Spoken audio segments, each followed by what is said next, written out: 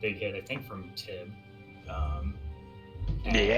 Pax I was just going to say thought that, yeah. he found it, but unfortunately instead smashed a statue of Arthur J. Talonrook, which he saw. Now we'll probably have to clean up on Monday. Probably. You guys did eventually hunt this mimic down by using a psychic spell to suss out which of these chairs it was there, and you guys were able to take care of that one as well. You guys did some investigating on the different mimics, found that they had more of this protective balm, this ichor that was kind of on the rats previously as well, and it's had that same purple shimmer that seemed like it was modified or corrupted in some way. You guys also did find a book on dream walking. So I think you guys took that book, or at least Pax took that with him. And you guys returned back to Lochelle. You guys convinced her to give you the stamp and just let her study the tome with Hesop when she's working at the Biblioplex, and suggested that maybe you guys could help her find her books later on in the school year, so that she could actually come back to checking her own books out instead of having to rely on students to do it for her. After that, you guys headed over to the Hall of Oracles, where you met Smartmouth, the Kenku Silverpool professor. He gave you all a riddle, and Noah was able to find the solution with a good conversation.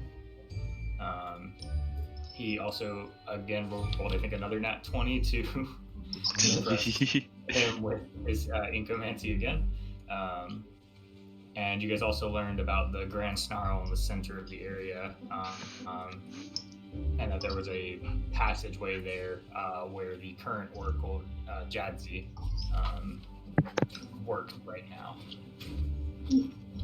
After finishing the riddle, you guys headed over to the Prismaria banners in the amphitheater of the Biblioplex, seeing two Eladrins putting on a beautiful dance, Ignaria and Zeph. Ignaria asked all of you to show off some of your passions. Pax showed off his newfound magical ability, which he pointedly addressed as not having much experience with it. Tib showed his desire to protect, as well as show his worth, not only to everyone around him, but himself as well. Yay! Hesop showed some of her sketches showing, at first glance, mundane situations, but stories that had deeper meaning behind them, showing her depth of her talent with sketching, but also, that she cares about these people around her. Celestia described her near-death experience, and was reminded to pursue what makes her happy while she's alive, because next time she might not be so lucky. Noah presented his book of poetry, and when pressed about if it was his passion or merely something he was good at, he sort of brushed it off, insulting Ignari a little bit, and managing to almost get himself shot with a spell before Zeph stepped in and kind of calmed Ignari down. And as you guys were walking off, she will notice Sersha. You were kind of lingering in the back here as the party was sort of walking off to the book gardens where they saw the Witherbloom professor meditating. So we'll start there. So as you guys are walking away, Ignaria will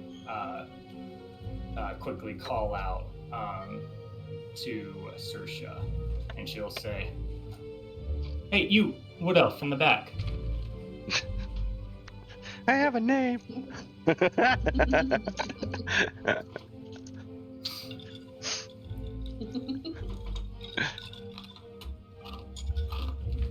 She thought she was going to get away with not having.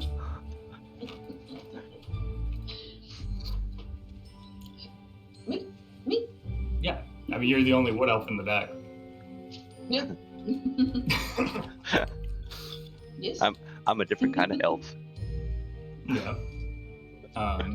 She'll kind of motion your party back and say, I did say everyone needs to tell me what their passion is. And I did give the stamp out, but I didn't see you lurking back there. You were off talking to a little goblin girl, it looked like, who I assumed you were in Larney's party. I met them earlier, but... So, what is your passion? Why are you here? And what do you care about? Well, I care about my village, and I care about the earth and all the beauty of it. Care about what the beauty can do for us and what the death can do for us. There's life and death in nature, and nature gives us what we need.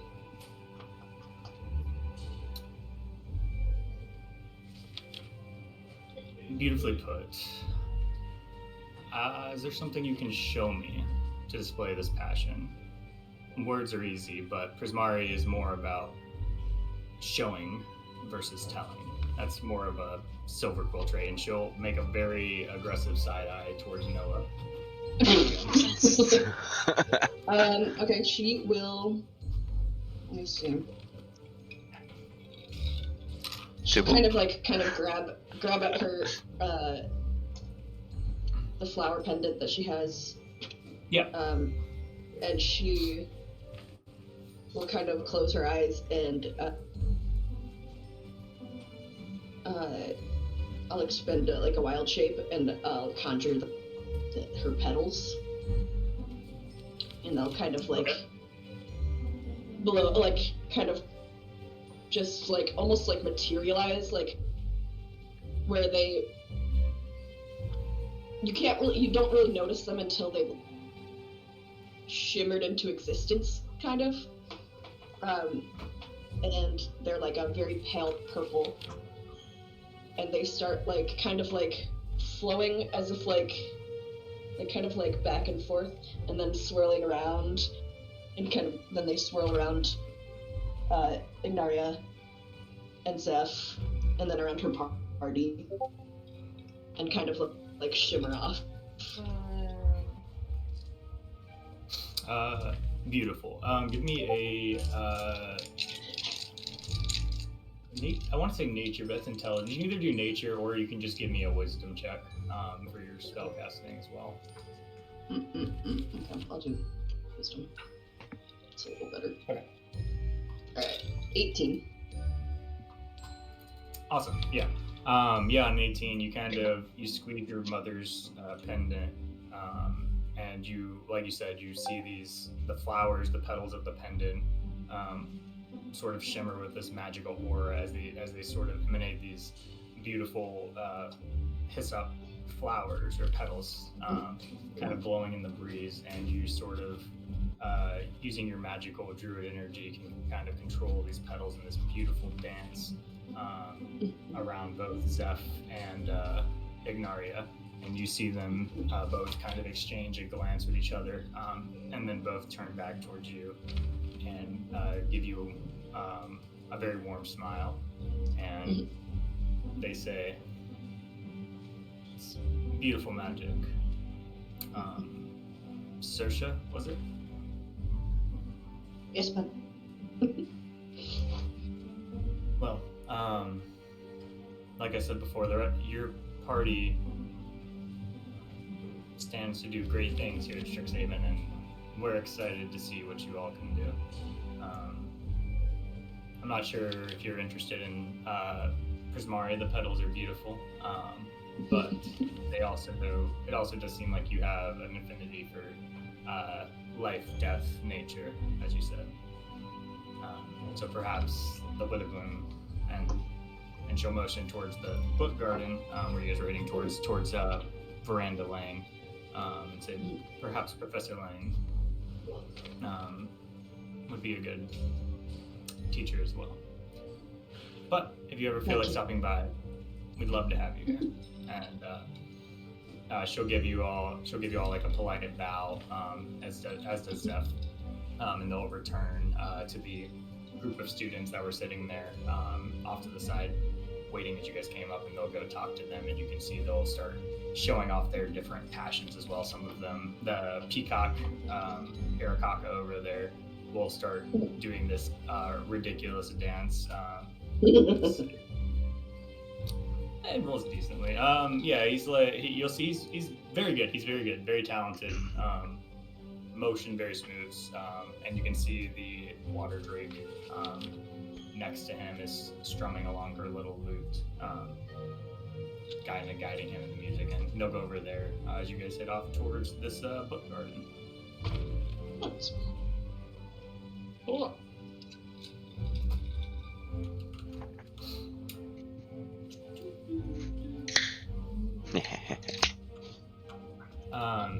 So as you guys kind of walk through the rest of the biblioplex over here, you see this area with these gardens is a bit more, it's isolated in a way.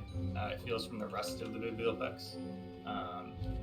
It's obviously a very big, powerful, arcane building. You guys can sense like it's almost like a Magitech. You get the sense of like heavy technology and magic interworking together throughout this library. But as you guys kind of get to the book garden, things start to feel a little bit more natural. Some of that technology seems to shift. You guys don't see any of like the constructs, like the spider constructs that were going up the library stacks, or any of the information constructs that were kind of at the desks to give out students information. I start feeling a lot more like it's a natural, a forest of sorts, kind of within the biblioplex.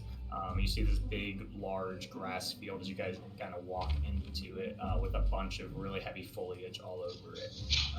You guys can see plants, all different types. You see some behind in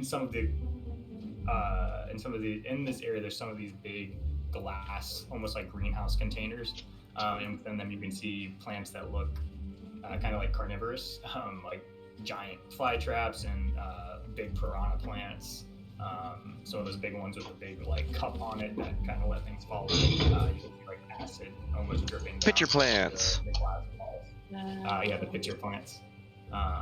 You can see they have all these different types of plants. You see beautiful gardens with flowers of all different kinds streaming throughout it. But they have these. You can see they have these more dangerous plants, kind of back behind these glass walls that are, protective barriers essentially to stop them from likely eating students. And you see in the center of this field is a wood nymph.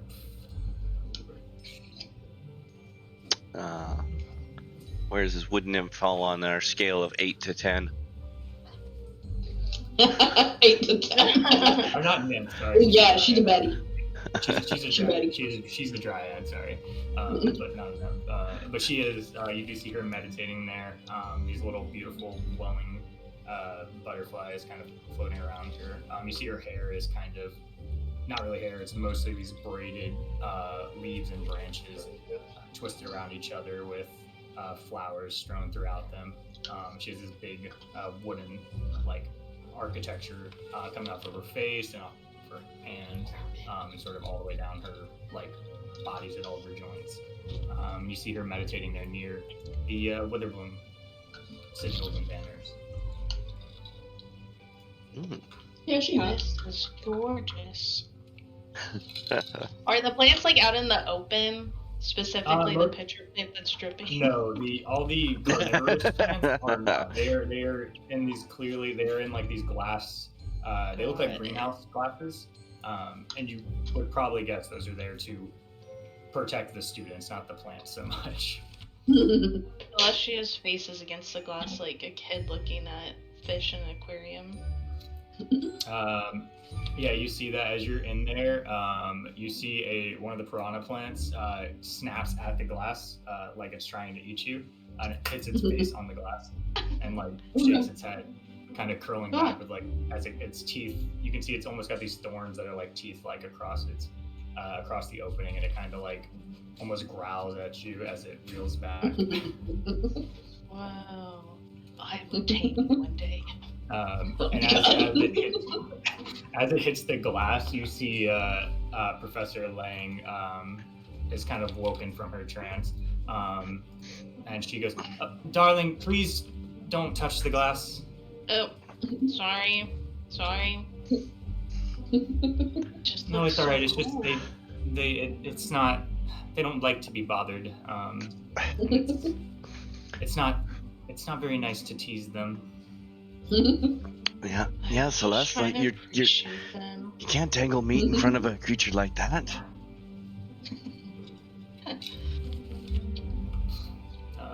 You look like a right snack to them.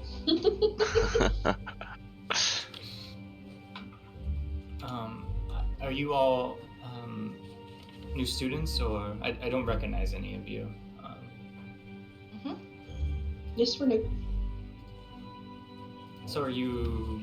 I assume you're here to do the challenge then that I'm here for, unless you are here to look at the plants because they are very beautiful.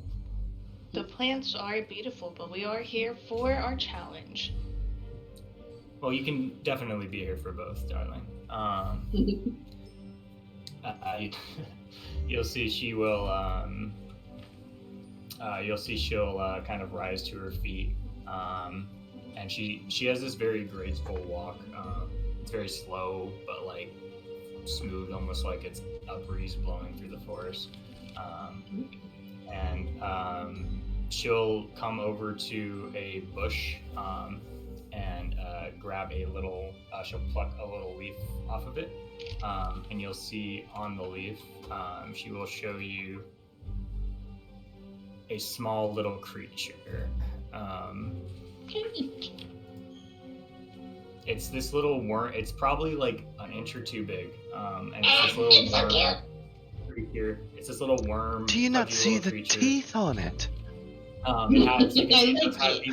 It does have tons of these little teeth, toothpick like teeth around its mouth, and then on its back it has along the spine, it has these little toothpicks kind of sticking out of it.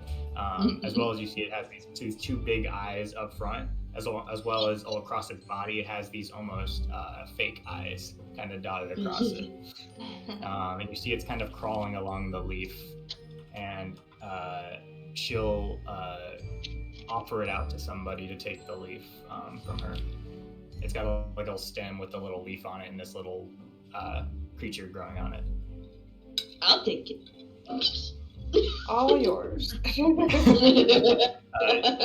She'll hand it to you and say, the challenge is rather simple, at least what you need to do. As far as how to do it, it depends on what you can figure out. The challenge is simply to help these pests grow. And I mean, pest is their actual name. It wasn't my name nomenclature for them. They aren't really pests. They're actually very important to the ecosystem of Strix Haven. They grow here inside the Biblioplex where it's a little safe, and as they get larger, we move them out to the bogs outside of Witherbloom campus, and that's where they sort of thrive.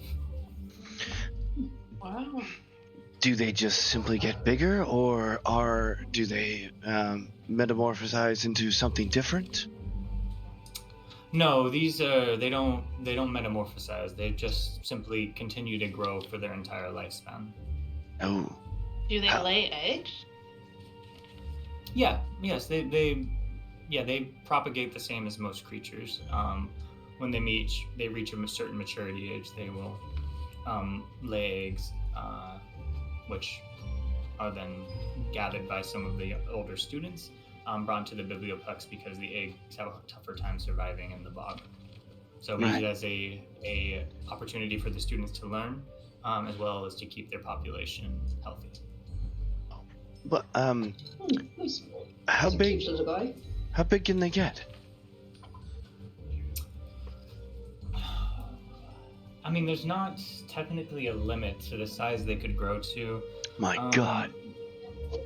The largest I've seen, they don't grow exponentially, I would say. They grow quickly to start. They reach around 5 to 6 feet in length, and then from there they kind of settle, and they'll grow, maybe another inch every year or so, and they'll kind of continue that until they're either eaten or they die of other natural causes. They do not live forever. They do age, and they will die from that. But if they eat enough and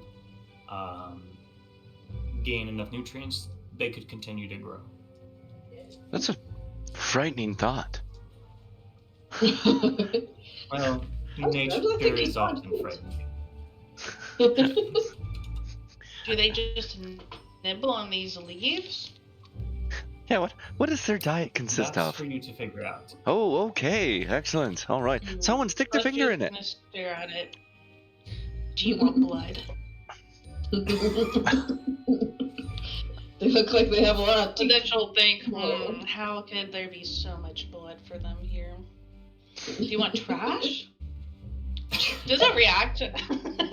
What do you do? As you guys start talking about, like, oh, do you want blood, trash?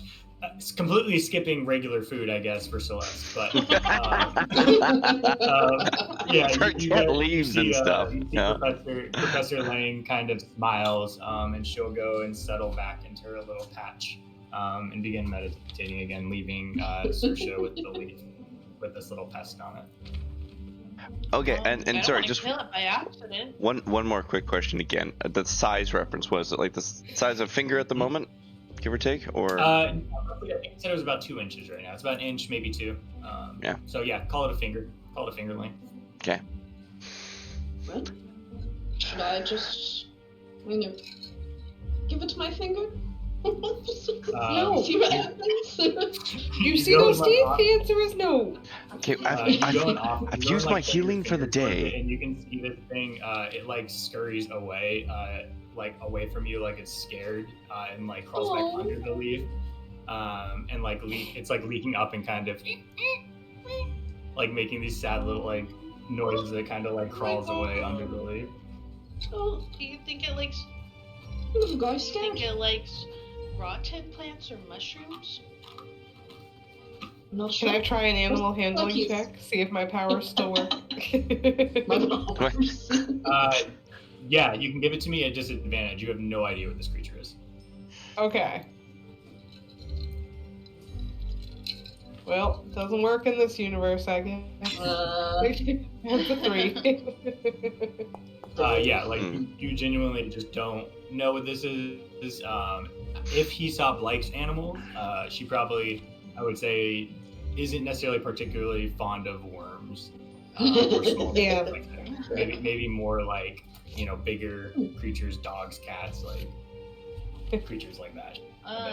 Do we see, can we see anything in the greenhouse that indicates like there's a, I don't know, feed or like flies or something? Give me either nature or nature or survival. Nature or survival. Okay, nature. Can I? 12. I'd like to take. On a 12, I mean, you see. Yeah, go ahead. Good. I was gonna say on a 12, you see there are fruits, there are berries, there are mushrooms, plants. Like it is a full garden. It has kind of access to all these different types of plants and fauna that basically all over.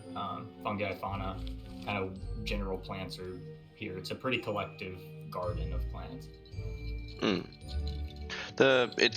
I assume it's kind of like on a stick that has its own leaf or something like that. That it's on. Yeah. It's like he said it was like a It's a fairly large leaf, we'll say, because the creature's about a finger big. So we'll say the leaf is maybe 4 or 5 inches. Call it. Can I take a really close, real close look at the leaf and stuff I that's tried to on? hold it out to the group. What I'm looking for is to see. What I'm looking forward to see is, maybe I can do this with perception. I don't know, but I'm looking forward to see if the creature has maybe taken bites out of the leaf that it's on. Sure, I would say that'll give you with perception. Sure. Yeah. You're just kind of looking for cutter marks along it, essentially. Basically, yeah. It's so cute. I don't know why it has a eye. It's so cute. Can you see if anything's stuck in its teeth? Think your eye right next to it. Pretty small. I got 7. Yeah, on a 7, it doesn't look. This leaf looks pretty intact. It doesn't look. There's no cutter marks or anything like that you could see. Okay. It seems like this creature's maybe just kind of on it. It was almost maybe just kind of hanging out on it on the sun. Right. Yeah. Well, why don't we look and maybe try the fruit first, or Okay. is it just Celeste, any fruits nearby? Yeah, sir. So go ahead and give me. You can also give me a nature check here, as you and Celeste kind of hit off looking for something that looks maybe appetizing to the creature. I only got a 9. Okay. You see pretty normal. Do you want to do something, Jason? Oh, I'm gonna ask you a question, but it's fine. Sure. Okay. I'll just say so you guys kind of, again, it's sort of what you're seeing, Celeste. You see a lot of berries. There's some tall trees with more like banana type looking fruits on them, and like some coconut type shells, almost like sealed fruits. And then you see along the ground level are some more like berry type bushes. On the 12 and 9, you guys don't see. You guys don't see any more of these pests crawling around or anything like that on any of these. At least not right now. You guys just see the various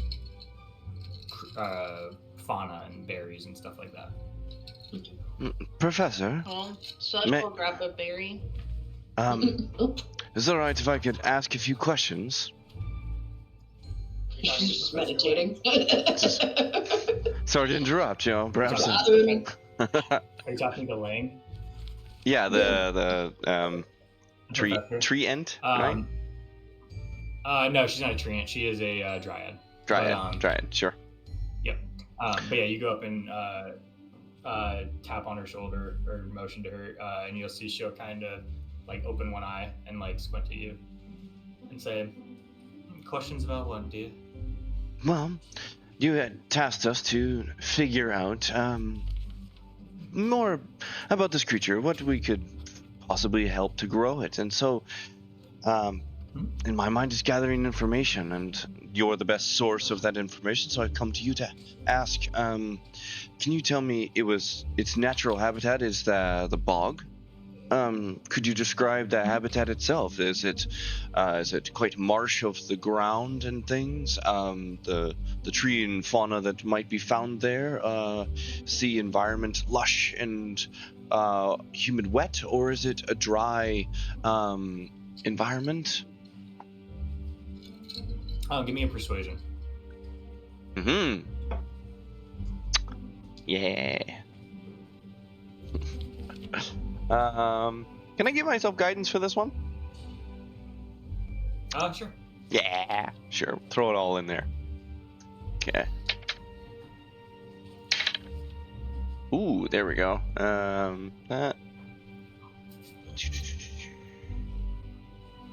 All right, and guidance. I love guidance. Yeah. 18 plus 3, 21. Nice. On a 21, yeah, she'll tell you. I can't give you the answer, obviously, as to how to make them grow. But I can answer your question about where they live. So, as I mentioned, they start their pupillic stage here, in the smaller forms, and then as they become large enough, we migrate them to the edge of the bog, which starts more as a forest, and then as you go deeper into it, it becomes more marsh-like, and then almost a bayou very deep into the bog. The larger they are, the more inward they tend to live naturally. They're not aggressive towards humans generally, even the large ones. But they do not, the environment around there, it's, as I mentioned, the outward circles tend to be a bit more forest, similar to, and she'll kind of motion towards like an area of the grove that is, it's got some trees and bushes and shrubbery, stuff like that. It looks very like a standard, you would picture like a forest. And as it goes deeper, it becomes, the ground becomes more saturated, and eventually becomes like a swamp as you get deep into it. And as I mentioned, the larger they are, they move inward. But yeah, is there anything else you'd want to know about it in particular?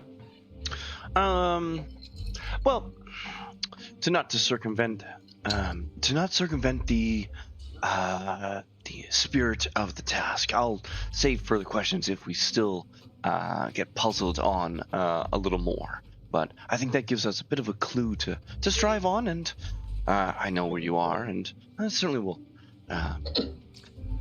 be back if need be. She'll kind of give you a smile and say, "Oh, good luck to you all." And she'll go back to meditating. As you guys kind of go back, you look back, and you'll see the group is, I guess, you guys are trying to look for berries or something. So some sort of. Yeah.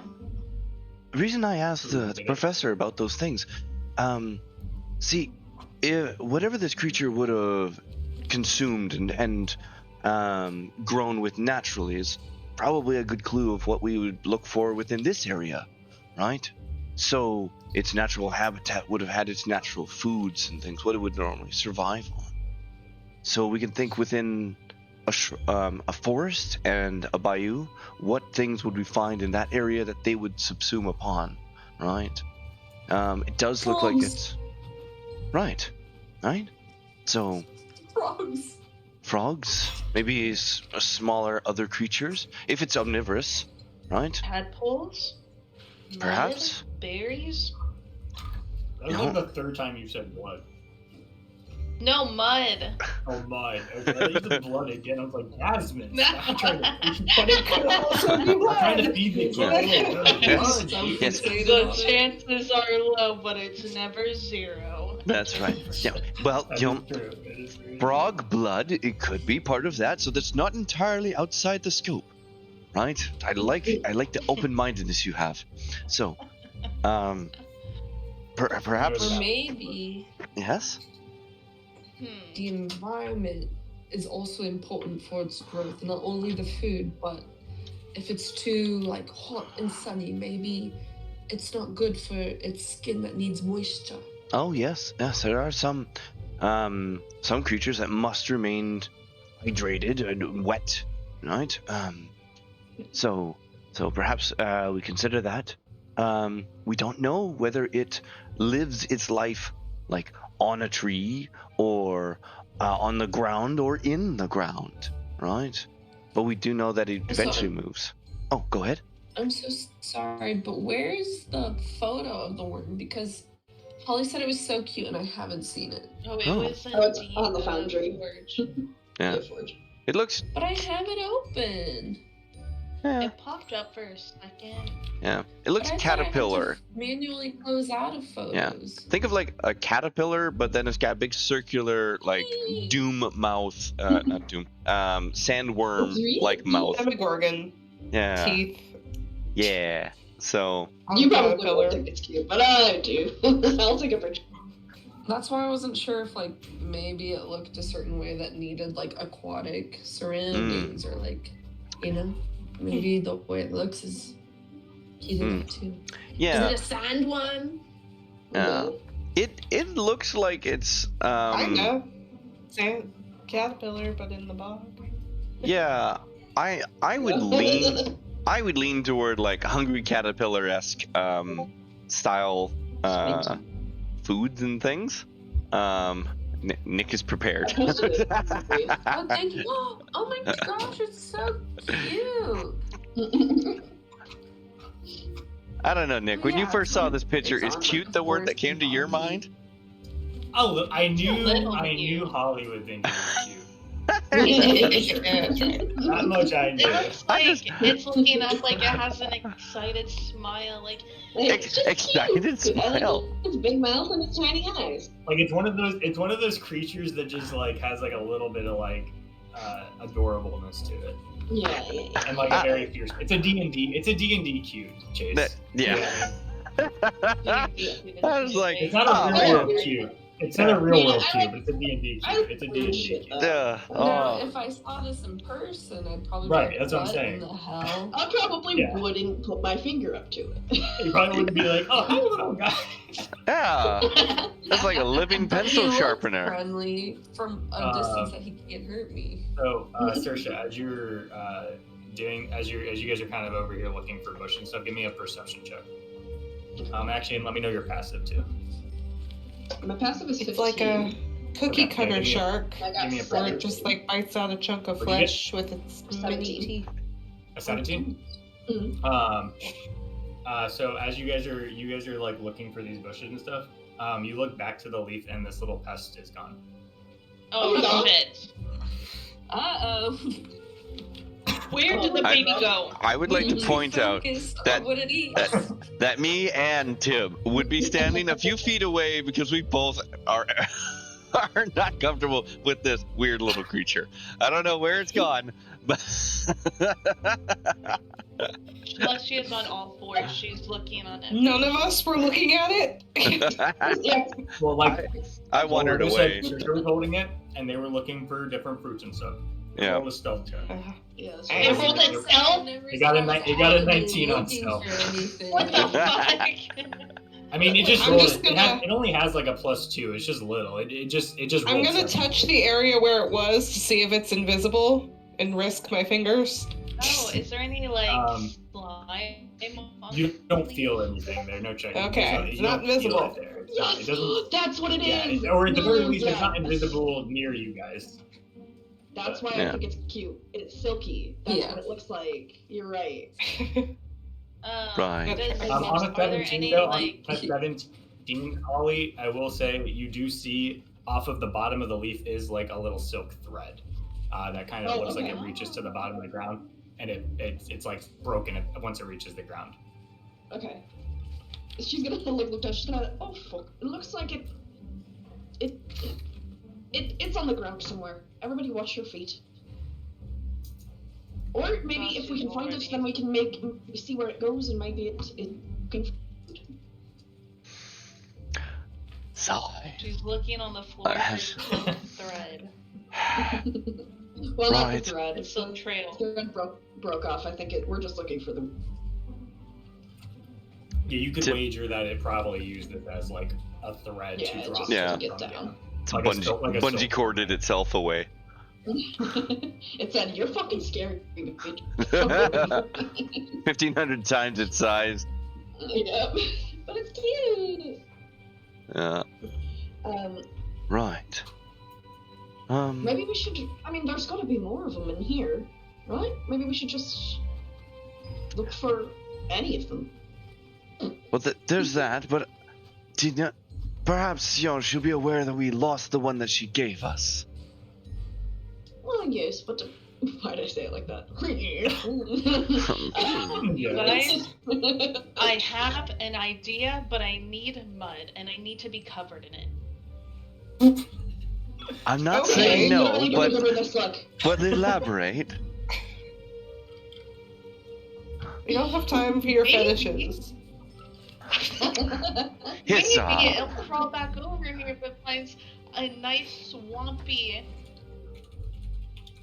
Oh, okay. pan to sit in. So you're trying to recreate its perhaps home environment. Oh, is there a part? Maybe there's a part Be of the the bog. greenhouse that's a little more buggy.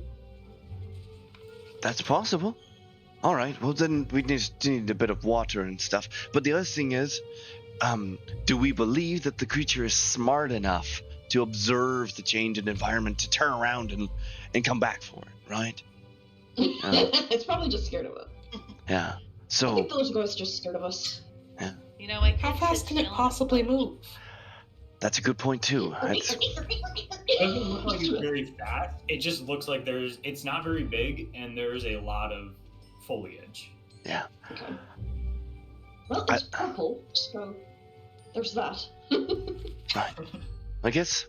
Purple's good. Purple's seeable. Tib is sighing the whole time. He's just but he's gonna start looking. He's just gonna start scanning around and looking the ground to see if he can just find it and stuff. Sure. He doesn't want to get near it if he finds it, but. Yeah, give me either perception or investigation. You're trying to beat the 19. All right, I will do perception because I suck at investigation. Can I cast Resilient Friendship to assist him? Ooh, I like I that. don't know if that's good, but sure. Grants the benefits of the help action. Oh, okay, so it gives them advantage. Cool. Nice. Can I do investigation because I am also looking for it? Yeah. I like to think it this way. Noah, what did Noah say 20. to? Do I find it? Because thank God. You will on a nat 20. I like to think. What gosh. did Noah suggest? Because I outright failed entirely. I rolled a best a 7, I think it was. What was my perception? +4, so I had a 7. On I rolled a nat 1 and a nat 3. Oh my god. Oh my. Wow.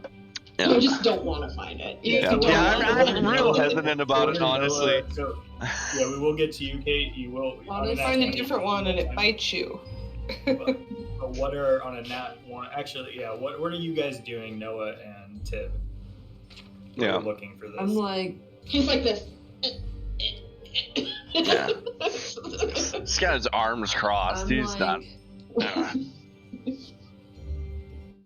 Oh Not his man, forte. I don't know. I'm like, maybe I need to like write some words of encouragement to get him. So It instead can't of read, Noah. instead of actually looking for it, Tim is just watching, Thank you reading for this giving book me instead. ideas. He's not paying much attention to looking around. He's really actually. It's like, no, you know what? Sometimes these are just really good and stuff. You know, like it's really nice to hear. You know, such encouraging words and things. Huh? Like I think you do really good work and stuff. And he's just not really looking around. He's just listening. And as yeah, they, so- like, after they are getting nowhere, Noah's gonna be like, I wasted my energy for nothing. And honestly, he didn't even help in any way. Glad you guys I were- feel yeah, helped. So Noah, Oh, yes, So, we Noah, can as tell you're you're so right- spent. as you're writing in your book, trying to help Tib, you kind of like get frustrated. You can't find it. Close your book up and take a few steps back, and give me a dexterity saving throw. There we go. Oh my god.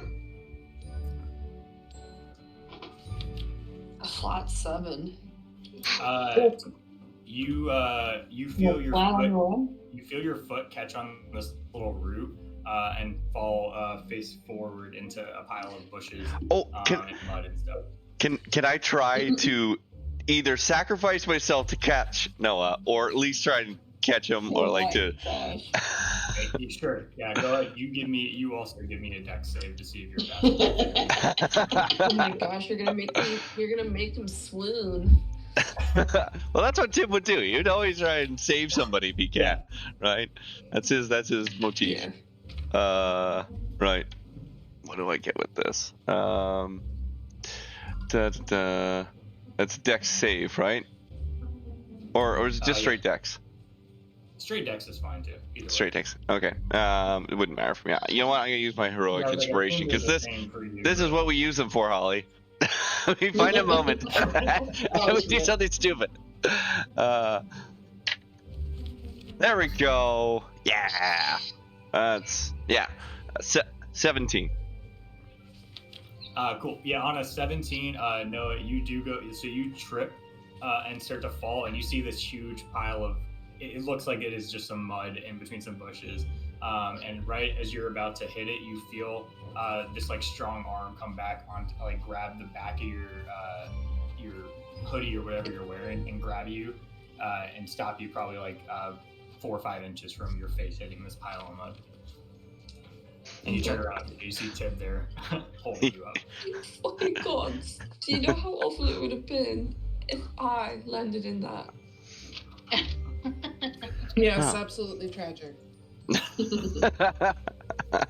Hands off. I truly appreciate it. He's up as Tib manages to catch Noah and pull him back up. On the nat 20, you see 2 things. So one, you do see this little purple pest. It's kind of inchworming its way away from the mud pile where Noah is about to hit towards some bushes. And you also see the root that tripped Noah. It kind of start to move and pull itself back into like a little leaf. And you see this like it looks like kind of a large individual leaf, bigger than the rest of the bushes around it. And you see the leaf like run back into the shrubbery. Whoa. Okay. Well, I found it, and also the leaf that tripped him just ran away. Can I I go don't know chase if that that's down to try and cut that leaf off? You can try, yeah. So if she points it out to you, you can go ahead and give me a perception check or investigation with advantage to find this little guy. He's gonna roll stealth against you. Sweet. Sorry, do I get advantage on it? Yeah. Yes. From Nice. He's up. Yeah. Oh, I rolled 10 twice. Okay, cool. Perception 14. You got 16. You see it run into the bushes, and then it kind of as you're seeing it run away, you swear you hear a laugh as this little leaf This runs. looks like a little cheeky little porker. But and then you so see this little guy inchworming away. okay, so They went like opposite Hyssop- directions to it. So does Hyssop point out the pest? I'll catch him. Pick Okay, I was gonna say if you're not gonna like grab him up on another she'll leaf try and pick him up. Like, I Yeah, got you scoop him. him back up. You scoop him back up on another leaf, and you see he kind of like looks at you and kind of like does like a really pathetic little hiss. Oh. Like You it's know not what I great. just realized? This is like the home ec flower baby project.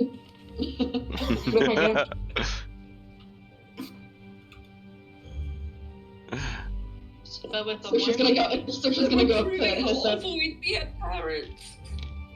So she's gonna go up to Hyssop and like stand next to her and kind of look down at it. It's like, it's okay, little boy. We're just trying Do to you find you have some food. something more secure than a stick that we can keep it in? Well, I don't You see it's running around. It's running to the bottom and starting to silkworm back to the ground again. So I'm just like catching the Spin it silkworm back and up. like kind of like pulling it put back up. her hands out underneath it to catch it.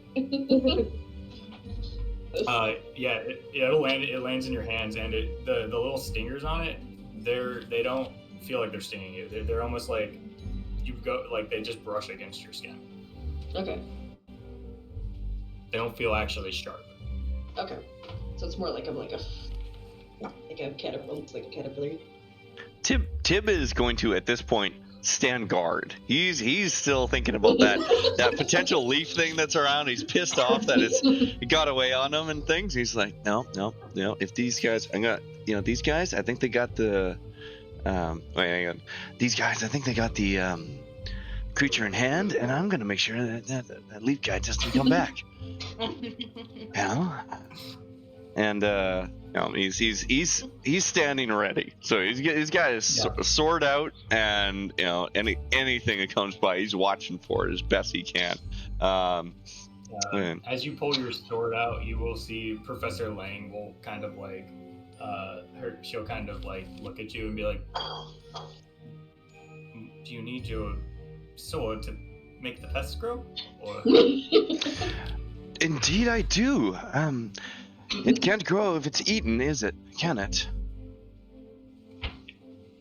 it doesn't have any natural predators, well, except for the things in the glass. And she'll point towards the piranha plant that's still kind of like, you see it's like over Celestia's head, and it's like she's like standing near it still, and it's like drooling a little bit, looking down at her from the other side of the glass. Professor, I have less faith in that glass dome system these days. What if they like magic? What if they feed off what? Off magic? What if I give it magic? What are you gonna cast on it? I don't know, resistance or like healing word. Maybe you cast it on a leaf and it eats the leaf. I would say this though, right? It's natural habitat, whatever that it regularly grows in, right? Unless there's some magic aura or something that it's chewing down on magic creatures, it's not gonna have that around Magic berries. Yeah. Good berries. Get some good berries around. Berries. Right? So Okay. So she's gonna just kind of like hold it and like make sure that if it's like kind of. Yeah, it's doing the thing where it's just running along your hand. You're kind of making an infinite track for it. Yeah. And you kind of continuously move your hands. Yeah. It's fast for a creature with no legs. What? Yeah, they're Well, actually, it has like 7 legs, so yeah, it has Okay. more legs. yeah. Okay. Wow, an old bunch of legs. That's kind of strange.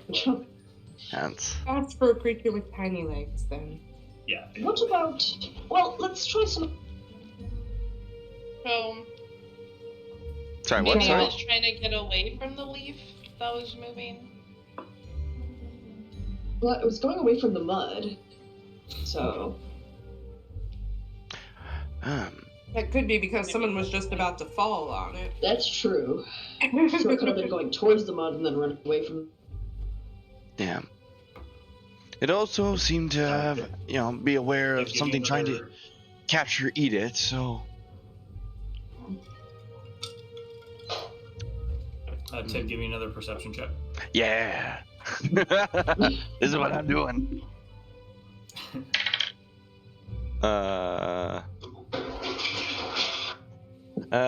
10. Okay. Does she get water? You guys can keep going. Okay. Can I? Yeah, Can I yes. even- Don't worry, you guys. as It's I'm just- fine. I'll as let I'm you just know if doing I this, see can I anything. Also be like, can I look and see? Can I do an investigation check for any more pests? Sure. Yeah, you can give me investigation or nature, or survival. I guess some of those would kind Yeah. of work. Can I'll Celestia also do look in- nature, and I'll give myself guidance. Okay. What are you doing, Celestia?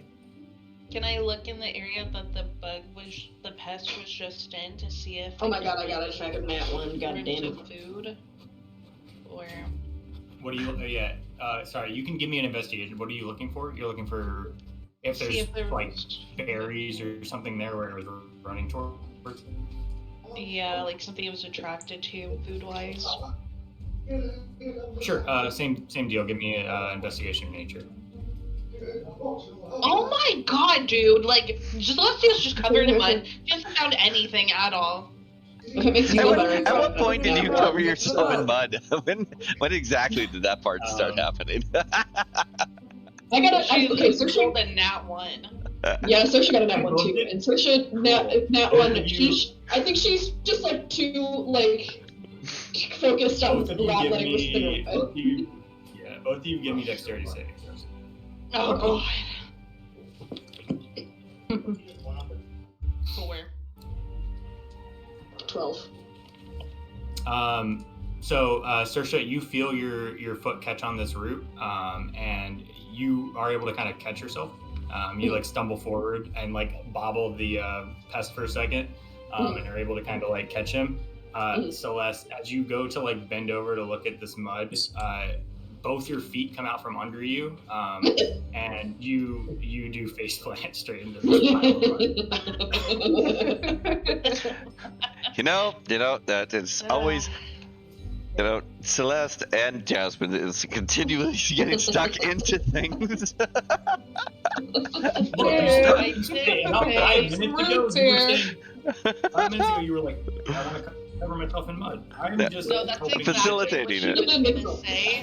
She is just gonna say, I did say I'd cover myself in mud, but if you're listening, I think you maybe. I don't know. And then as you hit the mud, give me a perception check, Celeste. I assume that Tib hears that Celeste goes into mud and stuff, and he's gonna come think that's what he's doing. He's watching out for people. So he's gonna walk over to her, run over if she's being dragged. She's not being dragged. She just fell. Like it was nothing's not being eaten yet. But what'd you roll, Celestia? 14. So you see running away.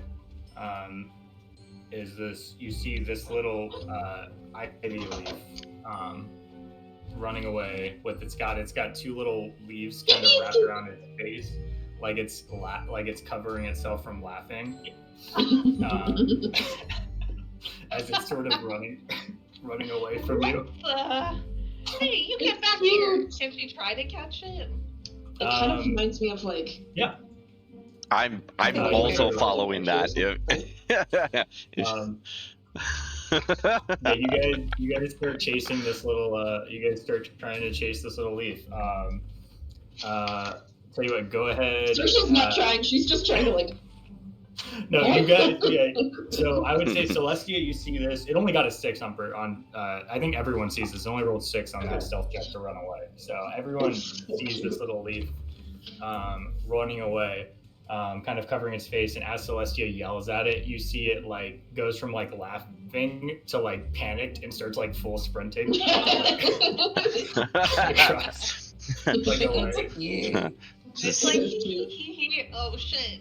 Yeah, 6-foot armored giant is running after it with a sword. You guys are running after this thing. You see it kind of runs away. You guys kind of corner it in this little back corner of the garden, and it kind of grabs onto the stem of kind of hugging it, the stem of this other leg of another bush there. And you see two little eyes in the center of this bush kind of illuminate, and you see it stare at you, and it kind of you see all the leaves brushel as it kind of quivers a little bit in fear, and as you guys get a little closer, you'll see this little thorny. It almost looks it's almost like a little. These are pig. all so cute. You'll see this thing run out in front of both of them and start almost barking and yipping at you, Tib, as you kind of stand in front of it.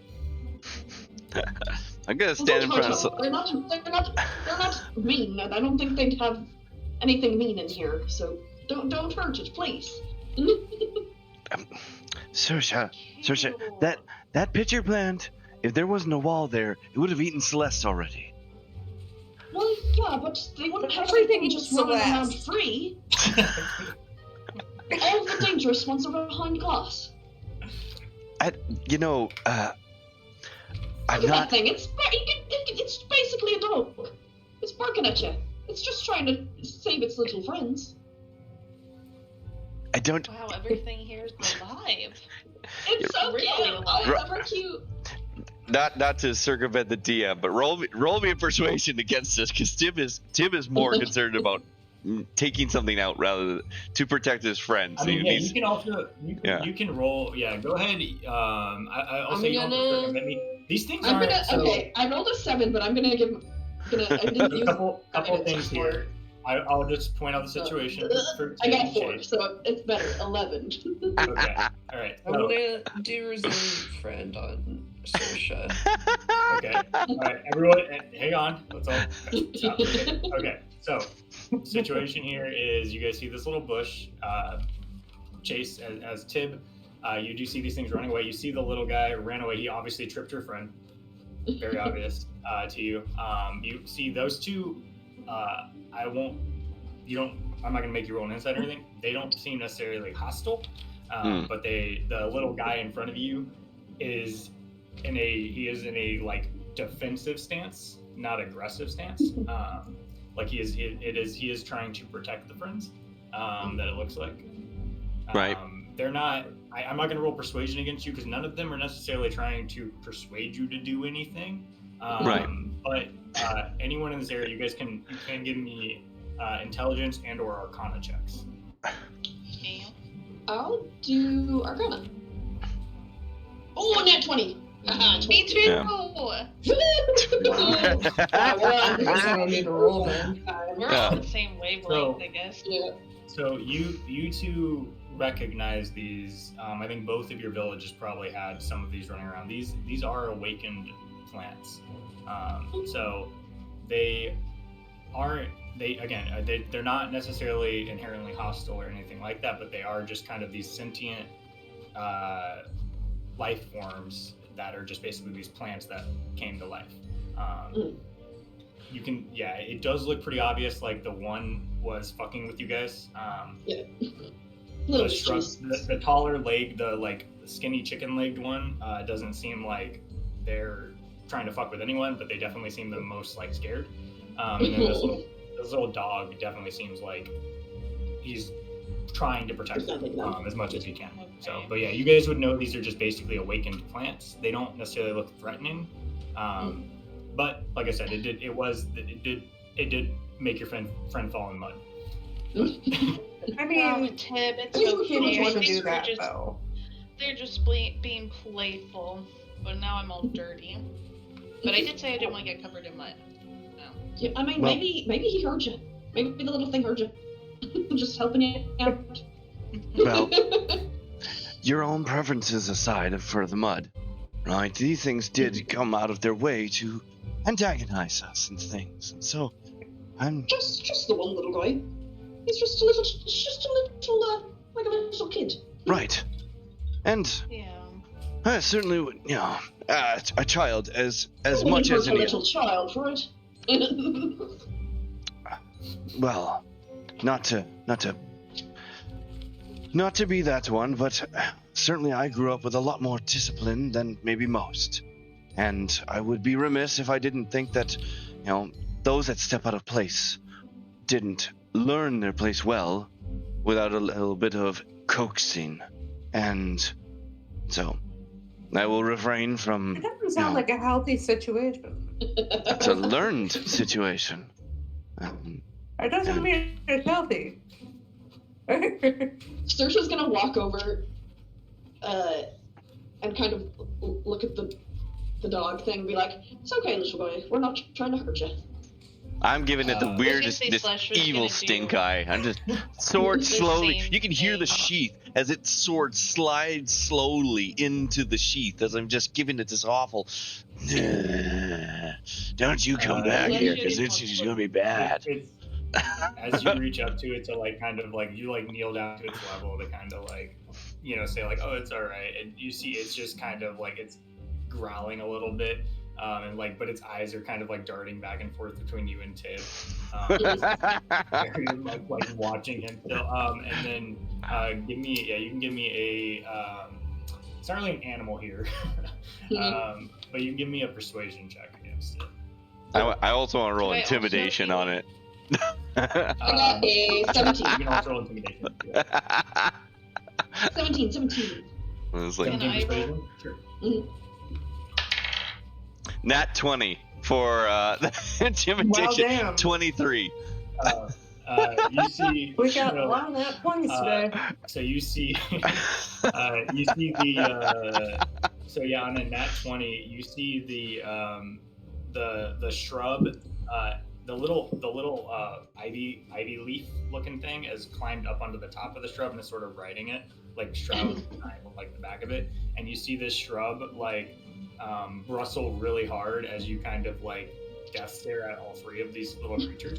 Poor And thing. you see this thing run back behind the little dog, and like its legs suck into its cavity. Like sucks really hard behind the little plant, and you can see this dog is like it's like it's like barking at you, but like it's like as it's barking at you, it is slowly moving behind like Saoirse's leg, and like starting to cower. You're scaring him. Stop that. That was the intent. I don't want it to come back. He's hiding behind me. He's not trying to hurt Then you. it's lesson learned, and thank God I didn't have to do anything more. All right, then you don't have to give him any more lessons. Leave it alone. Tim is not fazed by that at all. He just, nope. I feel quite proud of my restraint. It's like nuzzling into your legs, Saoirse. You're getting like a little bit of pinpricks from its thorns, but like they don't seem like they're gonna go very deep. But like you do feel like a little as it's like kind of nuzzling. As I'm just like. Yeah, you are still juggling this worm. Still juggling the worm. So now I have basically just a line of awakened plants just hiding behind me. Does a little leaf thing, like, can it interact with, I mean, obviously not just people, but us as living things, like, not talk, but would it understand emotions? I mean, I don't know, laugh. plus It it, could like, talk. Who knows? Give me an insight check. okay. 14. Yeah, you gather that it at least from the situation you just saw, it understands like Tibbs, like it could feel. They all three of them seem to react very heavily to Tibbs' like outward like intimidation, as well as like Holly like. Yeah, the aura, Tibbs' like aura of like this intimidating aura coming from him, and you also see them like reacting more, at least semi-positively to Saoirse's like protective nature in this situation of like you said it does seem like they understand the social dynamic of what's going on here to some capacity, but it doesn't seem like they can't speak anything, but they can comprehend what's going on. None of you have really tried talking to it, so I don't know that you know that it understands language of any kind, but like you definitely know that it understands the situation. Could Celestia try to look at the little leaf thing? Mm-hmm. She doesn't want to scare it, but she wants to point at the pest drug and then make a motion like big, like grow.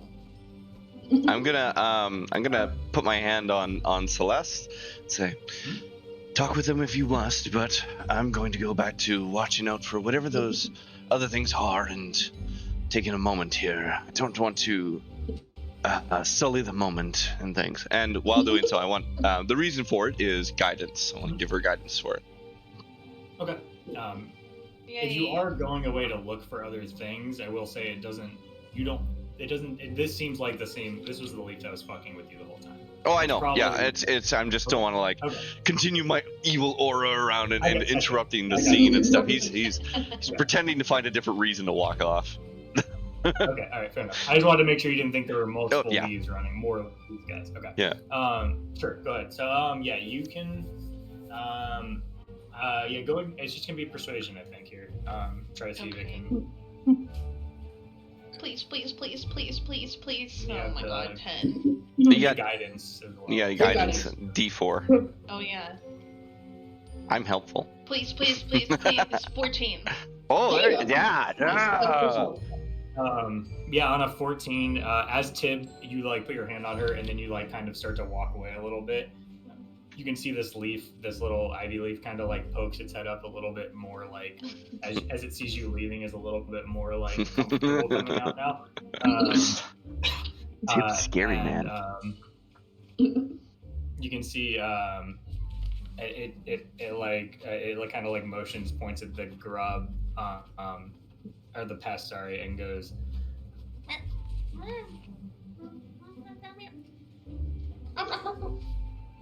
I guess that was like what I was trying to see, if it's like a predator of the pest or if it helps it in any way.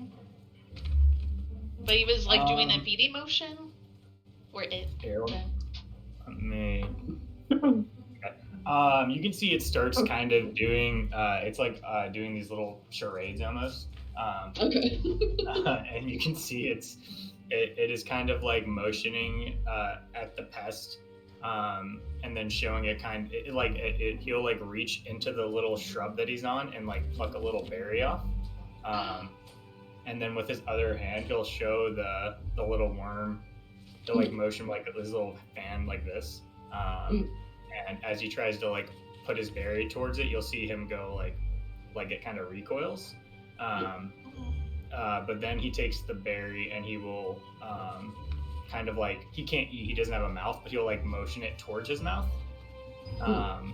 and then pluck another berry and the little worm guy, and you'll see him grab it with the berry now, and then Okay. Different berries. Oh, is he same? it was the same berry off the same shrub, but Oh.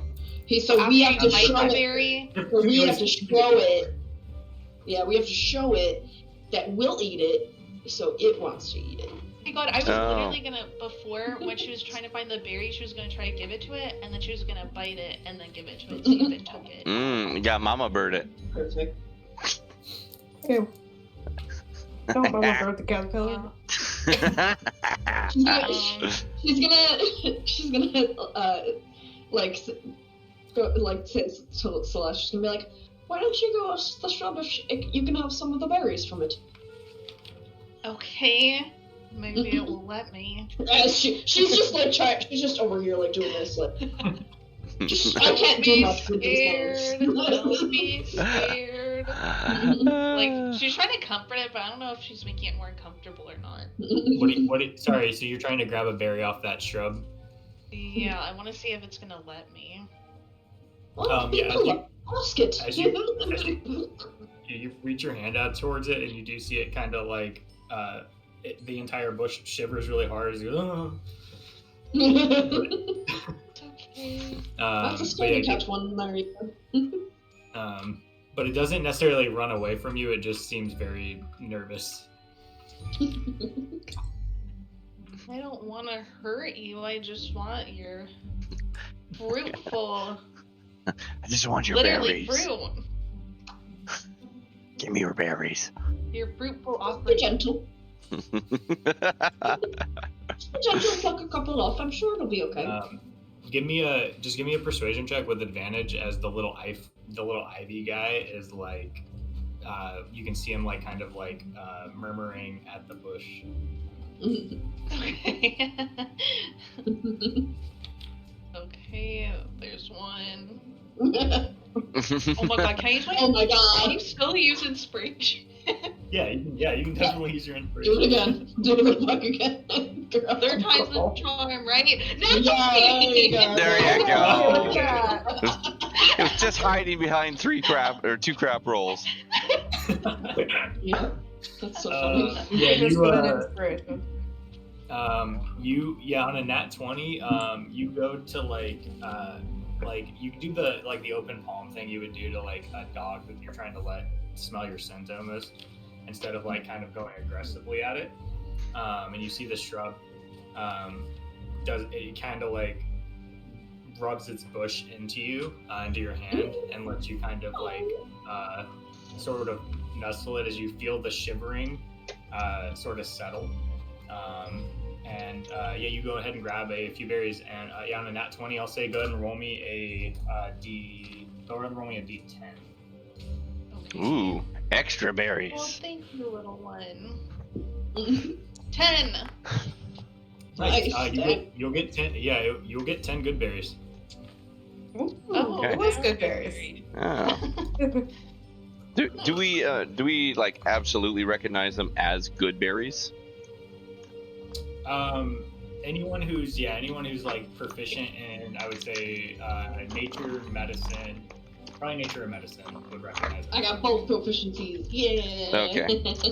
Nice. That's just my initial worry of like poisonous berries that she might be eating on accident. Oh, I got you. Yeah. Yeah, no, anyone with proficiency would recognize them as good berries. Let's go. So she will kind of like, she'll get up from her crouching position and she'll be holding the thing and kind of like take another step over towards Celeste. And Celeste's like, you know what to do? And she's just like, alright. Celeste will hold one regular berry and then she'll bite the other one and hold it in front of the pest. Yes, you as you bite the one berry and offer it the other one, you can see it. This little pest kind of comes up and like does a sniff and like kind of reels back a little bit, like hesitant, and like looks at you, and you can see it kind of like watch you chew this berry and eat it, and you can see it kind of postures in like a relaxed way, and it'll slowly you'll feel like these little fangs kind of like around your finger, but again, they don't really. They almost feel more like bristles than like teeth, and you'll feel it kind of like motion through and like grab the berry out of your hand and slowly start eating it. And as it finishes eating it, you'll see it'll start to grow. Not crazy fast, but you see it goes from like an inch to maybe from like 2 inches to maybe like 2.5 inches. Like it noticeably in size, but it still fits in your palm of your hand. But you feel like a little bit more weight. perfect. You like that? Yeah. Well, let's go show Dr. Lang. Okay. So it's just gonna like look over like it'll crawl after it'll crawl off your hand onto Celestia's towards the other berries. Okay. So she will be like, all right, here you go, and then she's gonna like look down and over at like all the other guys and be like, thank you, guys. You see the little leaf will give you like a salute, and then it'll look towards Celeste with the mud covered on her face, and you'll see it'll kind of laugh a little still, like it covers its mouth with the leaf. At its laugh, I'm gonna give it a last turnaround with my face, with like this last over the shoulder look, and be like, eh. It dives like straight into the big shrub as that big shrub drops onto its knees again. So she's gonna turn and like give she's gonna give Tim a death stare.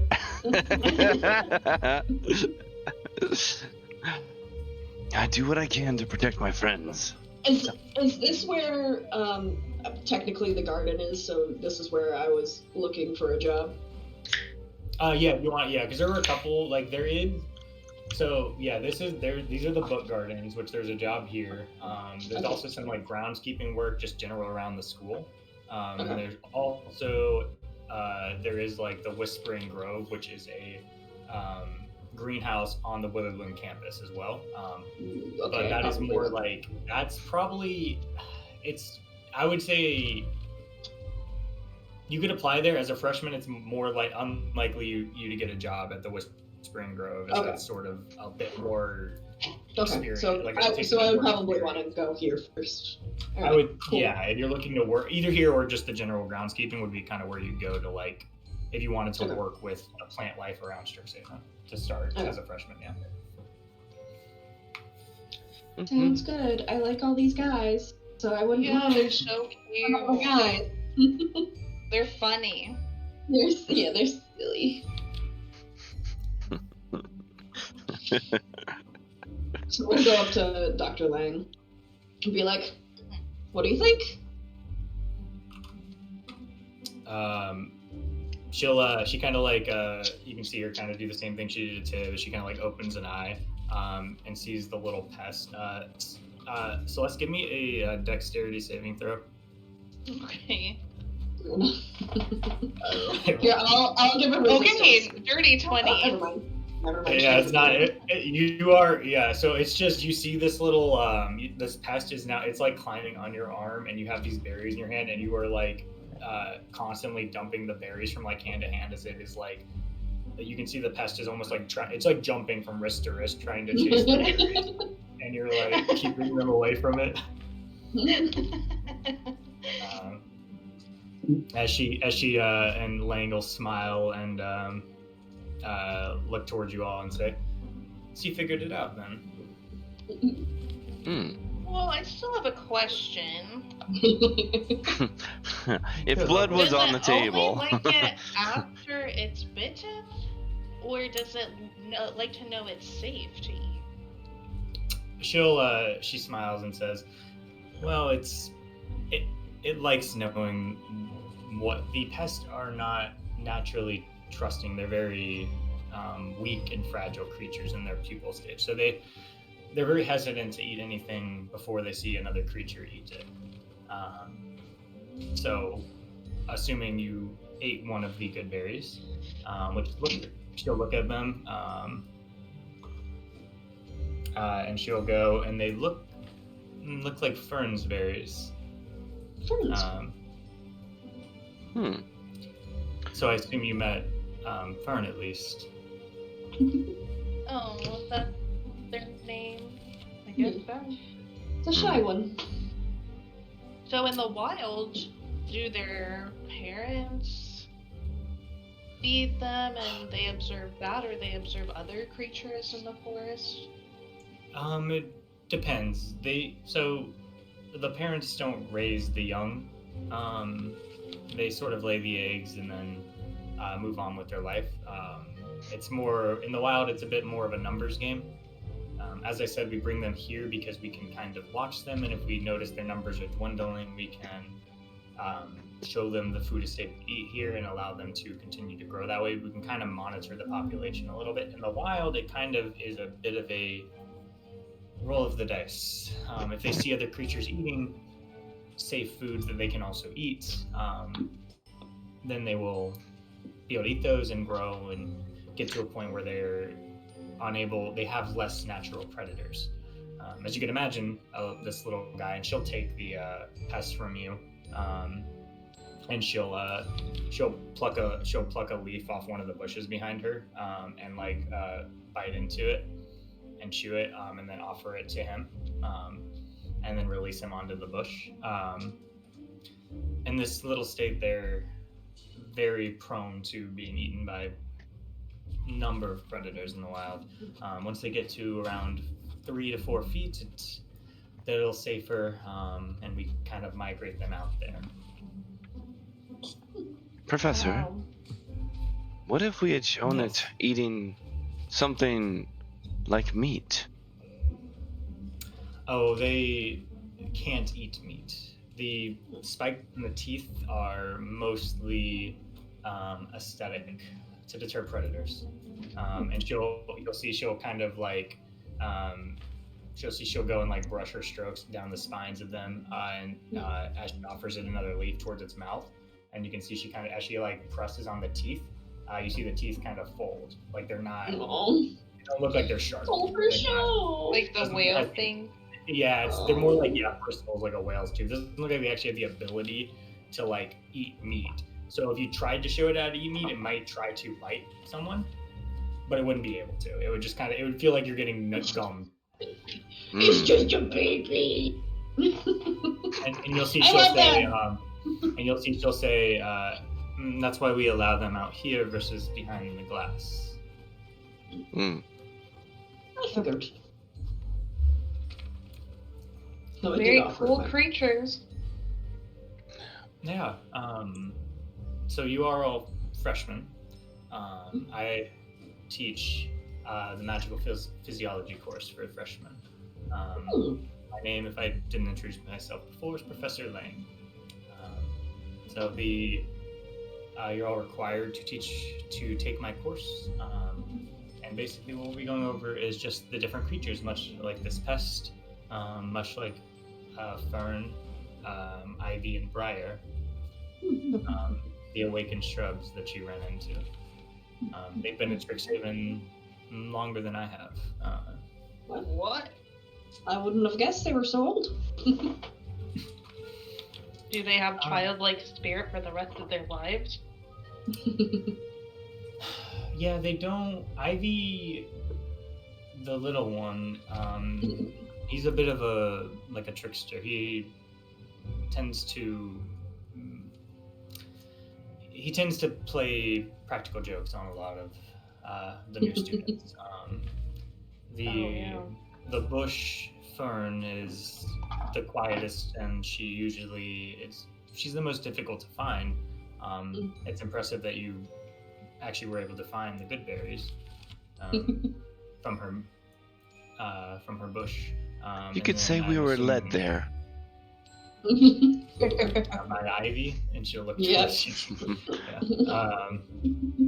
And then, and I assume if you met Fern, you also met Briar. He's a bit more of a guardian for the other two, or tries to be. Yeah, so cute.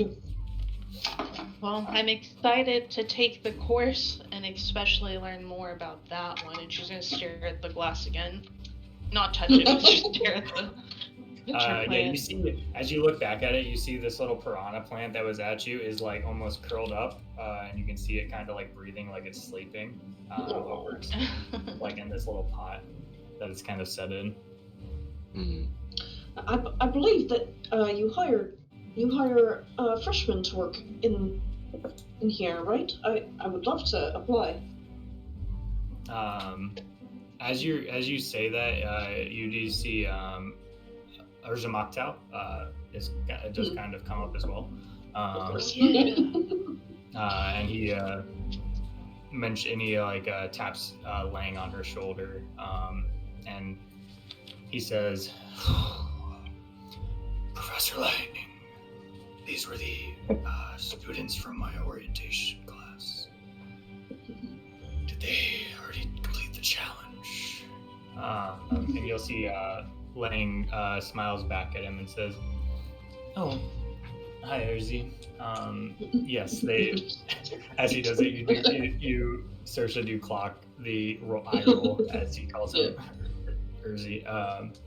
And she says, "Yeah, actually, they just finished a lot faster than most of the other students, to be honest." And he might have had some help.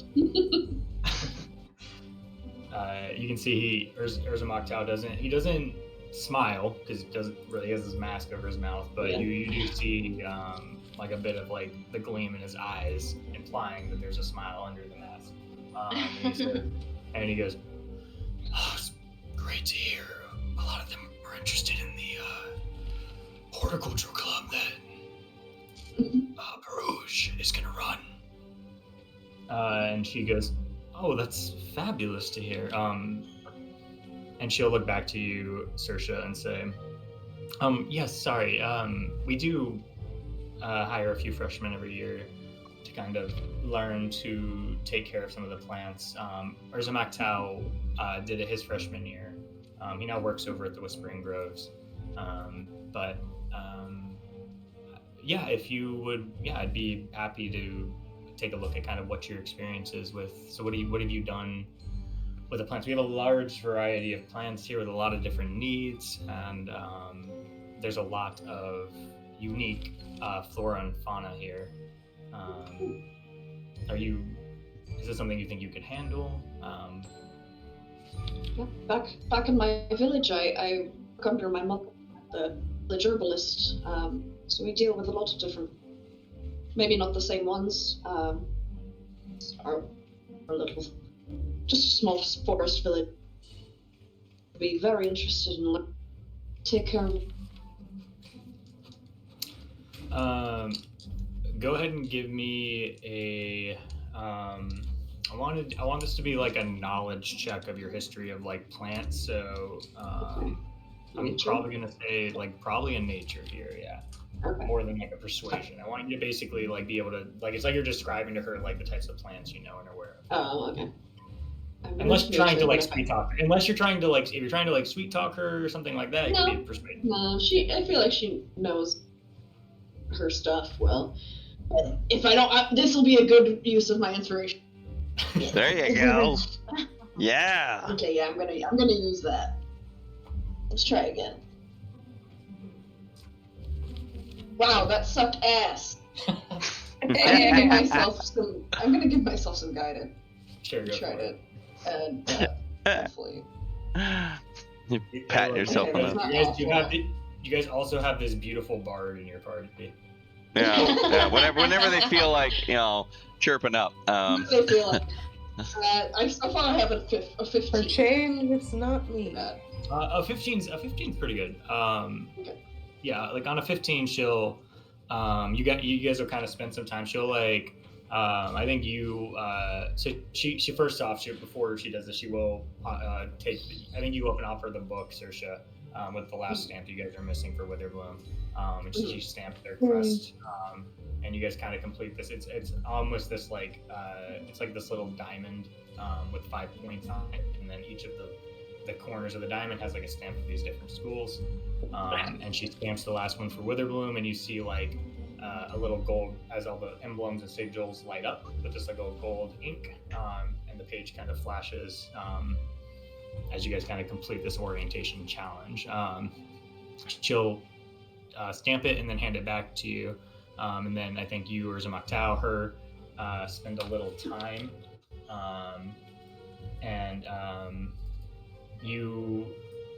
As you're doing that, I'm gonna say you're spending a little time with them, kind of going over some plans, and she's kind of vetting you essentially. I think on a 15, she's pretty happy with what you've got to present, and is happy to kind of offer you the job after 10-15 minutes of kind of going through some of the different plans and stuff like that.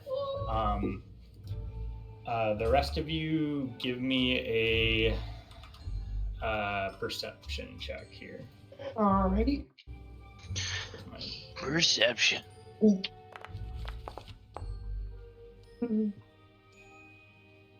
Yay. So that's 16. I got 19. 13.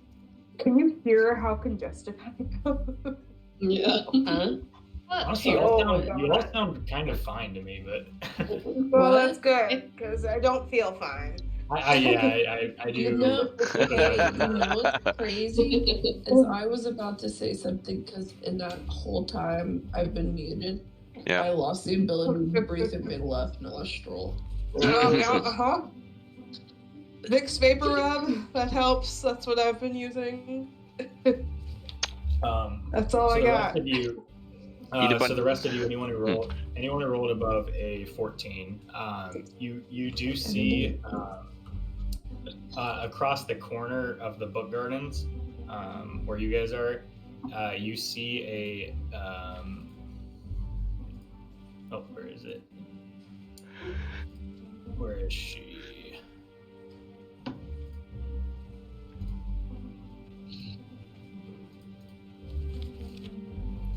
You see an elf kind of running full sprint from Briar, the little dog. He's chasing her, and then behind them, you see a few other students kind of chasing Briar and this elf, as well as the falcon that's on her shoulder. And you see them all you see who's there. It's, this guy. Where is he?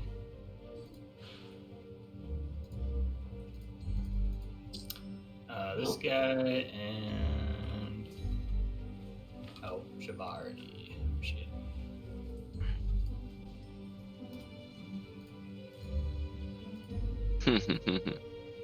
Okay. And they're all running from that little thorny plant. Well, no. The elf, and the with the little falcon on her shoulder. Yep. She's running from Briar, and then the falcon and those two are chasing after Briar, and her trying to catch them. And she's kind of just like running away, like kind of crying as you see she's internally, Tib feels very justified in his own actions from earlier. Hyssop is gonna like kneel down and whistle for Briar like you would a dog and see if that helps. Sure. It's not really animal handling. He's not an animal. I can't give you that. Okay. It's gonna be a nature persuasion here. All right, let's see what I got better. Nature is better. We'll do that. 12. It's not horrible. That's not bad. Just trying to get it 12. distracted enough to not be Here, I can bothering give you her. guidance. I can give you guidance. Okay. Yeah, you want to give her Okay. guidance? All right. Yeah. Do a guidance. It's a D4. Wonderful. Ooh, it's a 16 then. There you Nice. go. Yeah, on a 16, you'll see Briar. He doesn't have ears. He has this little pedal on his back, though, and you'll see the pedal will kind of like turn towards you, and like sort of lean that way. And Briar will do this like huge like curve, like full, full. Didn't have like, a plan drift, past getting its attention. drift as he starts running directly at you, like full steam. Got hurt. You can't. It might be a little spiky. Tim's gonna get ready for battle. He sees this thing ready full sprint, and this is what. Okay, I called it. Tim is ignoring you. He's not listening to that. He sees this big plan. Saoirse puts a hand on Tim's shoulder and like death grips. Don't get Saoirse fired. Don't hurt the plans. The little house, the elf that's running away, does, as she's kind of running, does like sort of like trip and fall into the same mud pile that Celestia fell into earlier. And as Briar beelines towards Aesop, you see the other two that are chasing. At least like you can see like heavy sighs of release and like heavy breath as they've been like chasing them for a while here. As they like kind of like catch their breath and like wave over with like a thanks to you as the falcon dives at the elf and like starts pulling at her collar and like pecking at her. Tim is gonna stand with his instead of sword out, he's gonna stand out with shield out as a brace and stuff. He's still ignoring Saoirse for whatever crap he's up to because he doesn't care about that. He says, "Yeah, this boar tiny creature is charging." Yeah. So with the shield out, go ahead, Aesop, give me a strength saving throw with advantage from Tim as he's bracing you as you. I'm also with her resistance. Okay, good. Sure. Resistance is a D, but it's for saving throws. Do you have advantage? It's a D what? I'm sorry. It's a D4? advantage and then also a D4. Yeah. I'm gonna need it. This pig plant sprint the full force. That's an 8 with advantage. Wow. And with that D4, wow. That's an 8. I mean, he only got a 10, but this thing, this thing dives into your chest like full tackle and like is like kind of whining and wheeling at you and like it like nuzzles into you, but like you do fall and you'll take 2 points of damage. Hey, you're sharp. You're sharp. Easy. You're sharp. So she'll kind of like chuckle a little and be like, "Good boy, Briar." It kind of yips friendly hedgehog you, and then notices Tib and like scowls a little bit and like immediately gets behind Saoirse and Aesop as it notices Tib. I scowl right back. It's just angry. Bowled over my friend.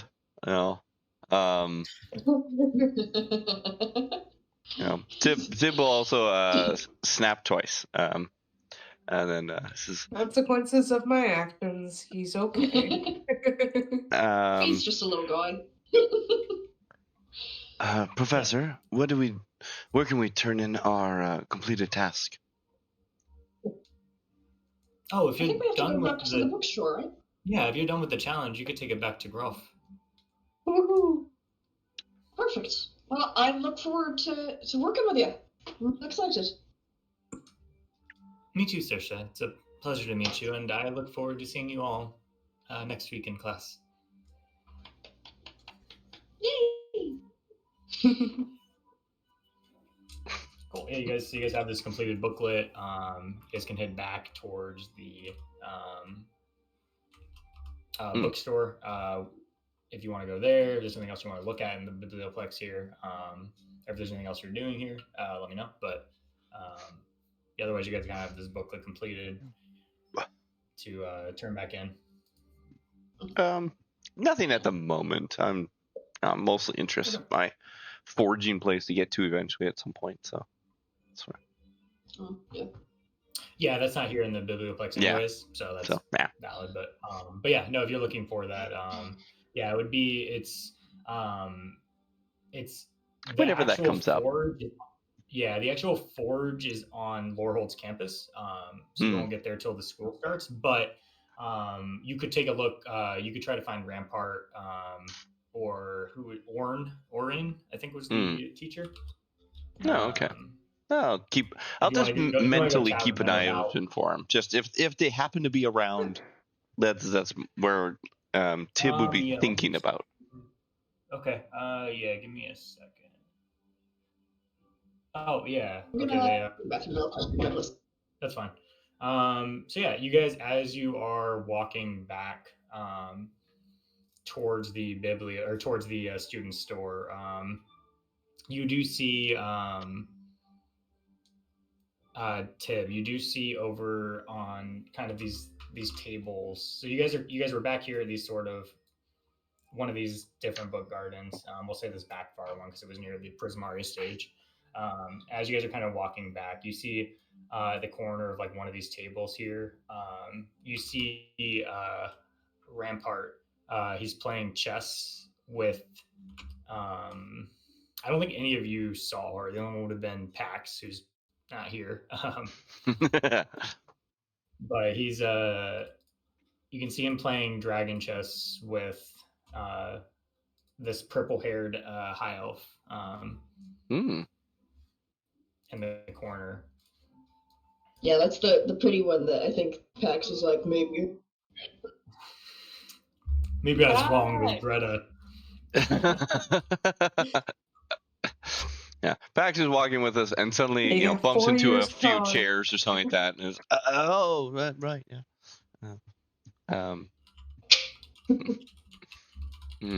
I'm just gonna give a high wave to Rampart as we're walking along and stuff.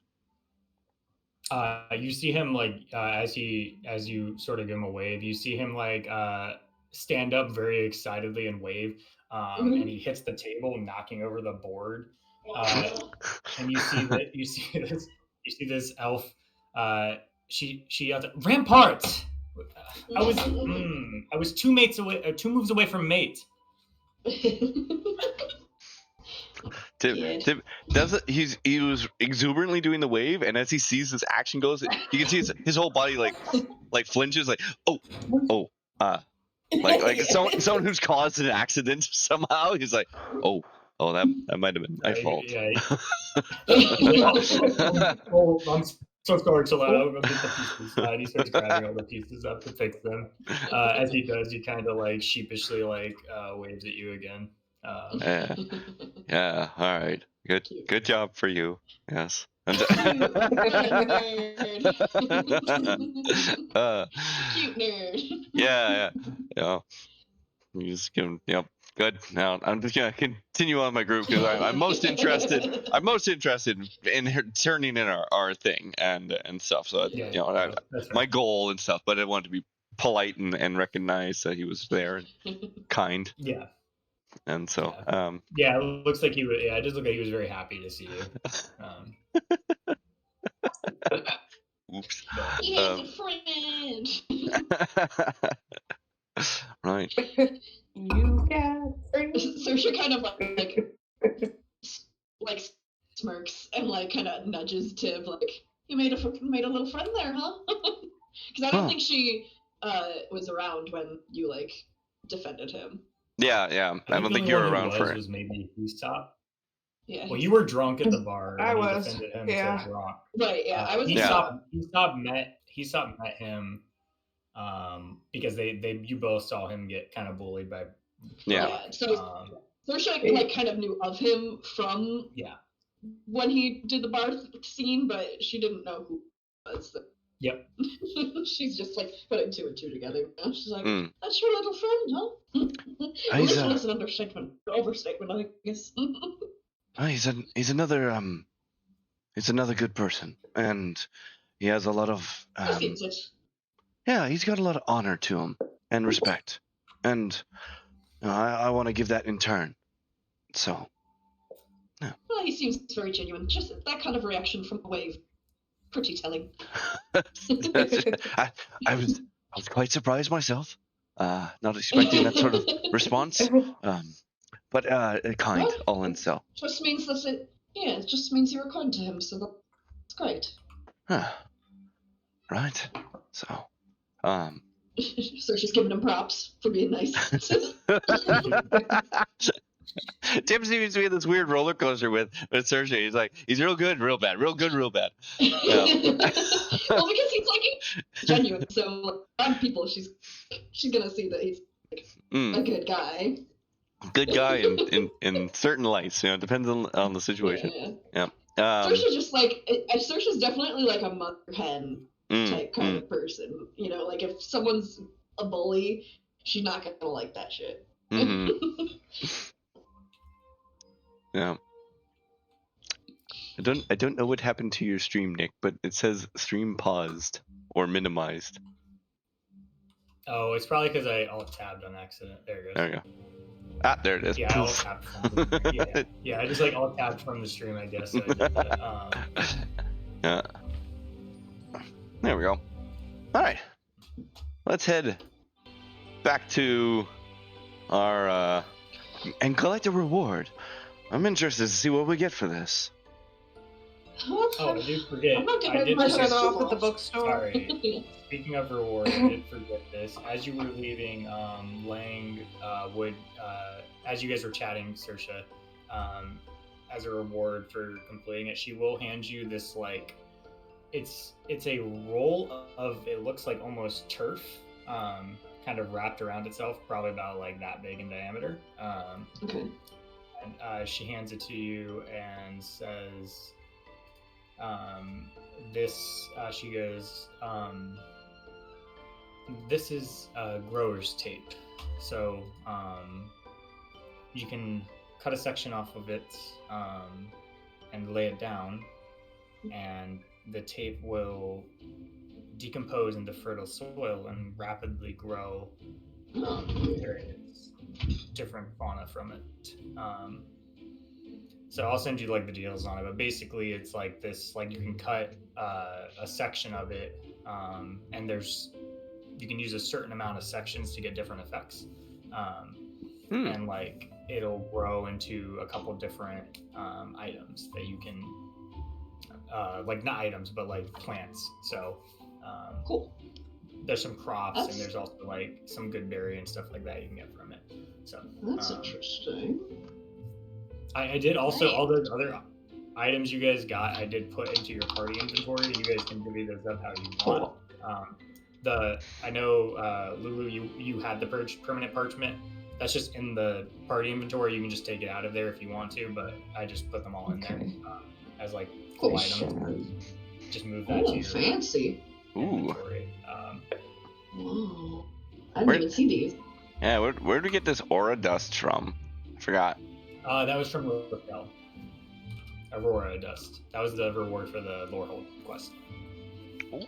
So it's essentially like a kind of like a flare almost, but it also just makes it's like the thing that you could use as a flare if you wanted to be practical about it, but also just kind of creates like a pretty mood if you wanted to do something with that.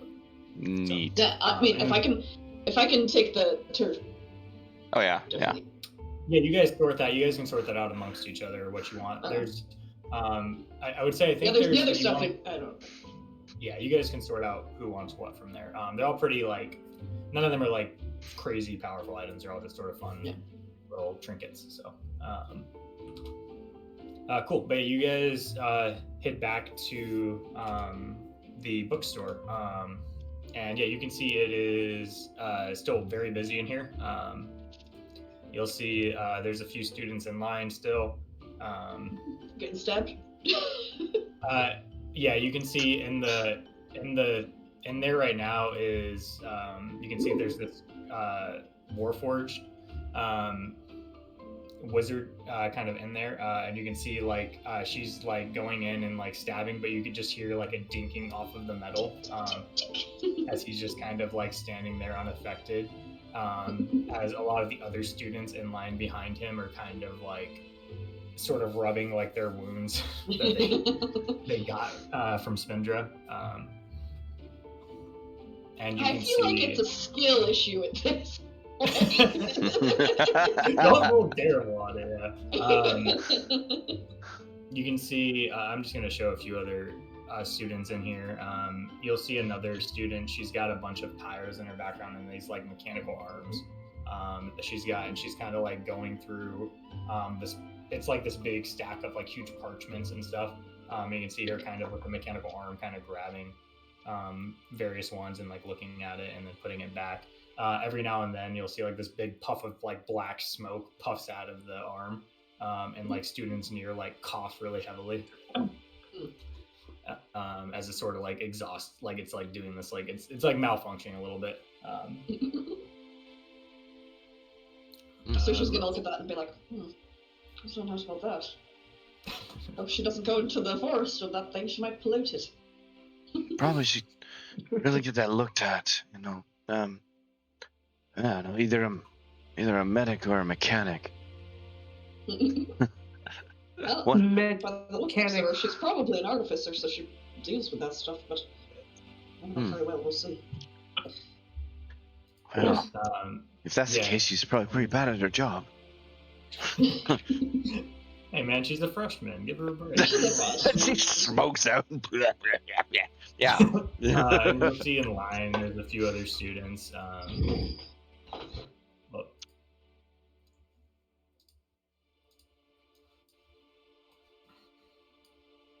You'll see this little You'll see this tabaxi, kind of like he's got this large like magical staff, and he's just kind of like standing there a little bit stauntly, and you see this little halfling with this bright purple hair, kind of behind him. Like it looks like she's talking a lot, and he's just kind of listening, but like isn't like paying a lot of attention. And then you guys can get in line. Wait a few minutes. Everything else you're looking for in the store while you guys are here. You're welcome to do that. It'll probably take 5-10 minutes while you guys are just waiting in line. Yeah. I think last time I looked for any stuff I particularly cared about, I think. So yeah. Hyssop, do you think you'll be working here as well? If I get the job, I don't know. I don't feel I did as good on this interview. Oh. Well, you'll find one. I feel like the library seems a little interesting. Yeah. Mm-hmm. Well, you might be able to get into the restricted texts. Kind of like does a little nudge.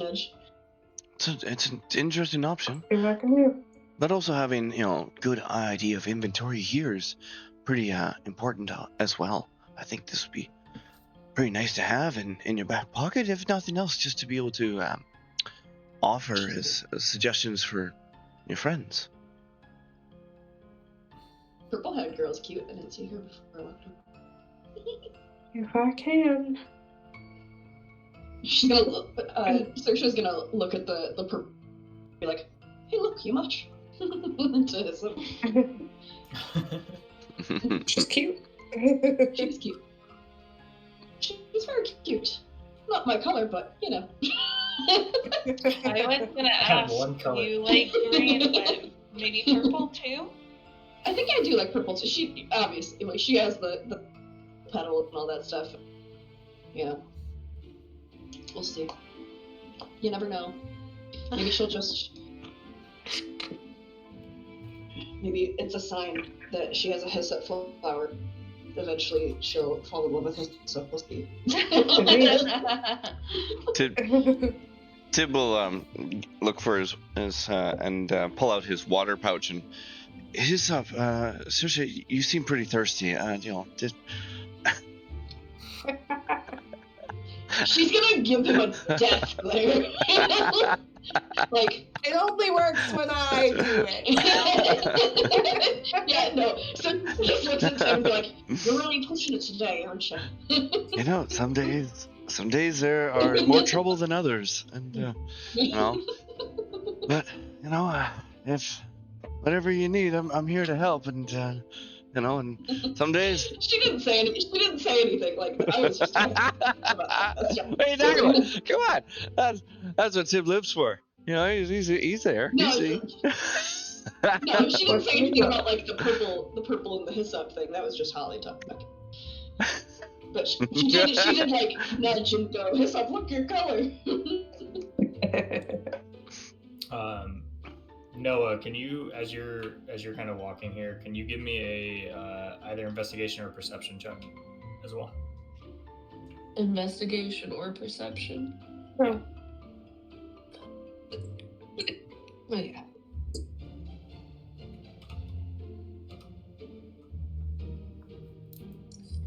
$16. Cool. So yeah, as you're walking, you see kind of up front. I assume you're kind of like lingering in the back a little bit as the rest of the party's like sort of walking forward. And you see, kind of near the entrance of this store, there's like a little. It's one of those like newspaper stills. That's kind of got like where you can take the different paper, and you can see the Strix Haven star in there. And you see there's a newspaper with the front page has an article about basically saying freshmen save Bowen's Tavern from a giant rat attack, and it's got you can see it's written and edited by Grayson, and you can see as you kind of like glance through it at the tail end of it, it's noting sort of almost like bragging in a way that one of their members of this freshman party will be joining the paper in the upcoming semester. Nice. Hell yeah. That's fucking mine. That's mine.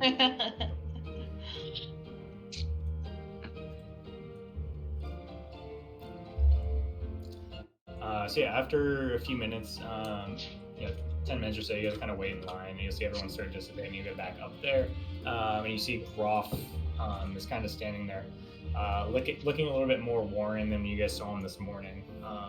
And he kind of says, "Oh, hello, welcome back. How can I help you all?" Well, we've got this finished pamphlet for you. She hands over. We completed it. You'll see he kind of he has these like big glasses on, but like hits a little flip on them to like they drop forward like two extra layers of like reading glasses, and he'll take a look at it and read it, and kind of notice all the stamps on it and say, "Oh, you actually completed the challenge already." Don't most people? No, honestly, I mean, usually it's 3, maybe 4 of the stamps get done. It's very rare that a party gets through all of it. That's hard, was What was your party's name under again? I what the fuck believe it was Thick Spoon. Thick Why did Oh, we yeah.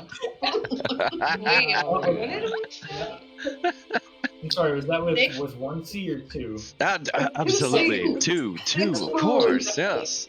You can't have, how could it be possibly be thick with only one?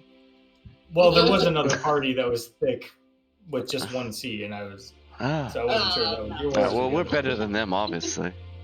Well, they'd only get 1 stamp and turned it in after 5 minutes and left. Right. They were. What's the point of that? Guess. And, I had another line with that, I guess.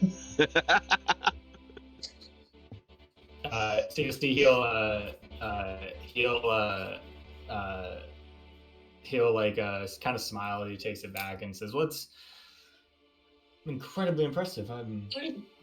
It's not often that most of the students complete this. They're not necessarily meant to be incredibly difficult, but they do take a certain level of dedication to do. Most of the students get distracted with other ongoing before they actually get this done. So it's impressive that you guys got it done. I do have your guys' welcome kit, and I believe Spindra is about done with your robes. Let me go check on those. Thank you so much. And Tell me we don't need alterations. He just said, yeah. He goes, I do hope for your sake they do fit. And he'll go back. He'll probably spend a couple minutes back there, and he'll come back out.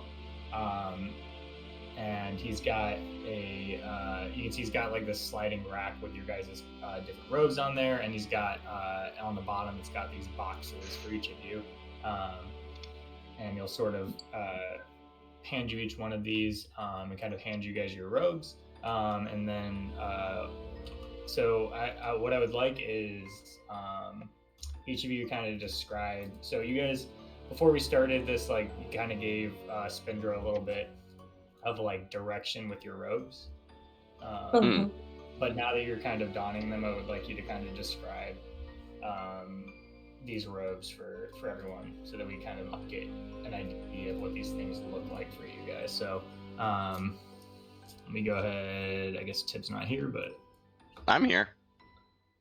Not Tip, sorry, Pax. So I'm rolling a D6, and I'm like, oh, well, there's not a sixth one here, but that's fine. So he's up. Go ahead and describe what you think her robe would look like. Fairly plain. She wouldn't have wanted to like risk making it too expensive by adding too much on there. Some like deep pockets on the inside, a couple shallower ones on the outside. Long enough that she can roll it up on the sleeves a little bit, and yeah, there's not much to it. Sure. So yeah, you kind of have this very it looks like a very mundane robe, and as you the sleeves kind of overhang your hands a little bit, and kind of your claws catch on them, and as you go to roll them back, you see the inside of it has this these almost dragon scale lining, like this bright shimmer to it. So while the outside is like very plain, the like cusp or the like cap of the lip is actually this like really bright silver scale that kind of like. Well, it's almost worth getting stabbed for.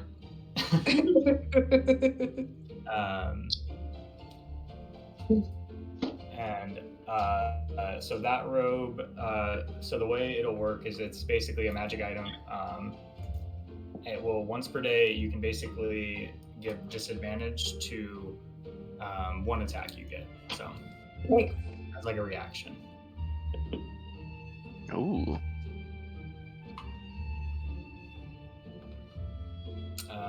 That's Pax. He's not here. Oh, I guess I can just do a D4 actually, since there's just 4 of you. Let me do that. That'll make more sense. So Saoirse. Yes. What would your robe look like here from Spindra? So are they're all like the stuff like no? Sorry, what's that? They're all like the same color stuff. They're the color scheme for the freshman robes is basically just like white and black, like silver maybe, but there's not like the school colors yet. Okay. Hers would probably have a hood. I feel like a hood is always nice. And definitely it would have like pockets on the inside so she could like vials or like kind of to take samples and stuff like that. But it's pretty she's not very flashy, so it wouldn't be anything super special.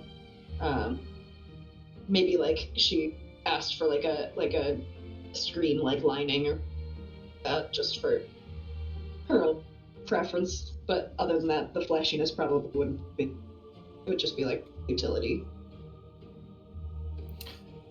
Yeah. So again, this is similar. It's pretty similar to heat stuff. In fact, it's like as you guys are both getting them, like Groff almost like kind of hands you guys the wrong ones, and you go to put them on, and you realize like they clearly don't fit.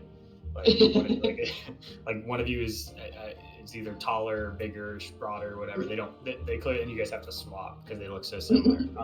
And as you put yours on, you kind of like lift your hood up. And as you lift the hood up, you see like around the hood this like silver trim stitching in there with these little flowers. Pretty. Like vines kind of illuminate as you kind of put the hood up. Basically, once a day, it would give you advantage on a nature check. Ooh, like that. Nice. And again, I'll add these items to you guys after later this week. So next, let's just do. I might just go alpha. I got a 2. That's fine. Okay. Noah. I was like, if I misroll again here and it's not somebody who hasn't been picked yet, I'm just gonna go in alphabetical. All right, Noah. What would your robe, your freshman robe, look like from Spendra here? So I want it to be where around the collar line, it's very high. It's like almost like a turtleneck, but loose, kind of starting from the collarbones, and it's a high neckline that covers my like nose and mouth. And draping from the shoulders is where the hood is, so I can also pull the little hood up. Mm-hmm. And it's got kind of like baggier sleeves, reminiscent of his PJ cape he was wearing. Yeah, so you have this. It's like a little bit. It's like a little bit of a juxtaposition of like an outfit, as you kind of have this like high tight collar, and like probably the core itself is like very tight, and then as you kind of get, it's like a tight inner coat, and then the outer coat has this longer drape over the side of it. So it's like a tighter vest almost, with a larger, looser coat, and then as you get to the legs and the sleeves. This like bagginess is kind of there, sort of more like the comfort that Noah is familiar with is like PJ outfit. You kind of feel that in your legs and your arms, and this like neckline kind of comes up across your mouth and your nose, sort of masking it a little bit. A little cowl neck. Yeah, a little bit. Yeah, and you see. All across the neckline, and like under the coat on the like the inner jacket, you can see like a very smooth script written in probably Elvish across it as you get this like this ink kind of shifts, like you kind of have the ability to shift what this text is saying in Elvish as you wear it. And this will once per day give you advantage on performance checks with your inkomancy. So anything you're doing with like your magic, once a day you get advantage on a performance check with it. Nice. Sick. Guys, I just realized that I can speak Goblin. It's almost like I. Oh really? Yeah. I just That's good. Otherwise, you would have just been signing this whole time, and yeah. Cool. I speak Draconic. That is a weird side. Oh really? Yeah. Me too. Yeah. There you go. You right, just like share secrets. Yeah. What do your robes look like?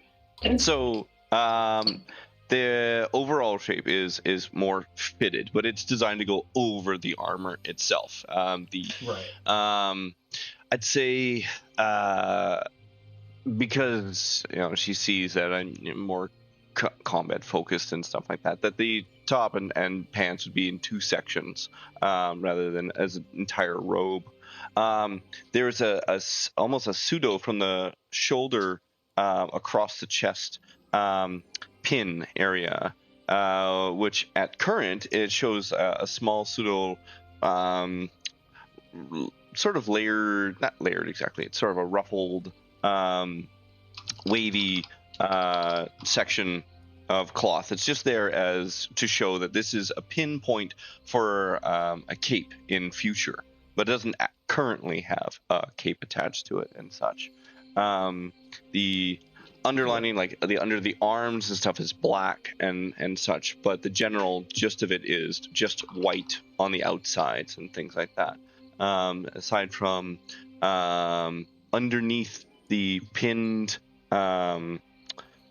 pseudo cape section, there is my my crest. It's hidden away underneath the pinned area and such, and so shows there. And then otherwise, it's designed allowed for a bit of mobility and stuff, not rather than any hindrance and things. So and high collar on the neck, just to be formal. Sure, yeah, of course, gotta be classy out there.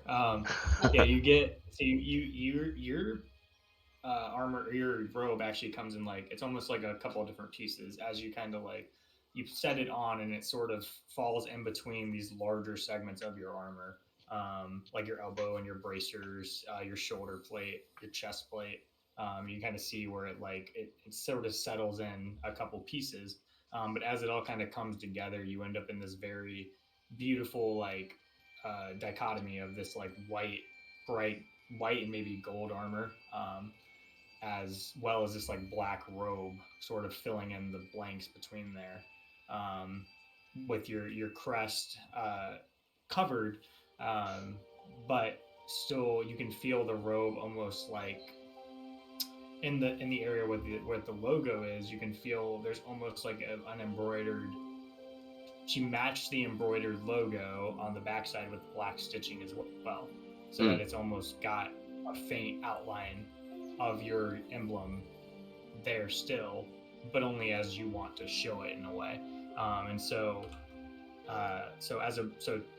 This will do two things. So as a bonus action, you can cast the light spell on your armor.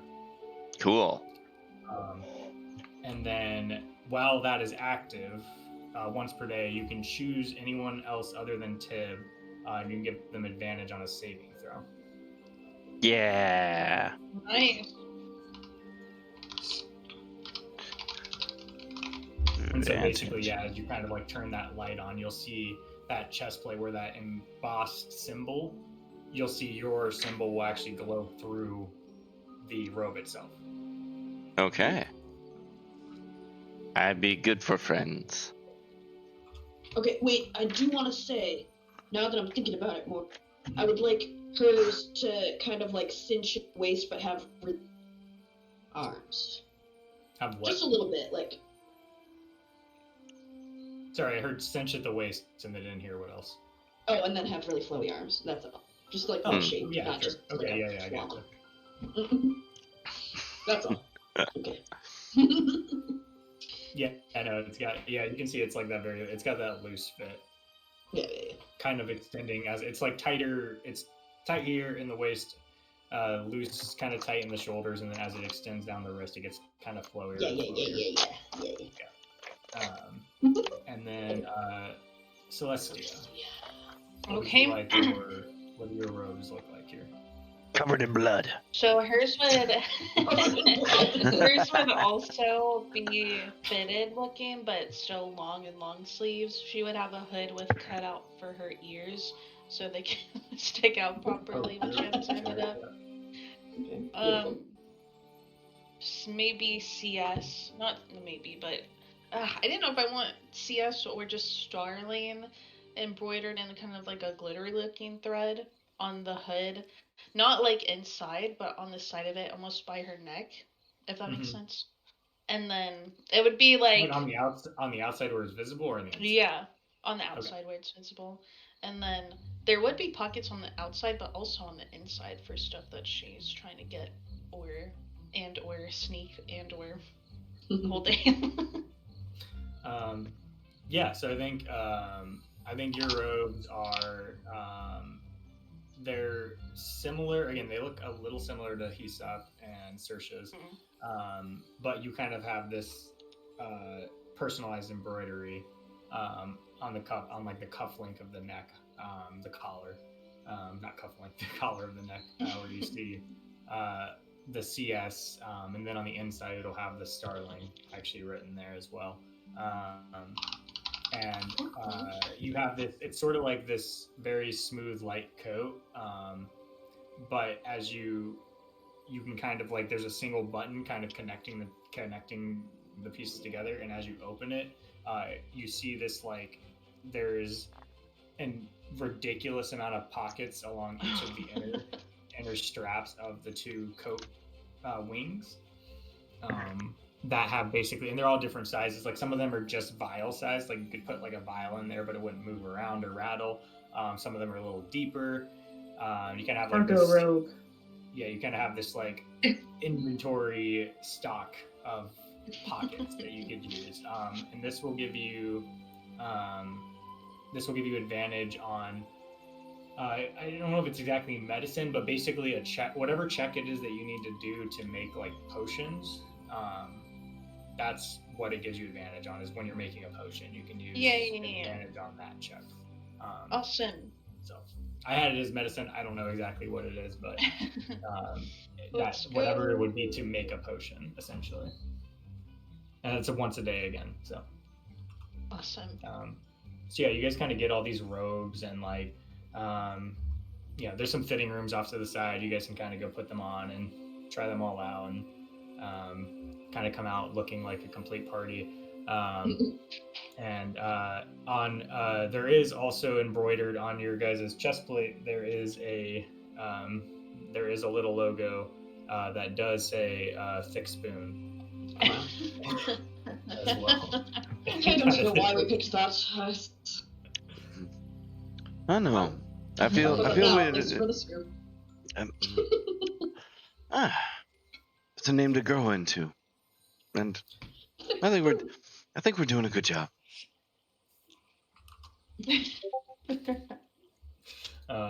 He does. Groff will also he does hand you those robes, and then also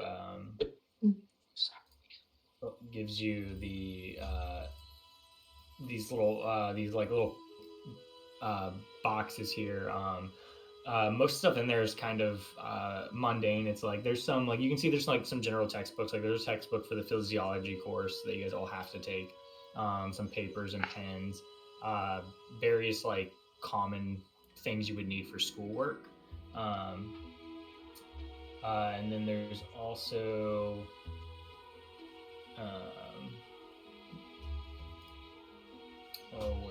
that's here.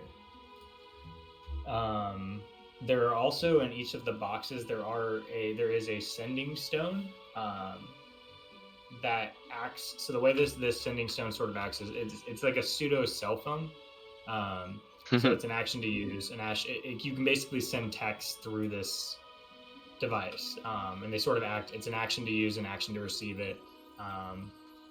But you guys essentially have these little like communication devices that you guys, all of your party's numbers are sort of pre-programmed in there, but they are sort of like texting devices essentially for this world. Nice. It's so cool. So each of you guys have, like, you can call it a sending crystal, sending stone, and it essentially just acts. It doesn't have it's not the verbal one, but like you speak into it basically, and it'll send, like, they'll get that same thing. It acts as like a texting device. Any sort of like basic material components for spells are in here. Anything that has like extra cost to it, you guys would still need to buy separately, but this has anything that you would need to cast any general spells.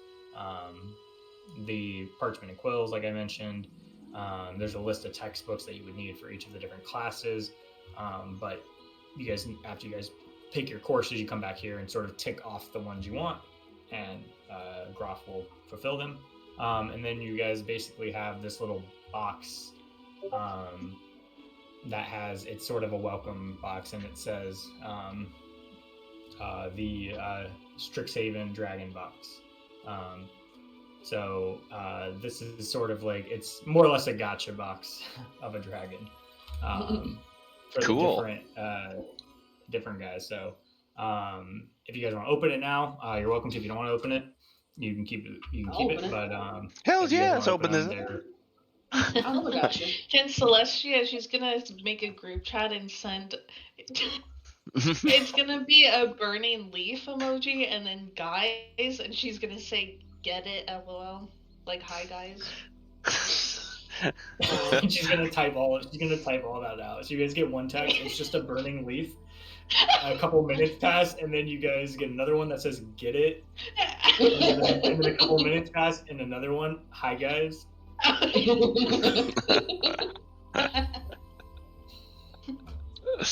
Tip is gonna ponder these for a while. He's just gonna look at that. And you're all standing right next to her as well as this happens. Yeah. So she's just gonna like kind of roll her eyes and get her. You're ridiculous. Just making sure it's the right number. Burning. It's a leaf, right? Maybe a Oh, Tim. herbal medicine. All right. Tim. Who wants to open their dragon gotcha box? You get to have the college experience. I'll open mine. I like Saoirse. You haven't had the college experience as you've been here for 2 days. Well, she knows about herbs Yeah. Oh, you do, yeah. and the medicinal usage of herbs. From what Jasmine has told me about Celestia, I think she also is aware of the herbs. Yeah. Yeah. Yeah. Tip is just the She's healing not herbs. All right. He stopped. Go ahead and roll me a D100. Okie dokie. Ooh, a D100. A 100. Whoa. 6. So this is where are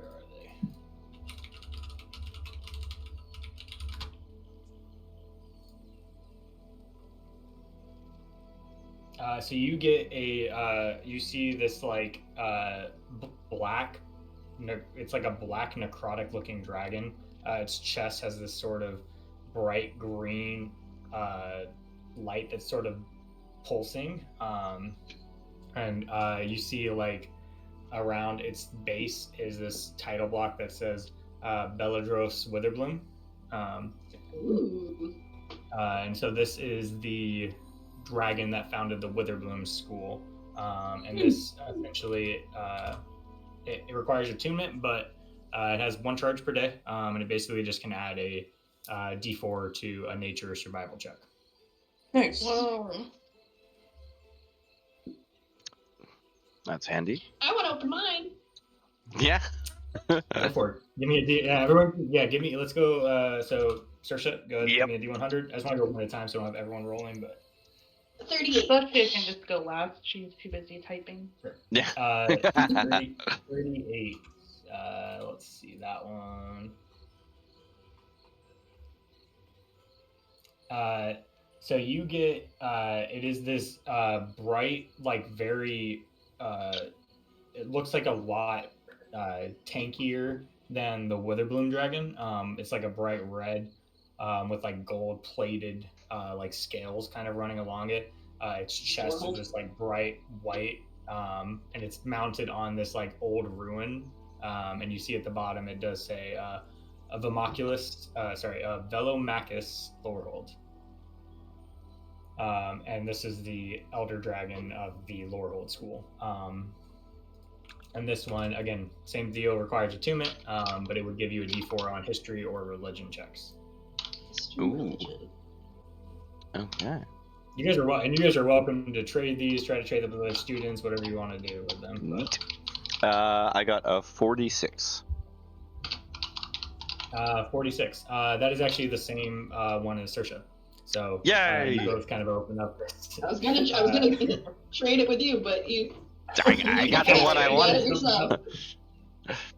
You guys open up this same, like you guys are doing it in tandem, and you guys both kind of go like, "Oh, look!" and you're both holding the same dragon.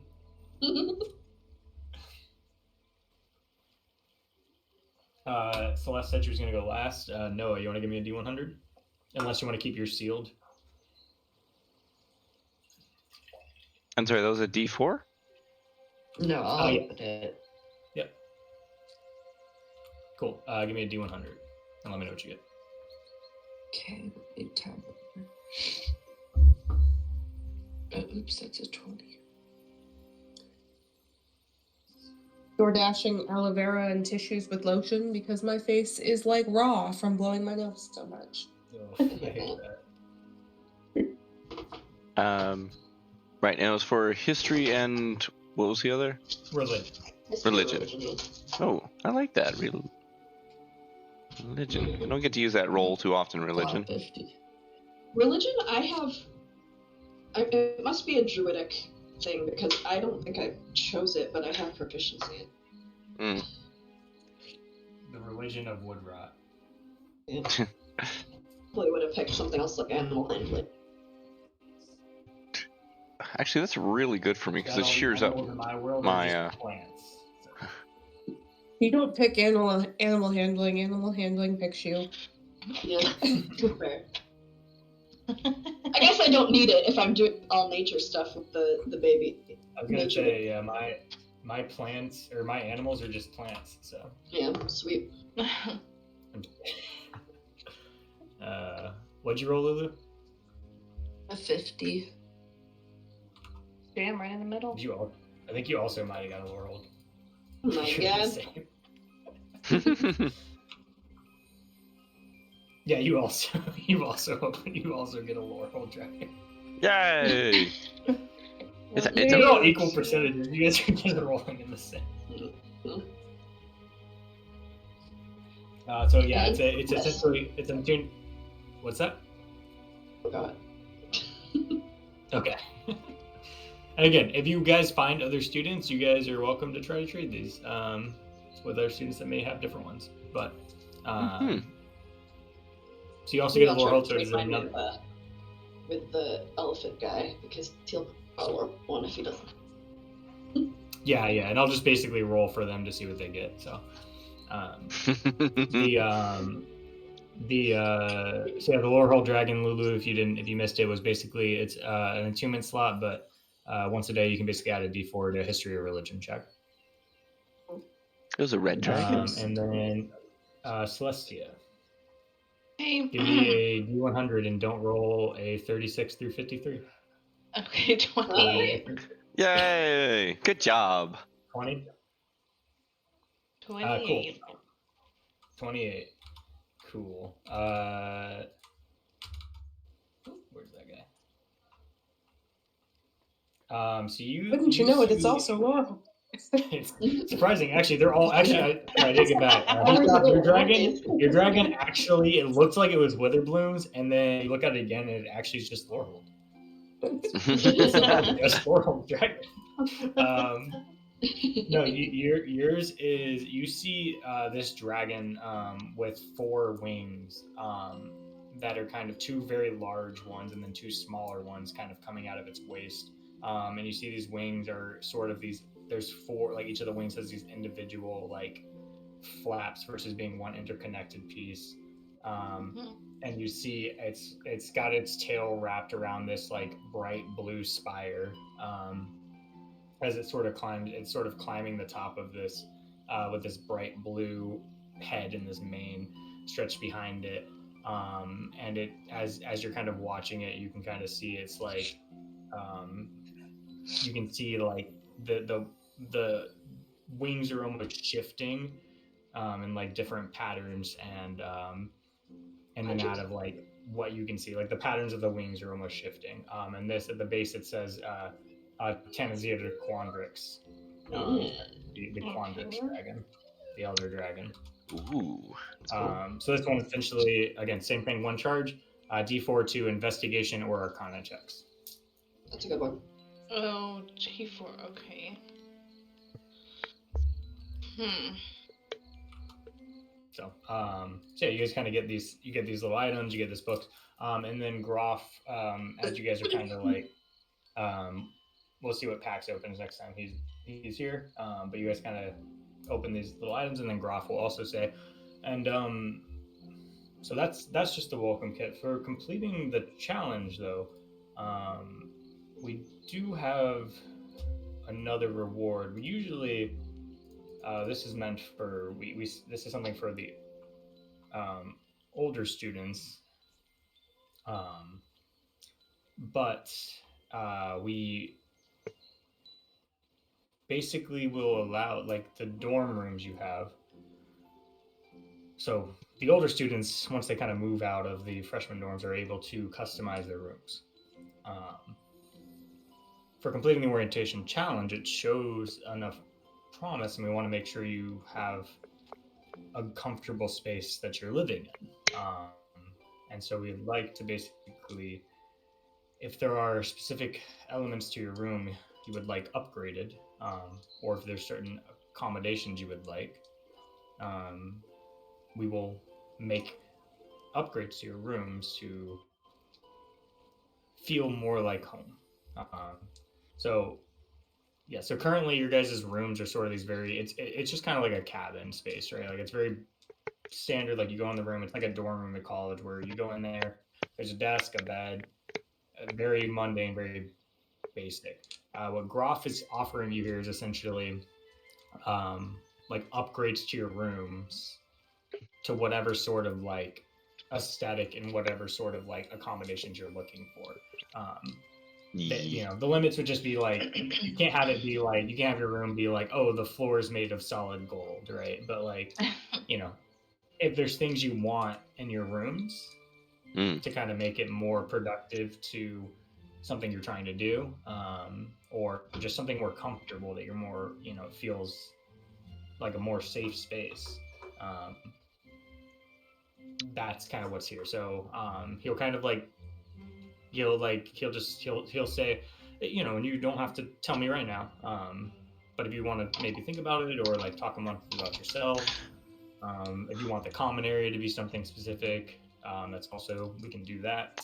But common area sounds like an interesting option for upgrades and stuff, and I'll have to ask you others about that. But I'm wondering though, first thing comes to my mind, is a bidirectional silencing, so that perhaps if I'm up early before the others, that I don't interrupt them with whatever I get up to, but so I don't hear them, but they don't hear me, and so but I don't want the silencing within the room. I just want the silencing to not permeate outward, so I can hear whatever I'm doing within the room, but that just sort of stops them from being bothered. Oh, yeah, no, I mean, we could, easily enough to, I mean, I will say the individual party rooms already kind of have, like, their separate silence spell around each of them, so that other parties aren't interrupted by individuals, so that's already there no matter what. Oh, okay, well, I'll think of something better. If you want it on your individual room. So if you want it on your individual room, we could, it's easy enough. We can put a little switch in there. So if you want it on or off, you can just turn it on or off. I like the option either way. But that's easy to add. We can do that in all of yours if that's what you want, or some. Maybe fireproof the floor. Just. Well, all of our. She's gonna be like. We have a lot of fire genasi. Well, he looks towards Thursha, and he'll be there are a good amount of fire genasi that are not. Well, that makes sense. Super responsible with their magic yet. So we do fireproof all of the floors before you get here. Tim has a very earnest look on his mind. He's thinking really hard, and he's man. He's. Do you guys want to like? If you guys want to like currently equipped with? What do you mean? What's in the rooms already? So the rooms right now, like I said, you guys individual. So the way this works is you guys basically have a common area. That has sort of like a fireplace, chairs, a couple tables. There's a kitchen that has sort of all the basic amenities you would expect in a kitchen. There's a male and a female bathroom that has sort of like a large like hot tub, like not hot tub, but like a hot spring. It's kind of the bath area. And there's again one for male and females. Then you all have your individual rooms, and your individual rooms are sort of everything is very basic all the way through. Like your rooms are like if you went to a cabin at summer camp, right? where, Mm-hmm. or maybe a dorm room at college. I don't know how many of you went to like a freshman dorm room at college, but basically you go into the room and it's like you have a desk here on the right with like a closet, very little space, little dresser, and then you have a bed, and like maybe it's a lofted bed and you have a desk under the bed, right? And that's kind of it. And like there's a little window, and it's very basic. There's not much there. So what he's offering is sort of the freedom to develop your room how you want it to look. Usually it's something that's reserved for the sophomores or the juniors, as they kind of like prove themselves to the schools and they're worth this investment.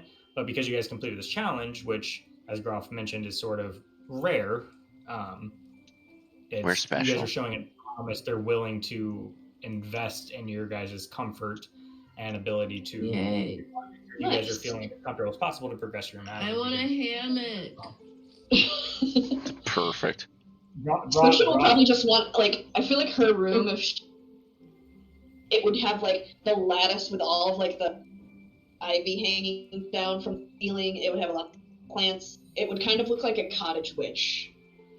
Lots of greens and brown, like shelves for like jars of things. Maybe like an alchemist table. That's more like, not, it doesn't have to be, but like that kind of thing.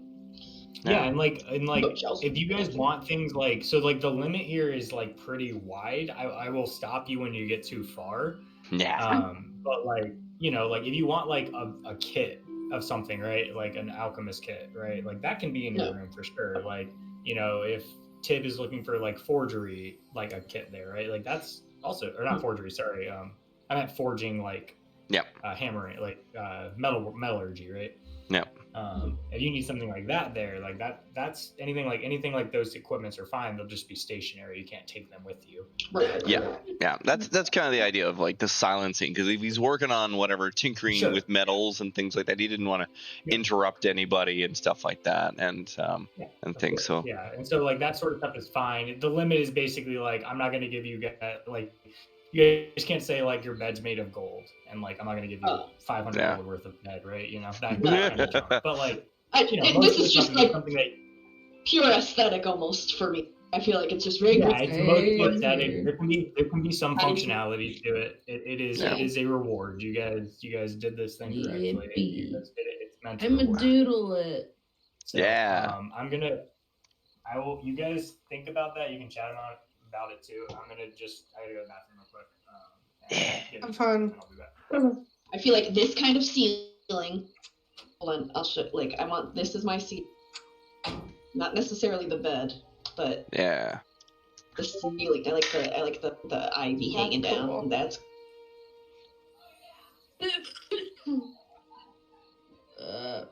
that's really cool. I like that. Yeah, it's got neat, real nature looking stuff to it. Yeah.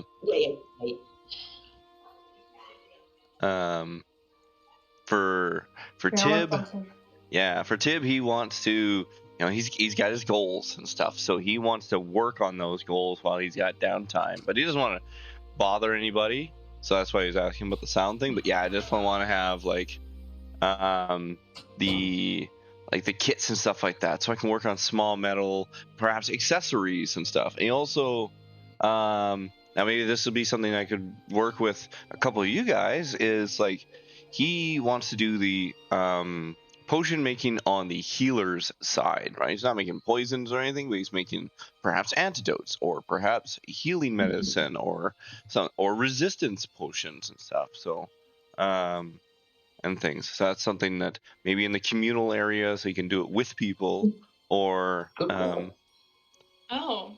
Celestia was gonna ask for that anyway, so we could share that space, or like have it two different sides of it. Yeah, right. And so, because that like you brewing whatever other types of potions, whether they be poison or magical effects and things like that, I feel like that's still using the same tools, right? Basically, this vibe. This is my vibe for her room. Very cottage witch, earthy, pretty, like that. Ooh. I'm going for the whimsigoth vibe. I can find I love that. a good picture for it. Mm-hmm. I'm just going for cozy book hermit. Maybe you've got like a lot of bookshelves, He parchment needs to slots be and like stuff. an academia, like a dark academia. Like he should be like a darker like academia, like real cool. Yeah. Right. Yeah, like all those, like the potion stuff. Yeah. Right. So yeah, because and that sides with I think working in tandem with Celeste, because she's gonna make the poison. Why don't I make the antidote that goes with it? Right. Mm-hmm. So Well, I have a lot of poison stuff. the good. I'm gonna have to keep up. Yeah, I have alchemist supply, herbalism kit, Mhm. and poisoner's kit, and I have poisoner feet. Yeah, I have the herbalist kit, smithing tools, and I have the healer's feet. So Yeah, the healer's feet is nice. I like that one. I should probably do that instead. It's too late. yeah, that's fine. I chose it because I'm a protector of everybody. That's his goal, right? I wanted it's like it's funny because Nick's like, that's a lot of healing. Do you guys think you're gonna use that? And I'm like, I don't know, probably not, but that's fine. I'll throw it in there. That's what Tim feels like as a character. Where he used it a couple times. So I think that fits really nicely. Yeah, Celestia is gonna be. I mean, it's a plague doctor, but witch, or flavored as witch. Yeah. So I wish I was a little cottage witch because I love aesthetic. Green and homey. Got that green. All right. Green, green and brown. Those are her color. So Nick, we've kind of figured a little bit of having sort of like the potion brewing stuff sort of in the commons area a bit. Perhaps there might be like in a particular room as in addition, but because myself, Celeste, and Shersha, we're all doing poisons and or healing potions. Yep.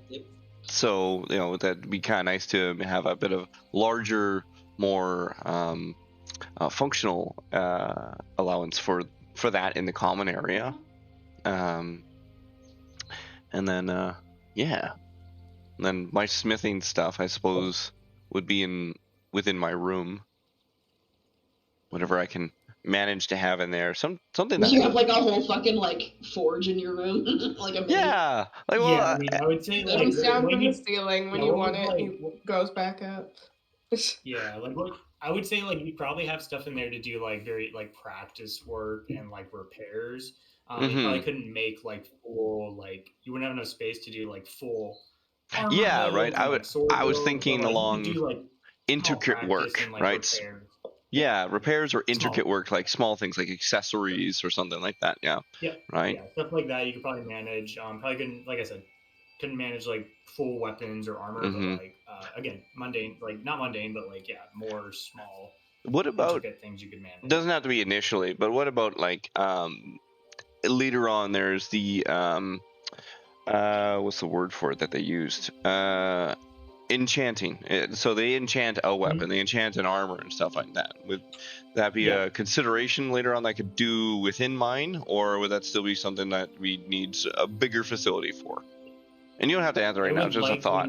Yeah, you would likely need access to it. Would probably come down to more raw material access than anything, right? Which may or may not be difficult to get. Like, yeah, I mean, it depends. It also depends because when you join the Lorehold school, like you will have more access to that kind of stuff as well. Yeah, because it's mostly like adding a spell to an item, right? So.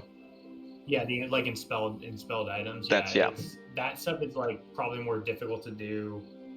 That's probably just more difficult to do. I don't think it's necessarily a limitation of the location. I think it's just the skill level involved with it. So, I don't think that would necessarily you wouldn't be able to do it in your room. I just don't know that you'd be able to do it like in your freshman year with like, your skill set. But so how might end up with. I don't think the room. Well, yeah, it's just like it's a matter. Yeah, again, it comes down to how much raw material can you burn through, right? Yeah. I gotta I be don't helping think these it's a limit guys, to, you know, because they'd be making potions all the time. Yeah. I wouldn't say it would limit I don't think the room, in my head, it doesn't make sense that the room is limited. So. Right. Okay. Again, but I would limit it to the same sort of items. Like you couldn't spell a sword in your room, but you can spell like a locket, right? Potentially. Right. So and spell perhaps an accessory type, small trinket things and stuff. But typical, but like accessible within your room. Yeah. Sure. Yeah. That's cool. I like that idea because that's definitely one of the things. Definitely one thing I want to experiment with through things and stuff like that. I think that's a neat, achievable thing. It expands, options a lot. Yep. So yeah, I guess unless you guys want to go, Groff will say they can get that done. He'll say, we can get that done pretty quick. It's probably gonna take the rest of the day. He'll look at the clock. It's probably around this time. It's probably around 3:00 p.m. He'll sort of say, it'll probably take us. It won't take us super long. We can kind of get all that done pretty well. Again, because not a lot of students are able to do this, so there's not really. It's not a lot of demand yet. Yeah, there's not a lot of demand. So we can definitely get construct cleaner out there working on it. And he'll kind of, you'll see he'll blow on a whistle that's around his neck. You guys don't hear the sound, but you will see after a minute or two from the back. Where is he? You'll see this large construct kind of come from the back of the room. And he's got this you can see his chest. He's like tall, and he kind of has to dip really low below the door frame. And he kind of you can see he's got this big iron right in front of his chest with coals burning in there, and then there's illuminated arcane energy out of his chest below that. And his eye also has this arcane energy that you guys can almost feel the arcane energy scan across you as he looks at you. And Groff will point up towards Cleaner here and say, Cleaner should be able to kind of get that all built up here in the next few hours. So you guys is that his name? Cleaner? Oh yeah, that's his name. Yeah, he does kind of most of the maintenance around the school. He's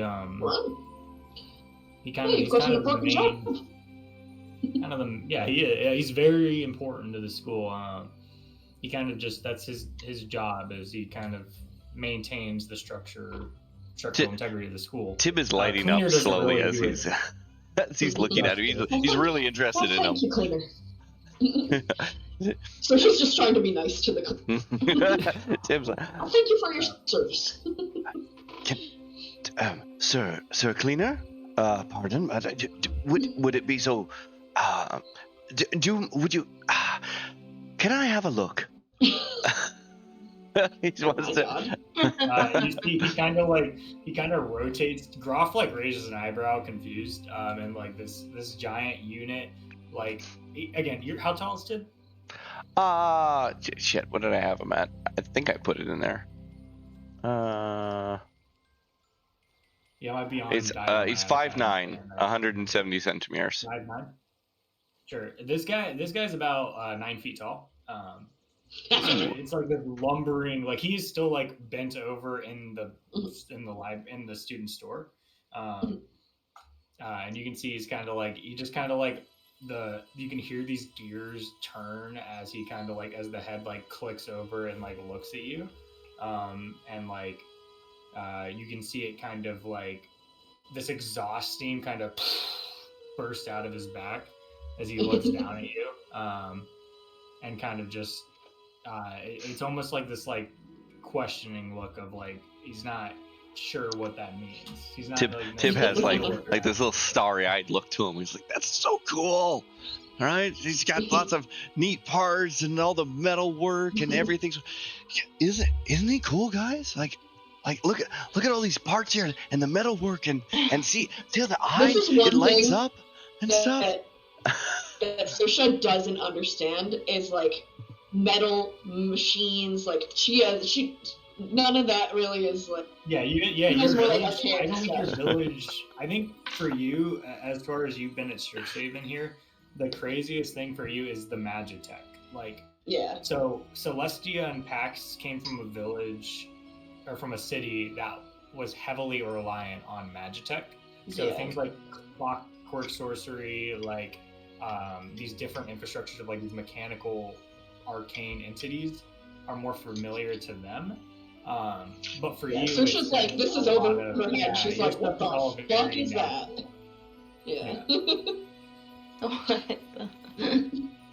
She's basically a rural, like, going Yeah. like city folk and rural, like, boondocks girl. I'm a Yeah, rural essentially, boondocks yeah. girl. But you guys weren't too far apart where you grew up, Yeah. Celestia and Saoirse, but like very different dynamics. Yeah, definitely. Yeah, so she just doesn't understand. She's like, I don't know how that works. I don't know how it's moving. I don't get it. It's not like natural. It's not like she doesn't hate it, but she doesn't understand it like at all. Where's the And steam? especially the exhaust would, like all this like smoke and shit, probably would bother her. Where's You the will see steam as come the- from? as What the is it? exhaust? What's it burning? The exhaust does come out, and you see another port on like the other shoulder opens and sucks the like dark exhaust in.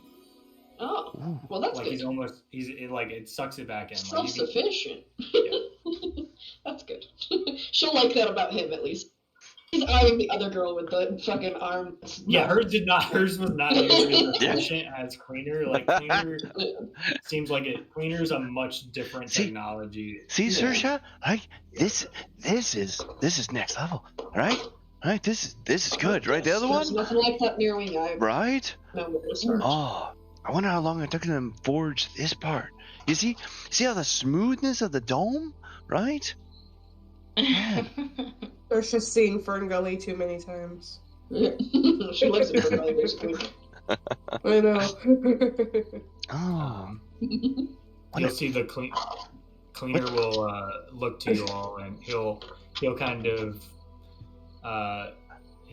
like squat down a little bit to get kind of more eye level. Really, I would say whoever's the tallest in your party is about as low as he gets. Probably, I'm not sure if that's Tib or somebody else, but I'm not sure if it's probably between Pax? Tib and Pax. I'm not sure. I think yeah, Pax he's is not, taller. He's not getting. Either way, he's probably getting down to about 6 feet. Yeah. With the squat, and he kind of looks to the party and says, "Do you all have what you desire for your rooms?" I think so. I'm gonna rattle off what I'd said earlier to him about the things that we're interested to and stuff, and I'm gonna sneak in a question like, and what do you run on?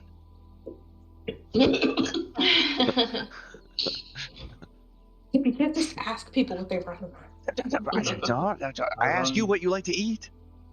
I have a No, you perpetual. can't do that either.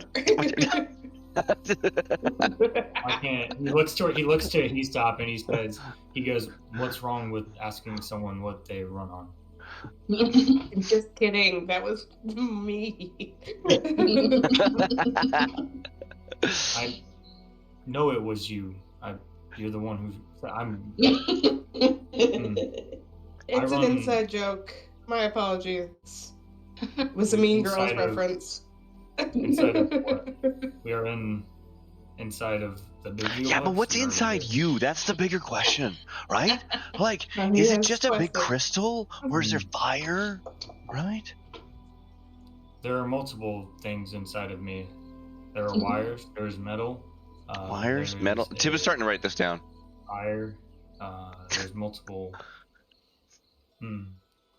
There's I have, I guess this. He points to his chest plate, and you can see the.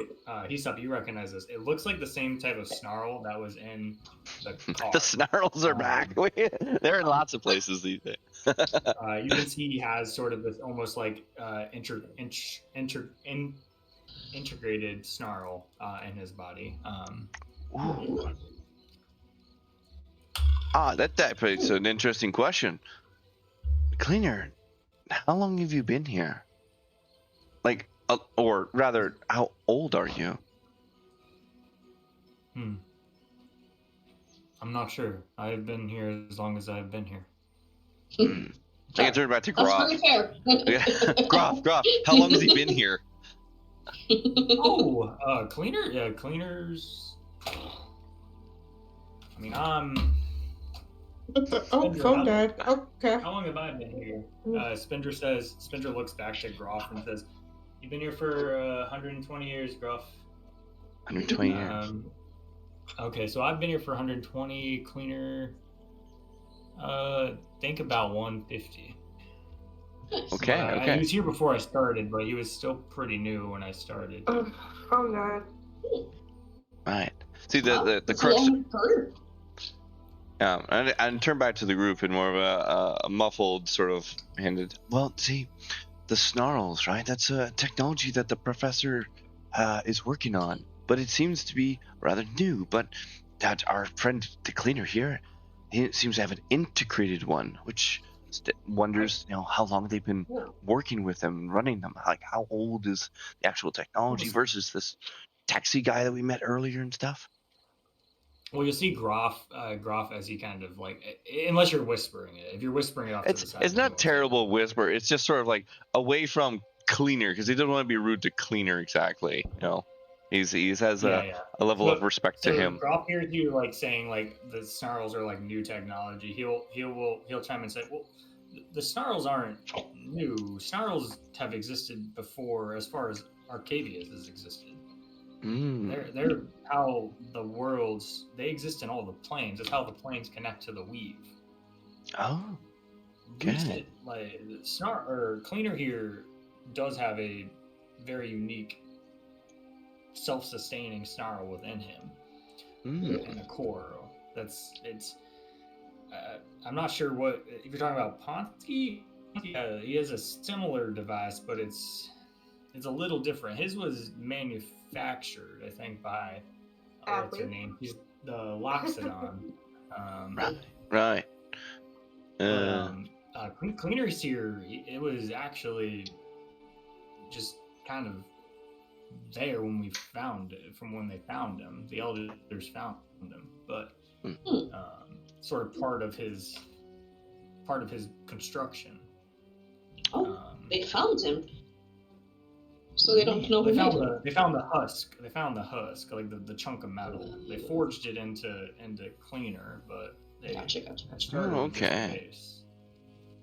So it's the snarl. He will point out of the back of the window, and you can see he's pointing to the grand snarl in the center, and say, that's a snarl there. That was here before the school was founded. The school was founded around that snarl. Ooh. Makes sense. Okay. Well, that's amazing and interesting and such for the work and function of this place, right? I wonder, is that how Cleaner gets around so efficiently? Does he teleport himself? Does he plane shift? Cleaner will look at you and he'll go, I cannot shift through the planes. I move around the school the same as you. If there's anything efficient about me, I don't have to sleep. Yeah, I know what that's like a little bit. I just do what I need to settle some fronts. Saoirse will tell him what she wants, and describes basically the pictures as far as what I've shown and talked about. She'll probably want like an alchemist table and anything where she could grow plants, anything to help her grow and maintain plants. Yeah. Plants. We want to make potions. We want to work on accessories. Pax wants to throw around a heavy ball. She basically just wants her room to look like a forest planty cottage witch room. Forest planty cottage witch. I think you're welcome for that description. Yeah, as you guys kind of like describe your rooms to him, you guys can feel this like the arcane light at the front, kind of at his head, kind of like it's almost like it's scanning you, but like it's recording. It's almost you can feel it's like it's recording what you're telling it. So as you kind of describe to Cleaner what you're looking for in your room, he kind of takes note of it and sort of downloads that information to then be able to go and construct that in your guys' room. Awesome. And we'll tell him too that you want like a bigger, more like team-oriented kind of like alchemy. Yeah. Table, like potion table for like the main room. Yeah.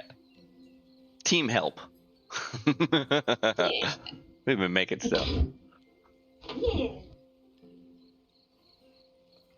What was it? Yeah. So yeah, if you guys want to think about that you guys don't have to tell me all right now. When we get back to your guys' dorm rooms, you guys can kind of describe to me your rooms as we kind of go into them at the end of the day. Nice. And so yeah, from here, you guys kind of have all of this stuff. Like I said, Groff tells you it'll take a little bit of time. So you guys have like a little bit of downtime here to, if you guys want to kind of, if there's anything else you guys want to do, if you guys are looking for, if there's anything else anyone else is looking to do or look for in the downtime here, if anyone else is looking to try to find a job somewhere, or if you guys are all trying to go hang out the one of the taverns or the Fire Joel, if there's individuals you guys are looking for, other students or teachers, this is kind of like a little bit of like free time here you guys have until your rooms are ready. Yeah. She'll probably want to go find Larnie now that the cell phone and try to get like her number, see if she wants to trade depending on what she has. Oh yeah. Celestia is probably gonna want to take some time to stretch, make sure she's good for tryouts next week or whenever it was supposed to come up technically the week after this, right? Yeah, it'll be early next week. To like the actual once you guys actually start it'll be like mechanically the way it'll work is the stress system stuff, which basically after this week we'll probably kind of roll into that. But that'll be one of your tracks for that will be your tryouts essentially. Okay. Yeah, she'll just be stretching and practicing some moves. Maybe in like a grassy area. Okay. Are you gonna go and just kind of do that on your own? Or are you looking for like? Yeah. Okay. I'm assuming that Larnie's gonna be with. You cut out. we got to Larnie and that was it.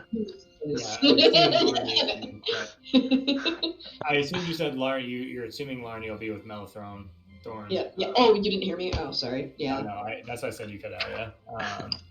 Yeah. Yeah. I said I assume they're gonna together.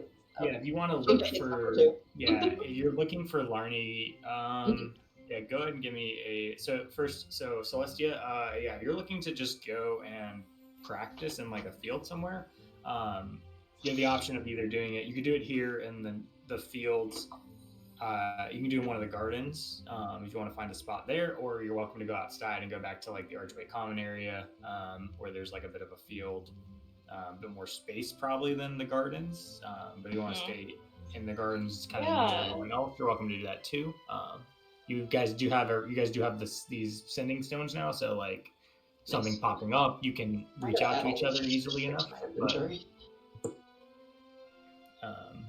But yeah, if you want to, it depends on what you want here from Celestia. Do you want like more space and like kind of your own, like you do your own thing, or do you want to stay kind of close to everyone else? You know what? She'll go somewhere with more space, so she can do more flips and whatnot. And she'll just text everyone like. How many sheets of parchment? I'm trying to add stuff to my backpack so I can just visualize. I don't know. I'm trying to think like, well, it's probably like, I'm trying to think like what I would buy on like the first day of college. I'd probably buy like, it's probably like several notebooks worth of parchment. Okay. So you're taking 4 classes. You probably have like a spiral notebook of call it like 100 pages. It's probably like 400 pages of parchment. Okay. It's a lot. You have All right. I just. Yeah. Yeah. Okay. That's fine. All right. You can say like 4 notebooks, and then just label each notebook with like 100.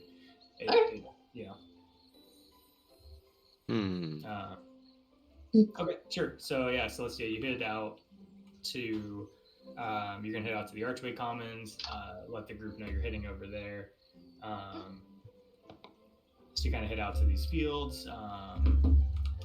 You'll see it's like at this point it's there's not as many students as there was when you guys first all got here. The extracurricular fair has kind of like died down. There's still some tables set up and some people there, but it's not nearly as crowded as when you first got here. You do see the field there. You do see Melithorn is sitting there, but Marnie does not look like he's with him or with her. Sorry. You see Melithorn is just kind of there against a tree, and he's got that little the little squirrel looking was it a squirrel? Yeah, the same one from when you guys first met him.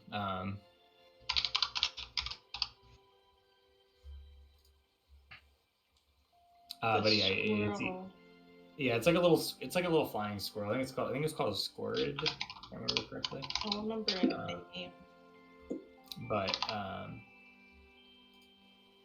wave to him. You see kind of like he like looks at you, and you see him just kind of this big lumbering wave as he goes by.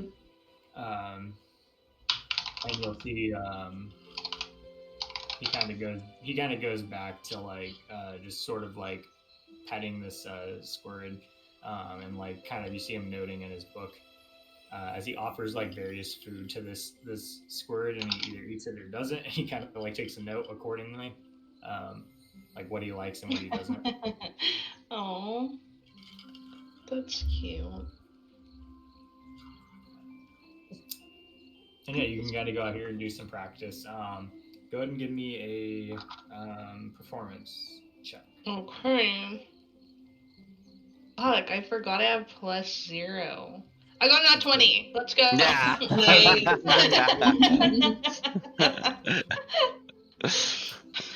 There you go. You don't need pluses. You're fine.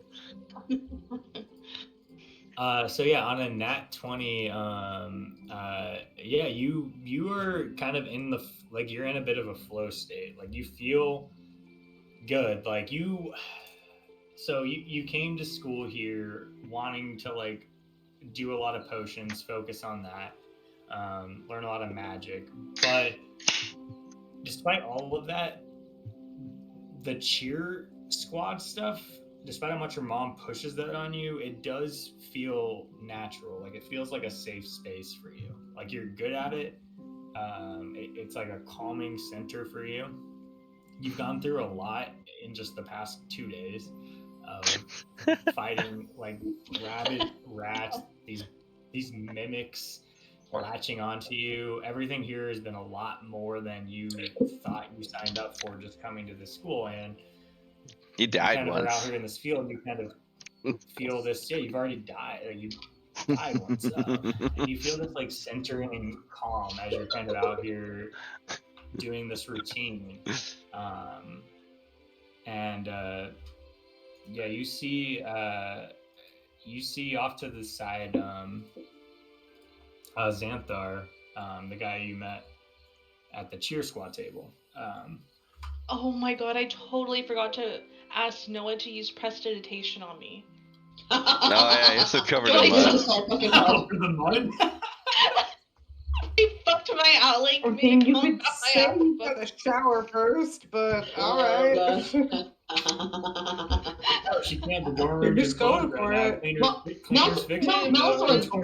Melithorn is there. You should ask him. Melithorn is there, but you have not asked him to clean you off as you're doing this. Yeah, because he did clean up you guys earlier. He does. Melithorn does have prestidigitation. You did not ask anyone to clean you off, though. Oh my god. So you're out here, you're doing this performance. Xanthar, very good. You did get a nat 20 on your performance check. She's just carefree. She doesn't give a fuck, man. Yeah, He just but flips the Xanthar, mud directly onto that guy. Yeah. And but Xanthar is watching from kind of like he's sort of like just on the peripheral. Like you catch him in the edge of your side as you're doing these flips. And as you kind of finish your routine, he comes up and like you hear like this clapping from him. Like it's enthusiastic. It sounds like he's impressed. Like it's not sarcastic. Like he's actually like very like well done. And he kind of goes up and he says, "That looked like a startling routine if I have ever seen one." Oh, thank you. Just practicing after a long day. She kind of like, I'll say she's trying to turn her body and like, maybe like she's, how you touch your toes, she's just turning around to touch her toes. Are you trying to hide the mud from him? Yeah, assuming it's not Okay, in the give me a backwards, like stealth make check. you real.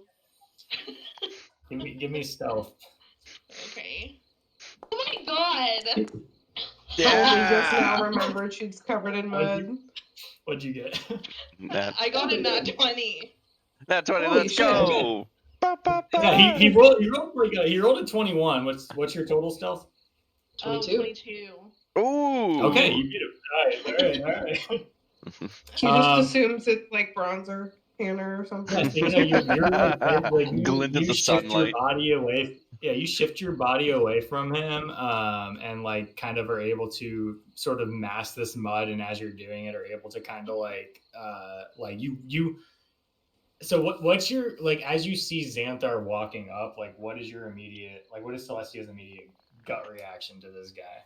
Like, She's like, oh man, please don't shit on my outfit again. and so yeah, you like remember like, oh shit, I'm fucking covered in mud right now, and like have this immediate gut of like, I don't want this guy fucking shitting on me again for looking. In her Looking head, like it you looks got like spat on. she thinks it makes her look like really hardworking if she's stretching at the same time that he's talking to her, but really she just doesn't want to see. Yeah. And I'll say like, yeah, on the nat 20, I'll say like, yeah, as you're doing it, you're able to kind of like bend over and you will I'll say on nat 20, you can like motion to Melithorn if you want, and he will cast prestidigitation on you to clean them up. Let's go. Yeah. I'm surprised he knows what's going on. He's probably like, it's because of the nat 20. I'm saying she can like bend over and like look at him and like point at the mud. Like and, all and, like, this, like a little like a please kind of thing, and Melithorn on the nat 20 will pick it up and be like, oh, yeah. you don't like mud. I don't care if mud's on me, but for some reason you don't like it. I'll get rid of it. I don't understand, but you don't like it. That's fine. And so he'll clean it off of you. And yeah, as you kind of like you get like sort of freshened up from that quick cast from Melithorn, and you turn back around, and like Xanthar goes, well, I mean, if you bring that to the tryouts, I don't see any reason you wouldn't be on the starting squad. That was fantastic. Thank you so much. That is really great news. Something really nice to hear right now. Yeah, have so you had excited. like? Has it been like I saw the newspaper. You guys. So was that? I mean, I saw a couple of the pictures. I didn't see you, but I saw like. I mean, He's like the big hulking like guy in all the armor, and then there was that like there's like that really hot. I think he's on the Silkball team as well. Yeah, I mean, that was us. If anything, I was far away from those rats trying to jump into my splits to kick them. So maybe that's why I was in picture. I don't know. Yeah, no, you were probably just like not there because like why would you want to be near a bunch of dirty rats, right? At the very top of the picture, it's just her ankle as she's doing a spin in the air or something like that. It's just her ankle in the. That's just what they happen to capture. I was doing that's super green. cool that like you guys like your party was able to help out like the Bosun Tavern because I love that spot. So if anything happened to it, I would be devastated. Yeah, So, don't worry. It's good now. So yeah, how's your mom doing? I mean, she hasn't I haven't seen her in any alumni events this year or anything like that. Is she like? Are you guys coming back? Is she just like? Are you happy to be Oh. here? Is like a legacy? Yeah, I mean, she's just been really focused on helping me get in here and prepare, so I'm sure now that I'm actually here, she's more than excited to come see everything again. Yeah, I'm sure she's happy to see her daughter like extend the legacy. I mean, I don't know. Are you nervous of like? Like if your mother was my mother, I could not imagine living up to her legacy. Like, whew, Yeah, I she mean, is we all she build is our own legacies something. too, so. Achoo! But hey, look, that performance was amazing. Are these the robes from Thank you. Spendra? They are. You like it? What are you selling? And then she'll do like That's and awesome. now he just thinks I I'm love a that. freak again, but she's just trying to be funny. I want that to Uh, be the constant voice. That's her dip into like that world. So, what are you buying? Yeah, what are you buying? That makes he's like, you'll see as you say that he goes like, I'm not selling anything. You look fantastic. Like I love Thank the like, you. it's like oversized but like still fitted. It just looks, Mhm. it's a good look. Like I really I personally, appreciate that. yeah, I didn't like the sleeves. I had to go like sleeveless, but that's just a me thing. I get like, I'm a tiefling, so I run kind of hot, just naturally. And to But show off your great Can't arms. tell if he's flirting oh, or gay. oh, these little things. Oh, You'll he has kind to of be. like. No, he's giving diva. He's giving diva. Yeah, he is giving diva. Yeah, and you like he'll like he'll kind of like just continue kind of like going back and forth with you for a minute, and just say, uh, well, Celeste. Is that cool? I call you Celeste. Is that all right? Yeah, that's fine. Okay. Yeah. Well, I'm super excited. I really hope you can like, are you able to join the cheer team and everything like that? It does take like a lot of time. I don't know, like if you're so like your mom dedicated like basically her whole life here was the cheer squad, like, and it was a lot. And it's a legacy to live up to. And I'm not saying that's what you need to do, but I'm just kind of checking in. Is that like your vibe, or what are you like? What are you Yeah, really about here, right? I will dedicate everything I can to the cheer squad, but I am finding my own path, and I think I can balance both cheer and some other hobbies I want to pick up. Give me a persuasion check Not what he wants to hear. with advantage for complimenting his arms. Yay. Oh, look at them. Oh my god! Oh my god! The duality, like, that is just so extreme. Wow, it's 2021. Always. Sorry, I don't have D&D Beyond open, so you just gotta tell me what you got. But, It was a nat one, and then so 3, but then 14 with okay, advantage. 14 total. Yeah. Okay. So yeah, on a 14, he goes. He just you kind of see him smile. It's a little bit of like it's a little fake, but Same. you do see him. He does still think you have the Starling blood in you as far as like the cheer squad. He's gonna try to change your mind. Force you into doing it. And he'll just kind of say, well, I hope you can dedicate enough. Of course. And Yeah. I'll make sure the performances are amazing and the crowd is hype. If you can do that, I'll be a very happy tiefling. And he kind of he goes in for a hug to give you like a big Hey, I'll hug him. He gives you this really big hug. And he says, keep up the good practice, and you'll you see him kind of I'm gonna hit up. I'm not sure where he's at. he'll head off towards. Well, now you see him I'm head off leaning more towards the, gay, but like. Yeah, I feel like he's gay. who It's sort of knows? Who knows? strange. Maybe he likes everybody. You know. That's Yeah. true. I mean, it could be both. At the very I'm least, just seeing him as- at the very least, he did call Pax hot, but Yeah. Yeah. Called me there's hulky. at least- And but- he did make a comment about my outfit. Oh. Yeah. Oh yeah, But no, he- he's a diva. You'll see him head off towards. I'm clocking him as a gay cheerleader. Yeah. You do see him head off towards the Fire Jolt Cafe, or no, sorry, the Bosun Tavern. He's going that way. Sorry. Oh dear. Yeah, you kind of, you just kind of, you continue your routine for a little bit, as Mellothrone, kind of like waves at you again. She'll just do kind like of the little heart symbol with her hands, Uh, but like saying thank you, like mouthing thank you.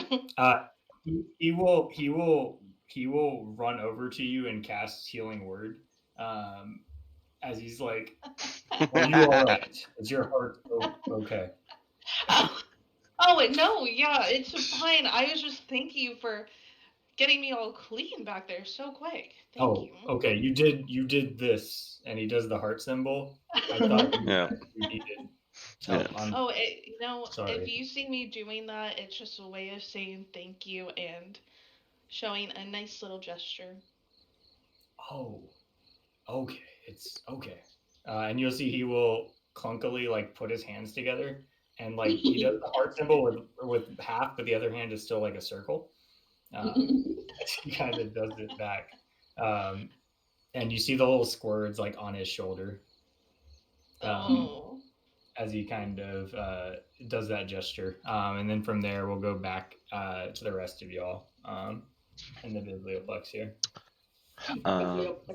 I thought about wandering off to the Forbidden Forest, but I thought better of it, and then gonna head off to the tavern. Forbidden Forest. Are you talking about like the bog?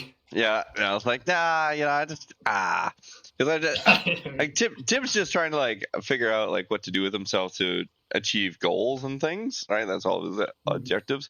But he thought about the forest or the bog and stuff like. I'm not really gonna find anything there, right? And whatever creatures are there, it's gonna be a nuisance, and I got other things to start up. So maybe I'll be able to meet some people in the tavern. So that's where he's gonna head off to the tavern. Yeah, cool. I mean, it's getting like a little late here too. At the biblioplex here, you don't. Actually, I guess Saoirse, you were looking for Larny. So you give me a perception check. He stopped. Noah, what are you two trying to do? And then you're going to the tavern, Tim. It's a 13. Go to the tavern. With Tim. Cool. On a I'll go 13. as well, Sure. kind of in hopes that I see Grayson. Looking for the gray boy. On a 13, you don't see her here at the library. Okay. She could be here, you just can't find her, or she just might not be here. Okay, can I instead go back to the greenhouse to see if The professor? Urzi's there? Oh yeah, She there's probably- a mocktail. Yeah. Yeah, because if he's there, it would probably be help. Yeah, you can go there. Yeah, the rest you can go to the tavern. You guys can you'll let Saoirse know you're heading over to the tavern. You can text Celeste. I'll tell them like, hey, if you. I'm assuming you're saying if you see. I'm assuming you're saying if you see Larny there. Expletives. It's all expletives. It's just like shit. And you guys can text Celeste. She'll meet them there after. Yeah, you guys can text Celeste and let her know that too. You guys are Okay. heading over there. Celeste, we're getting a drink on. Join us later. Yeah. Represent for and you head Thick over Spoon. Okay. You get over to the garden and you see Urza Tao is there. He's still there. You can see he's kind of going over. He's like talking through. You can see he's got like a notebook out. And he's talking through something with Professor Lang. Nice. Okay, and Sir- she'll kind of approach, and she'll be like, "Hello again." You'll see Urza Moktau goes, oh, Zersha, what are you doing back here so soon? Are you trying Well, to... we just received our welcome kits, so I figured I'd get here since it seems like we're going to be seeing each other a lot. I thought it might be helpful. Yeah, you can see. Give me an insight check. Okay. I can give you heads up. I'm gonna like, what kind of music's playing at our tavern?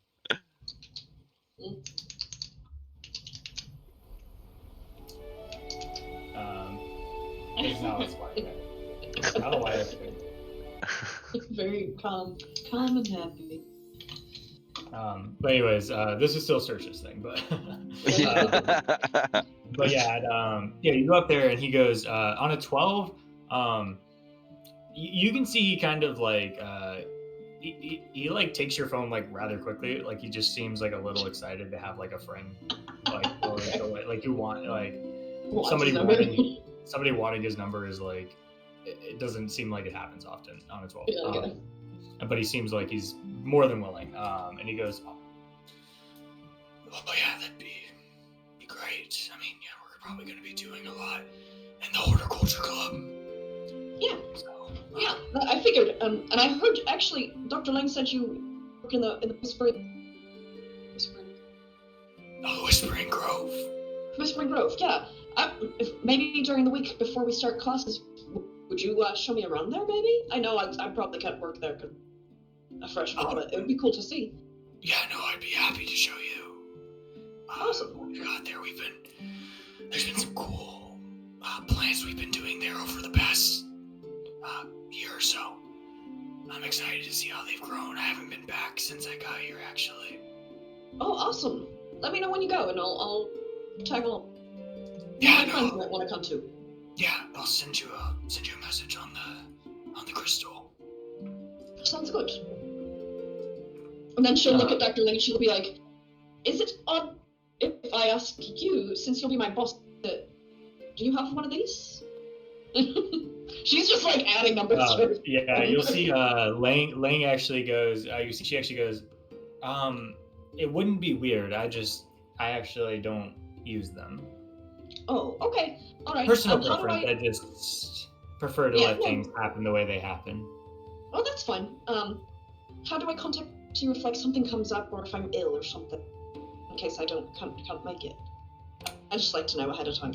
Well, if you can't make it out, if you tell me, if you can't make it, I would assume you are ill or dead. Which, if it's more than, it would probably be the latter. But no, again, like I said, it's just the will of the world is the will of the world. I don't need you to tell me. If you come, I expect you to come here. If you don't come, I will take care of the plants. They're not going to die because you don't come here. That's very good to know. I plan to be here if I am healthy and able. And I hope you are. Honestly, it's more for you than for them. And she'll motion towards you see the little shrubs kind of playing with each other. Briar is like chasing Ivy around.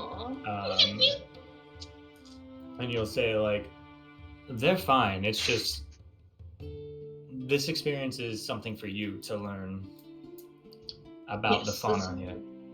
Yes, that's honestly why I wanted this job. Not because I know I can do it, but because I'd love to learn more.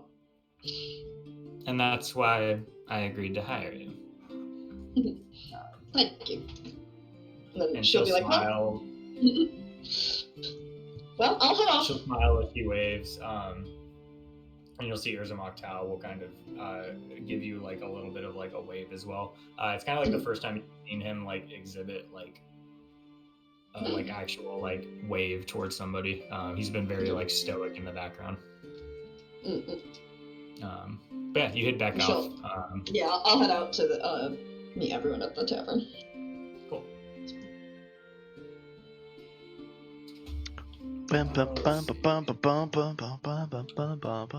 More dancing, more drinking. Tim's excited. More wingmanning for Pax. I figured Pax would just come along with us. You know, like if you went off to somewhere to go do your own practice and stuff that was more intended to be alone, he would just follow along with us. Yeah. No, Yeah. I mean like when we're on the tavern. Oh, I don't know. Manning there. Yeah, maybe maybe he'll be my wingman this time. Okay, Tib, let's go. Who knows what Tim's objectives are?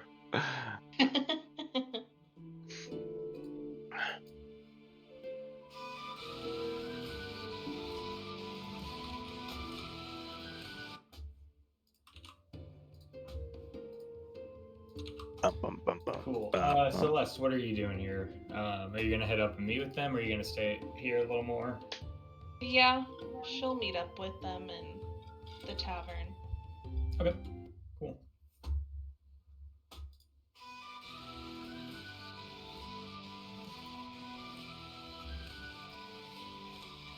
Cool. Yeah, you guys head back into the Bosun Tavern. You guys got here like a little earlier than you did last time, so you see it's not necessarily as like crowded and busy as it was. We could get a good booth. Fuck yeah. Yeah, hell Yeah, yeah. there's definitely less, and it's also not the first day. So you guys completed this challenge, which like a lot of the students, as you were leaving, you were leaving the biblioplex, you could see like there were still like a lot of parties like running Still around trying to like fix things. Like you saw like as you were in the book gardens that elf and the guy with the dreads and the owlin kind of with them. Like they were like you could see like the owlin like had one of the grubs in her hands and was like shoving a berry into its mouth, and it was not eating it. I love them. But yeah, you guys all head over to the tavern, and you see it's like a little lighter. Still pretty like there's still a good amount of people in here. A handful of them look like a little older, not as many freshmen here. Still a few. And then yeah, you guys can see there's a band up front, but it doesn't look like it's the same band from before. It's kind of these actual like you can see these like clockwork automatons kind of playing. So it's sort of cool. Like this like piano and guitar, like they're like clockwork instruments that are sort of playing themselves. That's cool. So, and that's sort of what's sort of driving right now. So, as you guys kind of come in here. Saoirse will order herself a mead. No hard liquor tonight. No hard liquor, she says. Oh, No not for hard liquor tonight. Just a mead. Oh, not for me. I want to try. I want to give a proper try to that amazing drink we had last time. That dragon something, right? It was amazing. Oh. The dragon, you'll see. So you guys get up here, and you do. You see it's. Is this Elaine? No. Oh, I have way too many NPCs. Yes. Tell us all the people that are here. Yes. And we want to interact with all of them. Right? Yeah. I mean, I will get to that. I'm just trying to remember who the fuck runs this. Kindle. This is Kindle's bar. Yeah. You see Kindle, the fire genasi here. And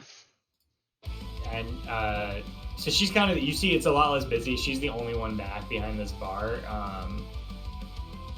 And you see like this. What was her name again? Kendall. Okay.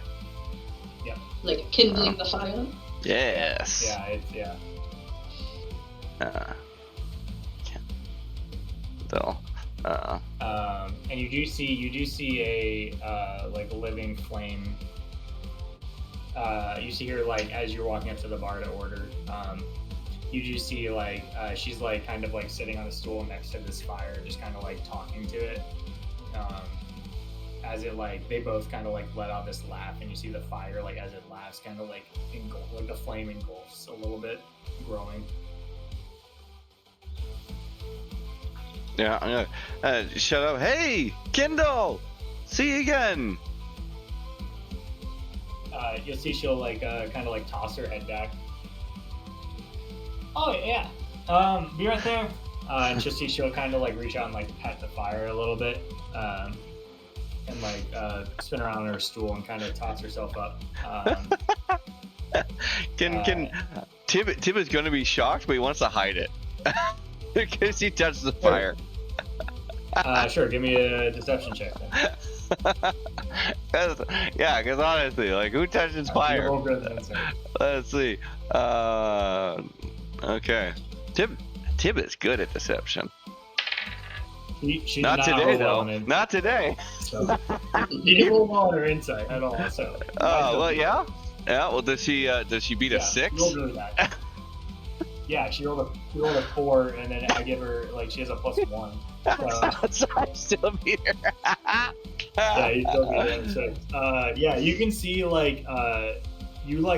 are very. I think everyone in the group notices you're surprised that she's touching fire, but she herself is not paying attention. As she's walking up to you, you can see her kind of waving at some of the other patrons at the other end of the bar.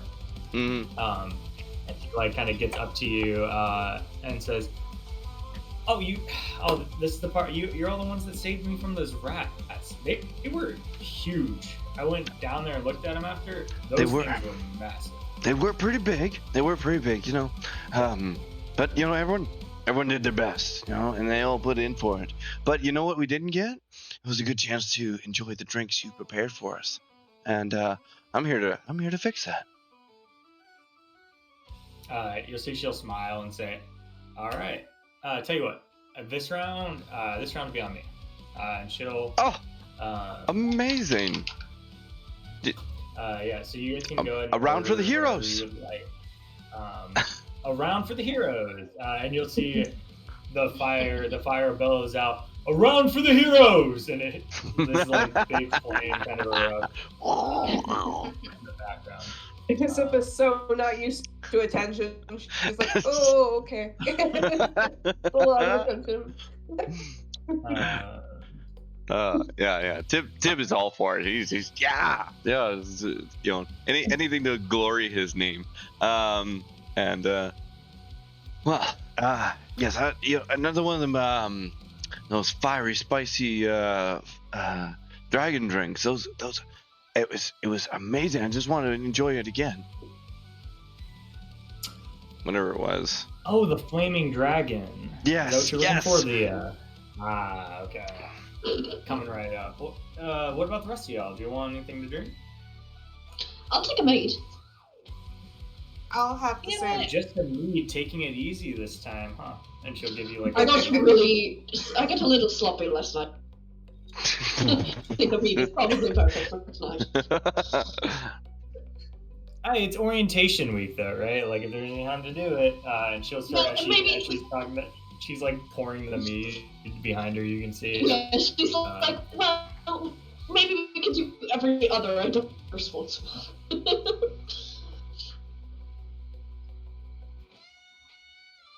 Look, I love a responsible individual. It's great. So we have a sorry, do you want a dwarven ale or do I have some mead? I do have a nice Fallon mead. What do you think would be better? What do you prefer? I mean, it depends. I'm more of a Feywine kind of gal if I'm taking it light. Otherwise, I'm going aggressive with one of the specials. But do you have good Feywine?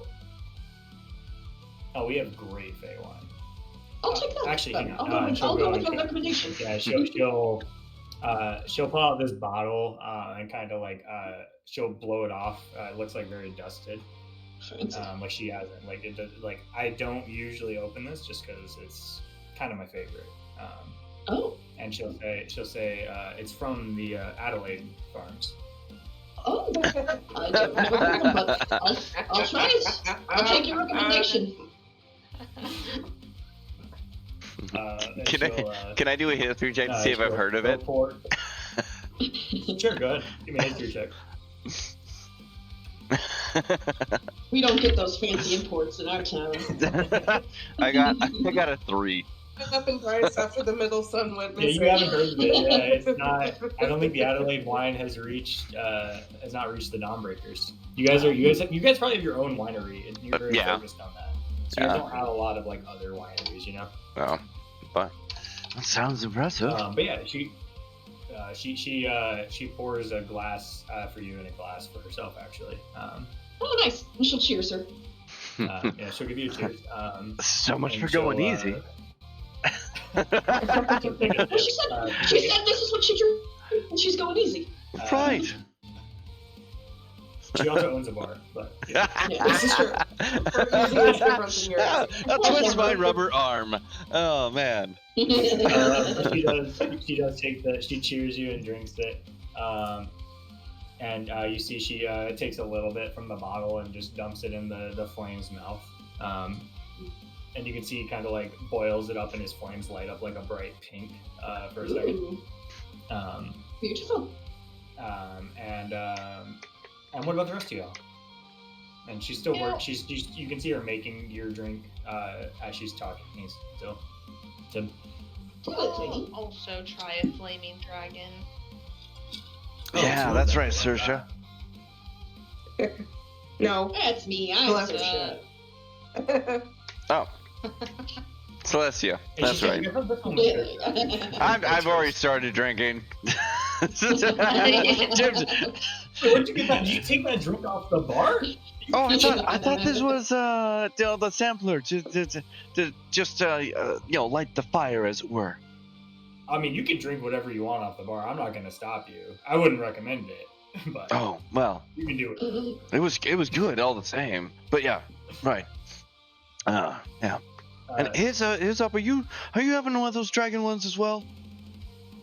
No, I had something here. It was sweet, and I can't remember what you called it. It was whatever Larnie was drinking, right? Yeah. Like It succubus. was like a Yeah. hot one or something like. Succubus kiss was one of them. Succubus kiss, yeah. Oh, the succubus kiss was. Oh, that was. Oh, Larnie, the little goblin girl. Yes. Oh, I just saw. She just got here. Where did she go? She like kind of like straightens up, and she starts looking around. Yeah, she did. She loves the succubus kiss. That's amazing. I could recommend. I do have something. It is it's a pixie's piss. I know it sounds bad. Okay. If you want to try that. And are you hiring at all? Third job. I mean, always. It was part time. Like you can see, like right now it's not busy enough, but like weekends could always use somebody. We always use the extra hand. That's probably when I won't be working at the library, so I will hand her a resume. You know. You can have like 18 in your back pocket. She just has like a ton. Just print it out. Give me a persuasion check for the resume. I like to imagine she has a little briefcase. I wanna. Hello, tiny. Can I do anything to assist in this? Right? Because I always want to help his advantage up because for you saved the something. bar? I would say. No, you don't get advantage because you saved the bar. If Tim can tell me he's doing something. I'll give her Bardic. Bardic can work. She can have Bardic for sure. Right. How much is Bardic? Is it a 4? The D4, I'm pretty sure. No, it's a D6 or better. Yeah. I so- so myself short, man. I'd say 16. I'd turn to it. It's like, Okay. you know, like having a local hero at the bar would certainly attract the locals, right? As my sort of assistance of You give me a persuasion check, and if you beat I will call it a DC 12. I will give advantage to Hesop on it. nice So you give me a persuasion first. persuasion. If you beat 12, I'll give it to Hesop. Where's my persuasion? There it is. Figure if we're here anyway, I might as well get a job. Yeah. No, I got Might 20. get a discount, right? 20. Cool. Yeah. You Dirty 20. Yep. Hesop, you get advantage. So go ahead and roll. All right, advantage it is. You're welcome. That didn't help at all, but thank you. Still a 16. Cool. What'd you? 16 total. Okay, cool. Yeah, on a 16 total, she takes the resume, and she says, "Yeah, no." Did you use the Bardic? Yeah, she did. I think she did. Yes, I did. Bardic was a 6. Okay.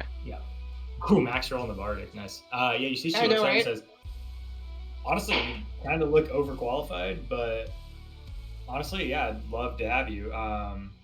Yeah, if you want to work, so Yavanish, I think Yavanish comes in at about on the weekends. He starts about 6. So yeah, if you wanted to catch maybe like the last 3 hours of the shift, that'd be great. Sure. Yeah, I'll be there. Perfect. Sounds cool. And then Pixie's Pits. Yes, please. Coming right up and Gotta familiarize myself with the menu. And then 2 flaming dragons. Of course. Yeah. So showing at the sound of Larnie's name is looking around for like an hour. Yeah. She's got her mission. Huh? You give me a perception check. Okay. You just had a drink. You're still thirsty? Still thirsty. 17. Yeah, you see over in the corner.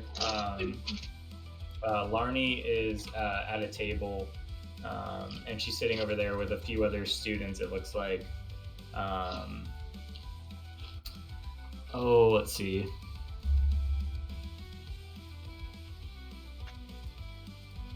Ooh. That'd be cool. I'm just that picking dude. random students That here. dude. Baby. So you see her sitting over the table with those 3. And She isn't gonna like run over there, but she clocked. She clocked where she sure. is. You clock where she's at. And then Kendall will finish up your drinks. She tosses the two dragons, the flaming dragons. She takes them and she'll, with her hands, grab the 2 glasses and hold them in the fire for a second, and then pull them back out as this flame kind of ignites like a bright pink around it, and you see the embers of the fire kind of trickle into the glass. And she'll slide them over to you 2. And then the Pixies piece, you'll see she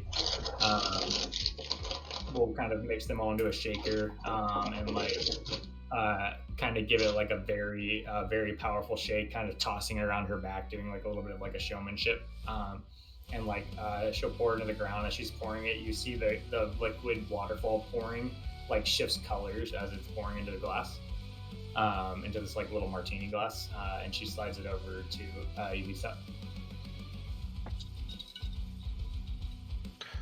Cheers to another successful day. Woohoo!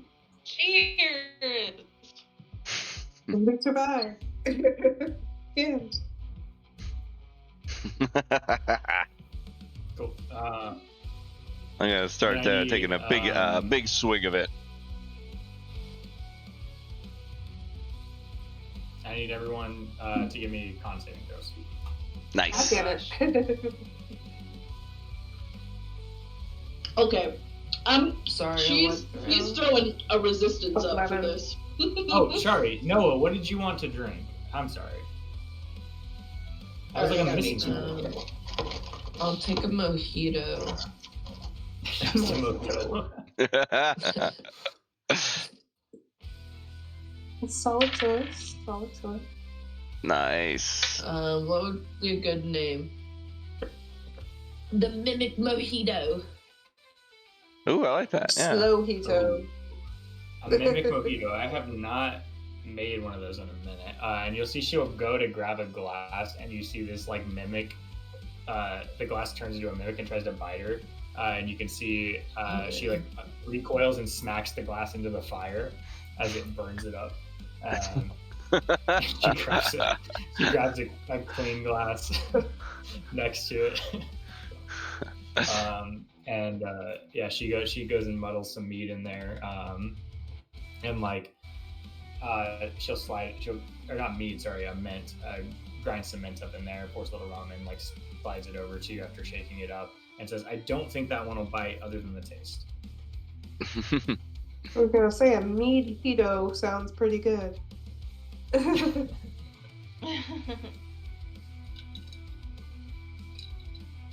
Cool. So what everyone get on their? So everyone give me a Constitution check and then let me know what you get. Only 11. 17. I got Hey. 18. Not much without resistance, though I did cast A it. nat 20, man. Yes. 20, nice. And then Celestia, 11 also. 11. Cool. So 17 for Tip. Sorry, what'd you get, Saoirse? Oh, I still can't hear you. Sorry, you good now. 18. Sorry, I was chewing. 18. Okay, you're good. Okay, you're good. Okay, cool. So 17, 18, nat 20. So no, yeah, on your nat 20, you go to drink. The glass does go to bite you, and you quickly like. What's your arcane focus or your spellcasting focus? Is it your pen? Yeah. Cool. You as it goes to bite you, like whip your pen and shatter the top of the glass, like breaking it off, so that you just have this kind of like the glass basically was this tall, like one of the tall glasses, and you basically like cut it in half, cutting off the mouth of this mimic. That was about to bite you, and then you down it. And as you're doing that, give me a performance check. Hell yeah.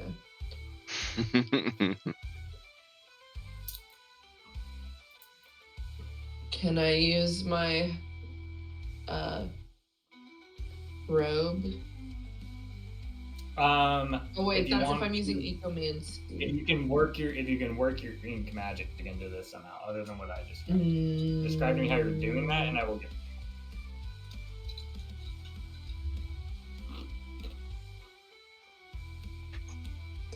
No, I'm good. Okay.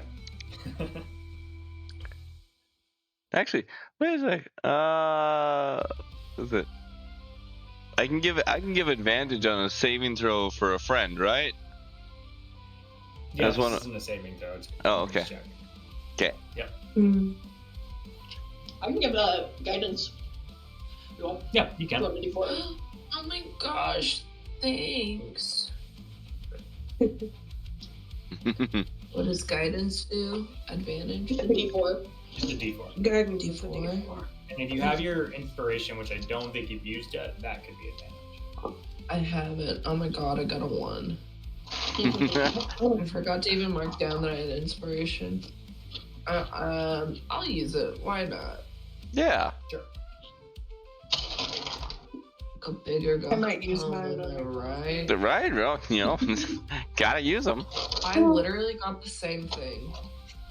Alright, what do you get total? 13's gonna be highest. 13. Plus the 1 from Holly's guidance, so So 14. Okay, yeah, on a 14, you do clock Grayson. Grayson, wait. no. Okay. Going to the bathroom really quick. Go for it. Sorry, Oh, I what? freaked out because I rolled a regular 20, not my performance. But like I said, it's the same thing, plus 5, so it'd be a 13. Plus your 1 from the thing, so 14. Yeah. Yeah.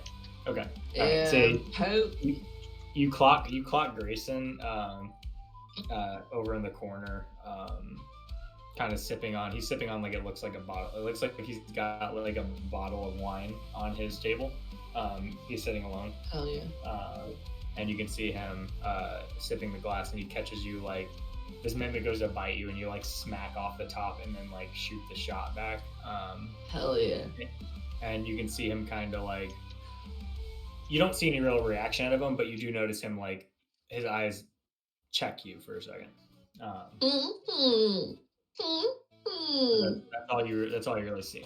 And then Hesop, you got an 11. It did. Okay. You take the drink of this, and Hesop is immediately like on her ass drunk. Nice. You are also under the effects of the levitate spell. Cool. That's nice. But you are also hammered. Yeah, that tracks.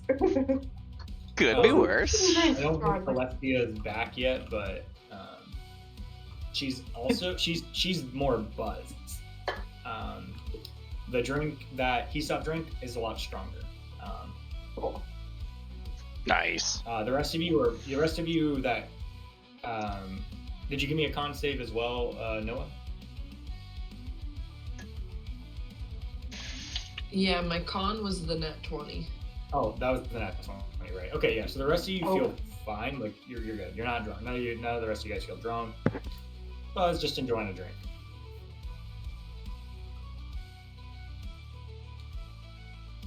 But yeah, Aesop is on her ass and floating. Aesop. Whoa. Is on that my ass and floating? Yep. like? Is he So like she kinda just, laid like, back? grabs your wrist. I'm the DM. Argue with me.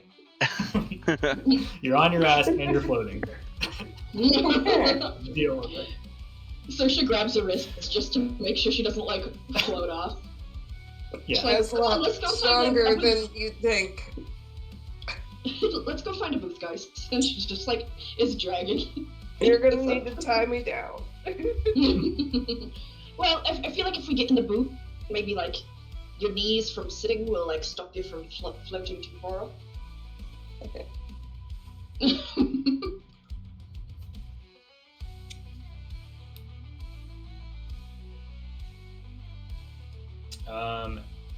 So you guys are going to look for a booth. Are you going over towards Larnie's table, or where are you going?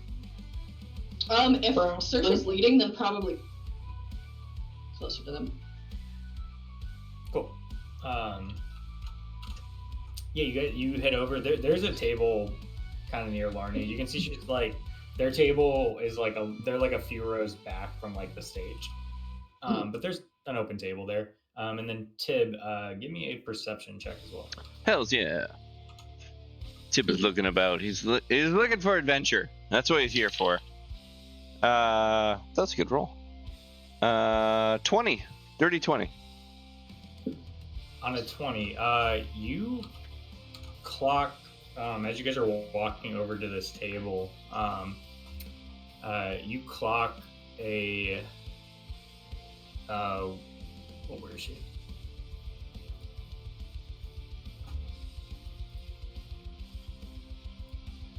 You do clock a woman, kind of in these white robes, with like a golden tint to them, like a golden edge to them, and she is kind of like leaning over the edge, and she it looks like she is like she looks at you, but more specifically like notices like at your symbol.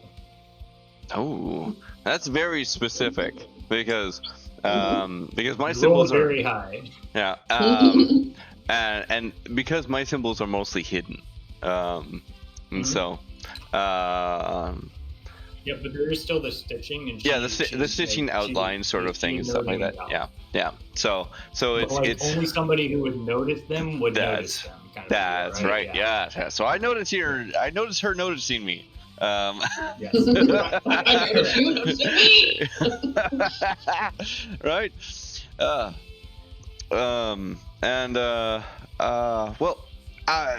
When I notice her, like, what is she like across the bar for me, or is she just a table that's nearby, or is she just where is she at from the distance? So you guys are heading over to. You guys are going. You guys all get to a booth near Larnie's booth.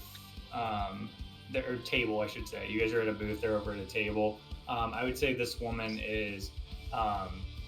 She's probably at the bar, but you can clock that. Like the booth, it's not like it's a mat. You can see her from the booth. It's different. So I'd say like if you get entered here, right? Larnie's table is probably a little bit like call it 15 feet this way, and then the bar is probably 15 feet the other way. Right. So that's about where you guys are situated. There's like a row of booths probably halfway between the stage and the bar, I would say. Right. You're good.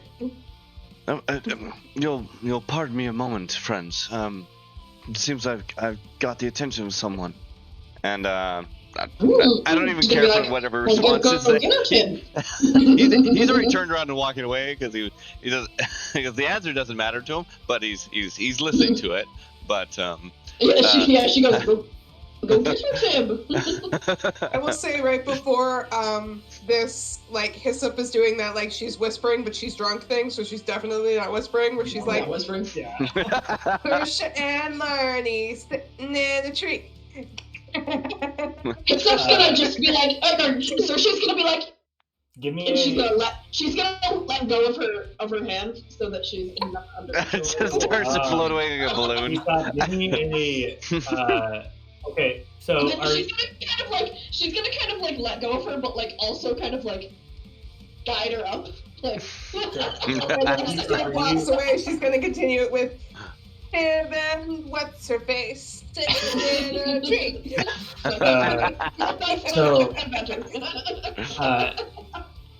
So yeah, I'll say. Actually, I'll just roll. I don't need you to say anything here. Let's just. So yeah, as you do that, you see everyone, all 4 of the people at Larnie's table, Oh my God. like look up at. He stopped floating probably 10 feet over the booth as she's saying it. and then you see Larnie like look down and clock you sitting there, Saoirse. And you see her go. She just like does this like very exaggerated, like aggressive, like. And like gets up on like almost like on like not stands up, but like she's standing on her chair, but like it just like she's just a little taller on the table. She's not calling her own name, right? No. Oh, sorry. Yeah, sorry. She's a Saoirse. Sorry. Yeah, my bad. So she like kind of like was looking up at, and then she like looks over at. She goes, "Hey, Larnie." There's a moment thought in out of the booth. there's a moment thought in Tib's mind and wondering how long that like levitation spell lasts, but it passes. It continues on. She has the levitate effect from that drink for 8 hours. Okay. She will have it. She's gonna live on the ceiling for a while. She's ceiling dancing. Yeah. And I wonder, actually, at that point, since I see her float to the ceiling, I wonder, like, I'm gonna take a quick glance up. How many other people are up there as well that may have already also been? There's just a party up there of like people. Yeah. You see, there are 4 other students. 4 others are up there, just chilling about on the ceiling. In various like corners of the bar. You see, actually, like 2 of them are up there, and they're like playing like beer pong. There's actually a table on the ceiling that they are like playing reverse beer pong on. Nice. Yeah, it's just special levitation beer pong. That's all. Saoirse definitely like when she like clocks like Larnie actually like noticing her, she like definitely slides out and like walks over to her, but you can go to first. Don't let me interrupt. She's like, bye, bitch! Yeah, so Tim, you're walking up to this woman at the bar. Right. As Tim walks up, like because he's noticed that she's clocked his crest. He'll straighten his hair. He'll part to the left. And he'll shear up more formally though. He's had a drink and stuff, and he realizes it's a casual situation. But pardon. Have we met before? I'm sorry. I'm not sure if I've had the pleasure of your introduction. No, I don't think we've met. But I think I know who you are. Oh. Tiberian Dawnbreaker, I assume? Yes, of course. Yes, I am. And so you know my name, and may I have yours? Rubina Larkingale. And she like reaches her hand out to you, formally. Tib will receive it in his customary fashion. And also give me a history check as well. My dump stat. Wait, hang on. Have I attuned yet to my thing? I'll say you can have a tune too. Yes, yes. And since this is the thing. Can I also give myself guidance, because I'm not sure on this particular moment. I'll let you have given yourself guidance before walking up. Yeah, this feels pretty important. You Cool. won't be able to cast guidance in the rest of this conversation without her noticing, but I'll say Sure. I'll take this one instance of it. Yep. As this information seems pertinent. Okay. Nice. All right. So, where am I at here? Cool. So then we gotta roll 2 of these. So if I can break over 10. Oh, there we go. So that's. Oh, nearly. I got to 8. Sorry. 8 with the double guidances. I rolled a 2 to start. Okay, yeah, no, you. I got +6, so I feel pretty good. That I was like, Okay. like there's some divine intervention coming, but Tim pulls a big blank card. On an 8, yeah, on an 8, you have no fucking clue who Right. the Martingales are, or who Rubina is. Right. But she will still reach out the hand to you in a very it's like a formal manner. And sorry, that name again, Larking. Sorry, it's Larkingdale, not Larkingale. That's my bad. Dale. Larking, and then Dale, Dale. Oh, Dale. Like dicking down the. Right, yeah. Related. If he rolled better on his history check, we would all know. We would all know, but I tried my best to make this one moment better, but there's not. All right. But it is my honor and pleasure to make your acquaintance. And are you a student here? Well, I'm certainly not a teacher. Oh, no, of course not. No, you look far too fair to be one recommended as such, but I don't want to presume.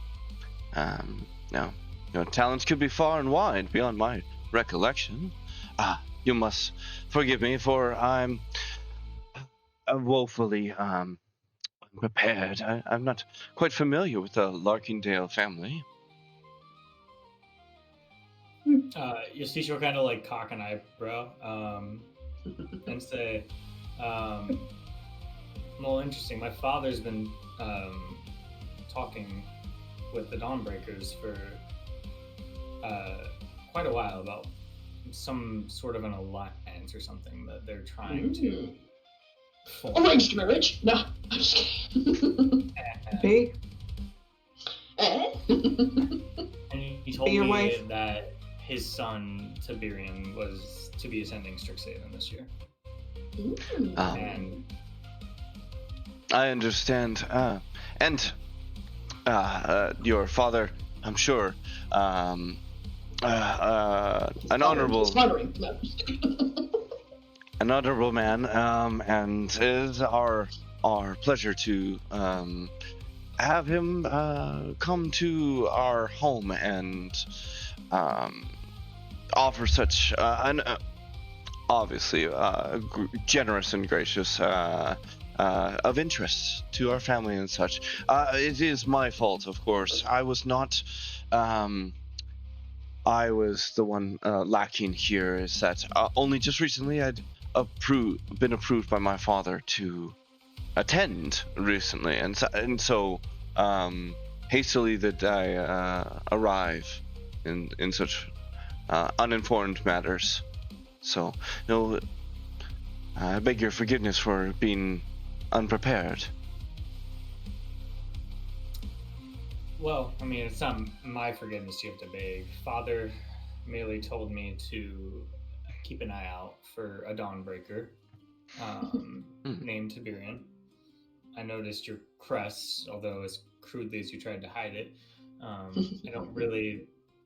Why are you trying to hide it, if I don't mind me asking? You can see she's got, like, you do see, like, on her, like on this little crest in the middle of her chest, you do see, like, a necklace, a pendant hanging there that does have, like, what looks like a family insignia there, and it is, like a little bird with a half crescent moon behind the bird there, as she kind of, like, prominently shows it. Are you ashamed of the Dawnbreaker name? Tib will stiffen real quick at that moment. That's a quick reaction from him. Absolutely not. But I would never want to bring shame to my family or their honor, and I aim to prove myself here. And to do so, I look to earn it in earnest with my own two hands. And I feel I can best do that where my father's influence, my family's, is not always taken into account. Those, sometimes they open doors, but glory, honor, and success are all the sweeter earned on your own merit. Would you not agree? Give me a persuasion check. Yeah. Bum, bum, bum, bum. There it is, yeah.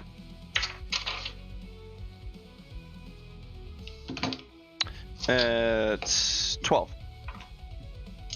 On a 12, you see she kind of like, she's kind of like holding her pendant, like twiddling it, and she kind of drops it and says, well, I mean, are you worried about shaming your family name?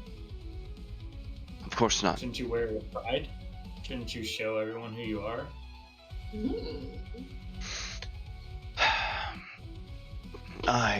I wear this with immense pride. Hence it is always with me, at all times, and you'll note, is in good care, and such. But I'm no fool to think that some people might give me greater leverages without effort and things. And my father, brothers, they would know. And, you know, I earned my place to come here. And I will see that I earn my place in my father's eyes. And hopefully I can earn that respect with you.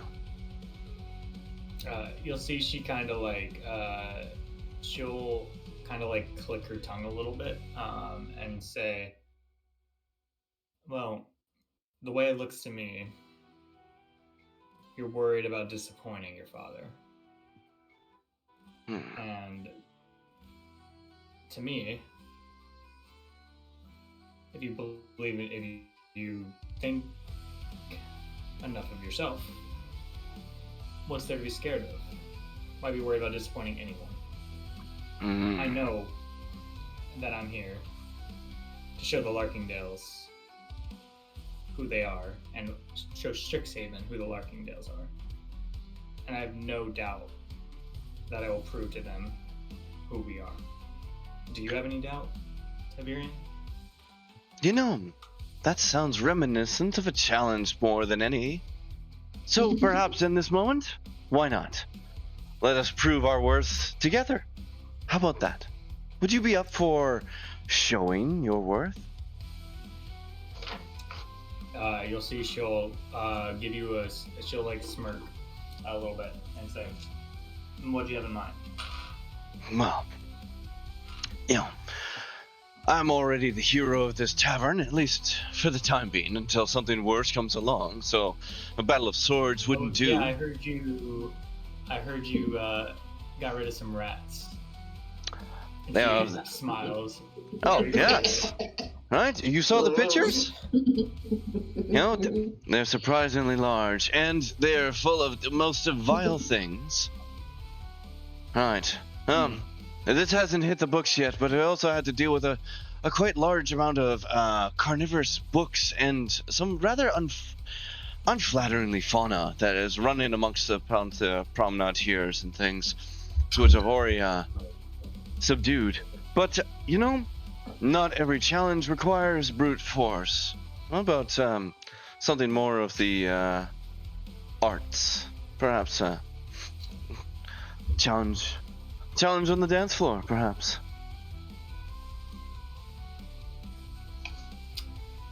Oh, Tiberian, I'm not sure you can cash the check you've written out.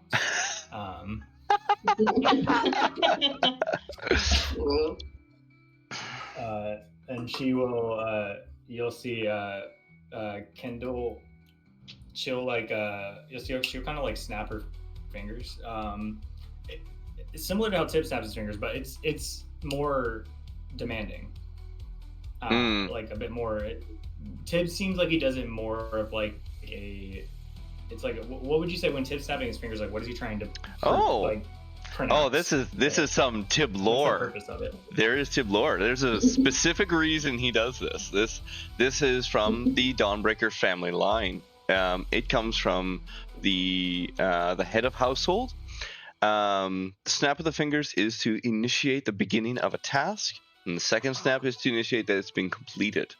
Thus, when he snaps once, it's the beginning of a task to start something, and it's in the initiation. And the second snap is to say that we've completed it. Simple tasks, often you'll hear a snap twice to say it's small. But a larger task, something of importance, shows with the initial just a single snap. So your snap's gonna float over and be like, "This is some weird ass flirting from y'all." That's why earlier when there was snapping going on, like, that's why Tib was reacting. She'll look up at the floating dragonborn and say, "Friend of yours?" Oh, of course. Right? I'll have you know, we've already completed our initiation's task, and at current we are supping on the rewards of such tasks. Our friend here, she's already imbibed into the challenges that be, and she's indulging in our rewards. Oh, you mean the orientation challenge? Of course. You've completed it, I'm sure? Yeah, she looks down at like a little stopwatch she pulls out of her pocket. Yeah, I think about 2 hours ago we finished it. Oh, well, yeah. As one does, right? And I don't know exactly how far time difference we are from that. It just seems like they finished it faster. It's probably in the realm of like maybe an hour quicker, not like crazy faster. Like it's hard to gauge the exact point, but like it seems like her party got it done slightly faster than your party. As I would expect. I was surprised when we showed up and had it done, but all right. Yeah. Well. Yeah. But she like again, so as you like your finger snaps are more of like a point of maybe efficiency or like noting like, hey, we're doing this and now it's done. Her point is it's a snap of like demand, like of like presence, like this is me, like this is something I need. It's not a track like yours is. Yeah. And as she does, like you can see Kendall does walk over with 2 shots, and she will slide one to you, and she'll look up at Hesop and just say, does she also want one? I'll look up at Thank Hesop. you. I'm good.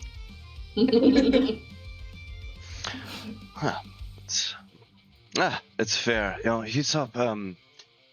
She's. Well, she is a cautious drinker and things, very conscious of making sure that she's able and things. The first night, she was well composed and things, and stuff. She's allowed herself this celebration in recompense of our deeds and things, and I'm quite envious of that and such. So. But more for us then, and I'll definitely take that drink as he's ready to go. Cool. He's all in for this. He's seeing this challenge. Cool. He's up for it. Give me a Constitution saving throw. Yeah. Oh, he failed that terribly. You got a 4. So yeah, 1, you were drunk.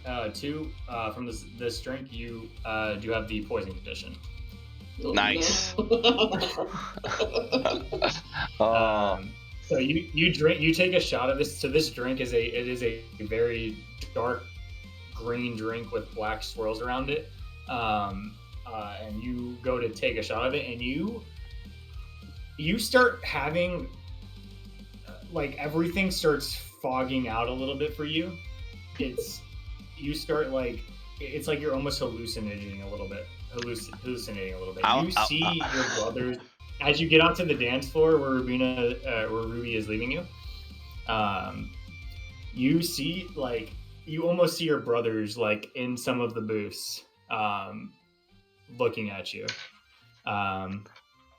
I want to take that as personal inspiration to hold my own and use deception to hide my ineptitudes. Okay, you want to hide? You still have the poison. You still have the yeah. poison I still have all those effects and stuff like that, but I'm just trying to hide that. But you can roll deception. How drunk you are? Yeah. Okay, sure. Go ahead and roll me deception, but I believe you have disadvantage. Yeah, poison? disadvantage. Yeah. That's cool. Okay, so yeah, I'm really deception and disadvantage. I'll roll. Yeah. I'll roll insight. I'll roll insight for Ruby. Nice. Deception. So I got an 18. Cool. She does not clock that you are drunk. But you know you're very drunk. Oh, yes, I know I'm very drunk. Go. Yeah. Because I like the. I will. You do not clock that she was affected by this. Like she. Right. Yeah. I will assume that I am the only one that it's imbibed. And stuff, because So you guys get out to the dance floor. The rest of you see Tib and this woman you don't know, but you do see both of them walk out to the dance floor and proceed to kind of take. There's not a ton of people on the dance floor here because again it's kind of a weaker night. So there's a few people there, most of them very drunk, and you all do see Tib and this other woman walking out of the dance floor, and basically kind of take almost like center stage of this floor to dance here as you guys all kind of watch them both walk out here. I'm gonna cast Resilient Friendship if he has to like show off his dancing. He will absolutely have to show off his dancing. So. Saoirse is gonna clock.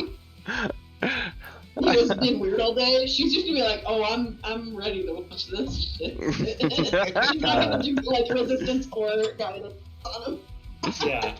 No, and I think at this point, I will think your guys' tables, like Larnie and Saoirse, like your guys' tables kind of like have sort of like more or less combined. So like all of you guys are kind of like together.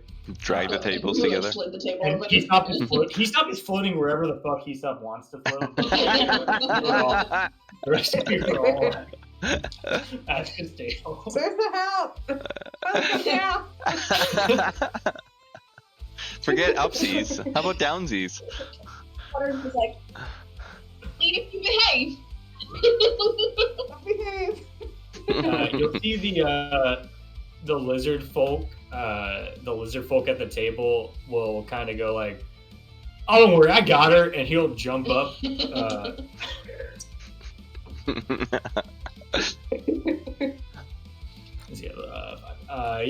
will jump up. He will grab you by your tail, and like yank you to the ground. And she's gonna be like, "Oh, thank you. What's your name?" He'll go like, he'll hand the tail to you.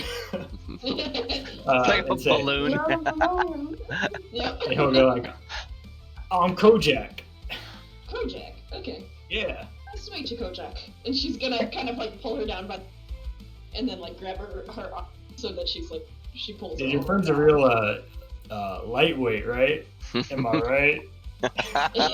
Light, right? Yeah, she's pretty light right now. Can't argue with that, hurt.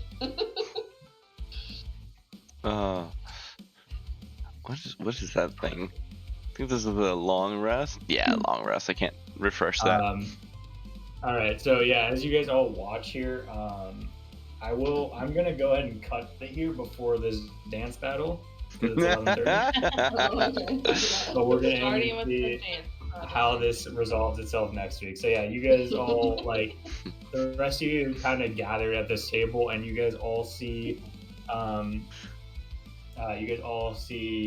Tib and this very elegant woman kind of stepping to the dance floor, and everyone else kind of like as she steps on the dance floor, you guys can all see a lot of the other students move off the dance floor. Mm-hmm. Oh. Like from her presence. Okay. She's a big deal. Yeah, and I think everyone except T-Stop and Tib probably clocked that. Yeah, You're both Tib's very focused. you're focused and you're smashed. Yes. I'm doing the best I can to hide it. Fuck she is. You hit it very well. I don't think anyone knows, but you are smashed. Yes, I am smashed and drunk. So she's gonna kind of like whisper to the rest of the table. Anyone know she? I'm basically a hillbilly at this point. I don't know any of these people. Sure, let me roll for. I will roll for the three at the table. Everyone else can give me history checks. I'm just assuming that I wouldn't know because I don't think she'd know any. That's also fair. Yeah, I wouldn't know this girl. Yours is disadvantage if you're checking. Well, I wouldn't know this girl. I have no idea who she is. You're too drunk to even be like listen to what I'm saying. I will say the peacock at the table will like he'll kind of like extend himself forward and be like, oh, you don't know Rubina Lockingdale of the Lockingdale family? Oh. No. Like I said, I'm from a very small forest village, so I don't know anything about politics or things in the bigger cities. Well, it's not even a political thing. She's one of the most amazing performers that I've ever seen. Like an entertainer, then? Is she like famous? I mean, only if you weren't under a rock or I guess a tree. I don't. Fair. I'll take that. She's like, okay. No, she's. Tib has wrote a very large check. No, when you challenged me to a dance competition, I was like, ooh, I don't know. Yeah. Well, I was like, I could do swords and stuff, but I was like, that feels weird in a bar, right? And she's calling like, him out. You want to do a duel? Right? Yeah. But Tib seems to be flirting with her, I guess. And he asked her to dance. Yeah. He's pretty pushed too, so. Is that? And you'll see that like a regular display. The peacock goes, that's your party member out there with her? Yeah. Yep. That's. Oh, is he going to dance? Is he a good dancer? I honestly don't know. No idea. We met him yesterday. Well, I can't imagine him. Dancing with anyone who isn't an amazing performer. So he must be fantastic. I think or he might just be a little drunk, but we'll see. I think Celestia and maybe Saoirse, because I dabbed my way out last time I was in the bar. I did a nice performance last time I was here. So if anyone was remembering that, yeah, I rocked my way out last time, but. I don't know if a dab is going to work against this. I don't know. I rolled an 18 last time, so it was a good something as I walked out of the bar. Is this normal for the posh type to be doing little dance offs? For Rubina? Oh, I don't know. I mean, Rubina just loves performing wherever there's a crowd. I like it's. I mean, not to brag, but I also love performing wherever there's an audience. And as he's doing, you can see this big like tail behind him, kind of like extends as he's doing it. It's part of. It's anytime I could have a dramatic scene or a dramatic moment to share with everyone, the emotion. I feel like I'm just giving Noah something to write about.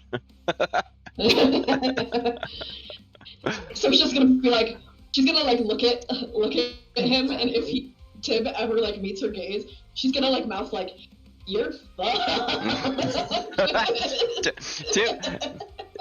Unfortunately for Tib, he's too smashed, and he's very focused on not letting other people know he's too smashed. I do not think, Tib, you do not notice anything except Rubina. That's right. Yeah. Point. Yeah. I got a laser focus. Very locked. Yeah. Whatever's happening outside the 2 feet in front of me, being led by this beautiful lady, it does not exist in my world. Yeah, but you'll see this peacock kind of like goes, oh, I'm so excited to watch, and he kind of like spins his chair around and like sits forward very eagerly like this. His tail feathers kind of block the view from you guys. And that's where we'll end today. Chase will definitely be showing up early to get his inspiration roll for next match. You go. Yeah. I'm definitely showing up early. Yeah. Can we transfer inspiration rolls? I have Dang. Brandon missed out on. Yeah. I look forward to hearing whatever Pax has done to me in the in-betweens. Yeah, it's tough for Pax's character too, but he wasn't here today, so like I couldn't do it. It's my hermit background. Hey, Nick. Yeah. Would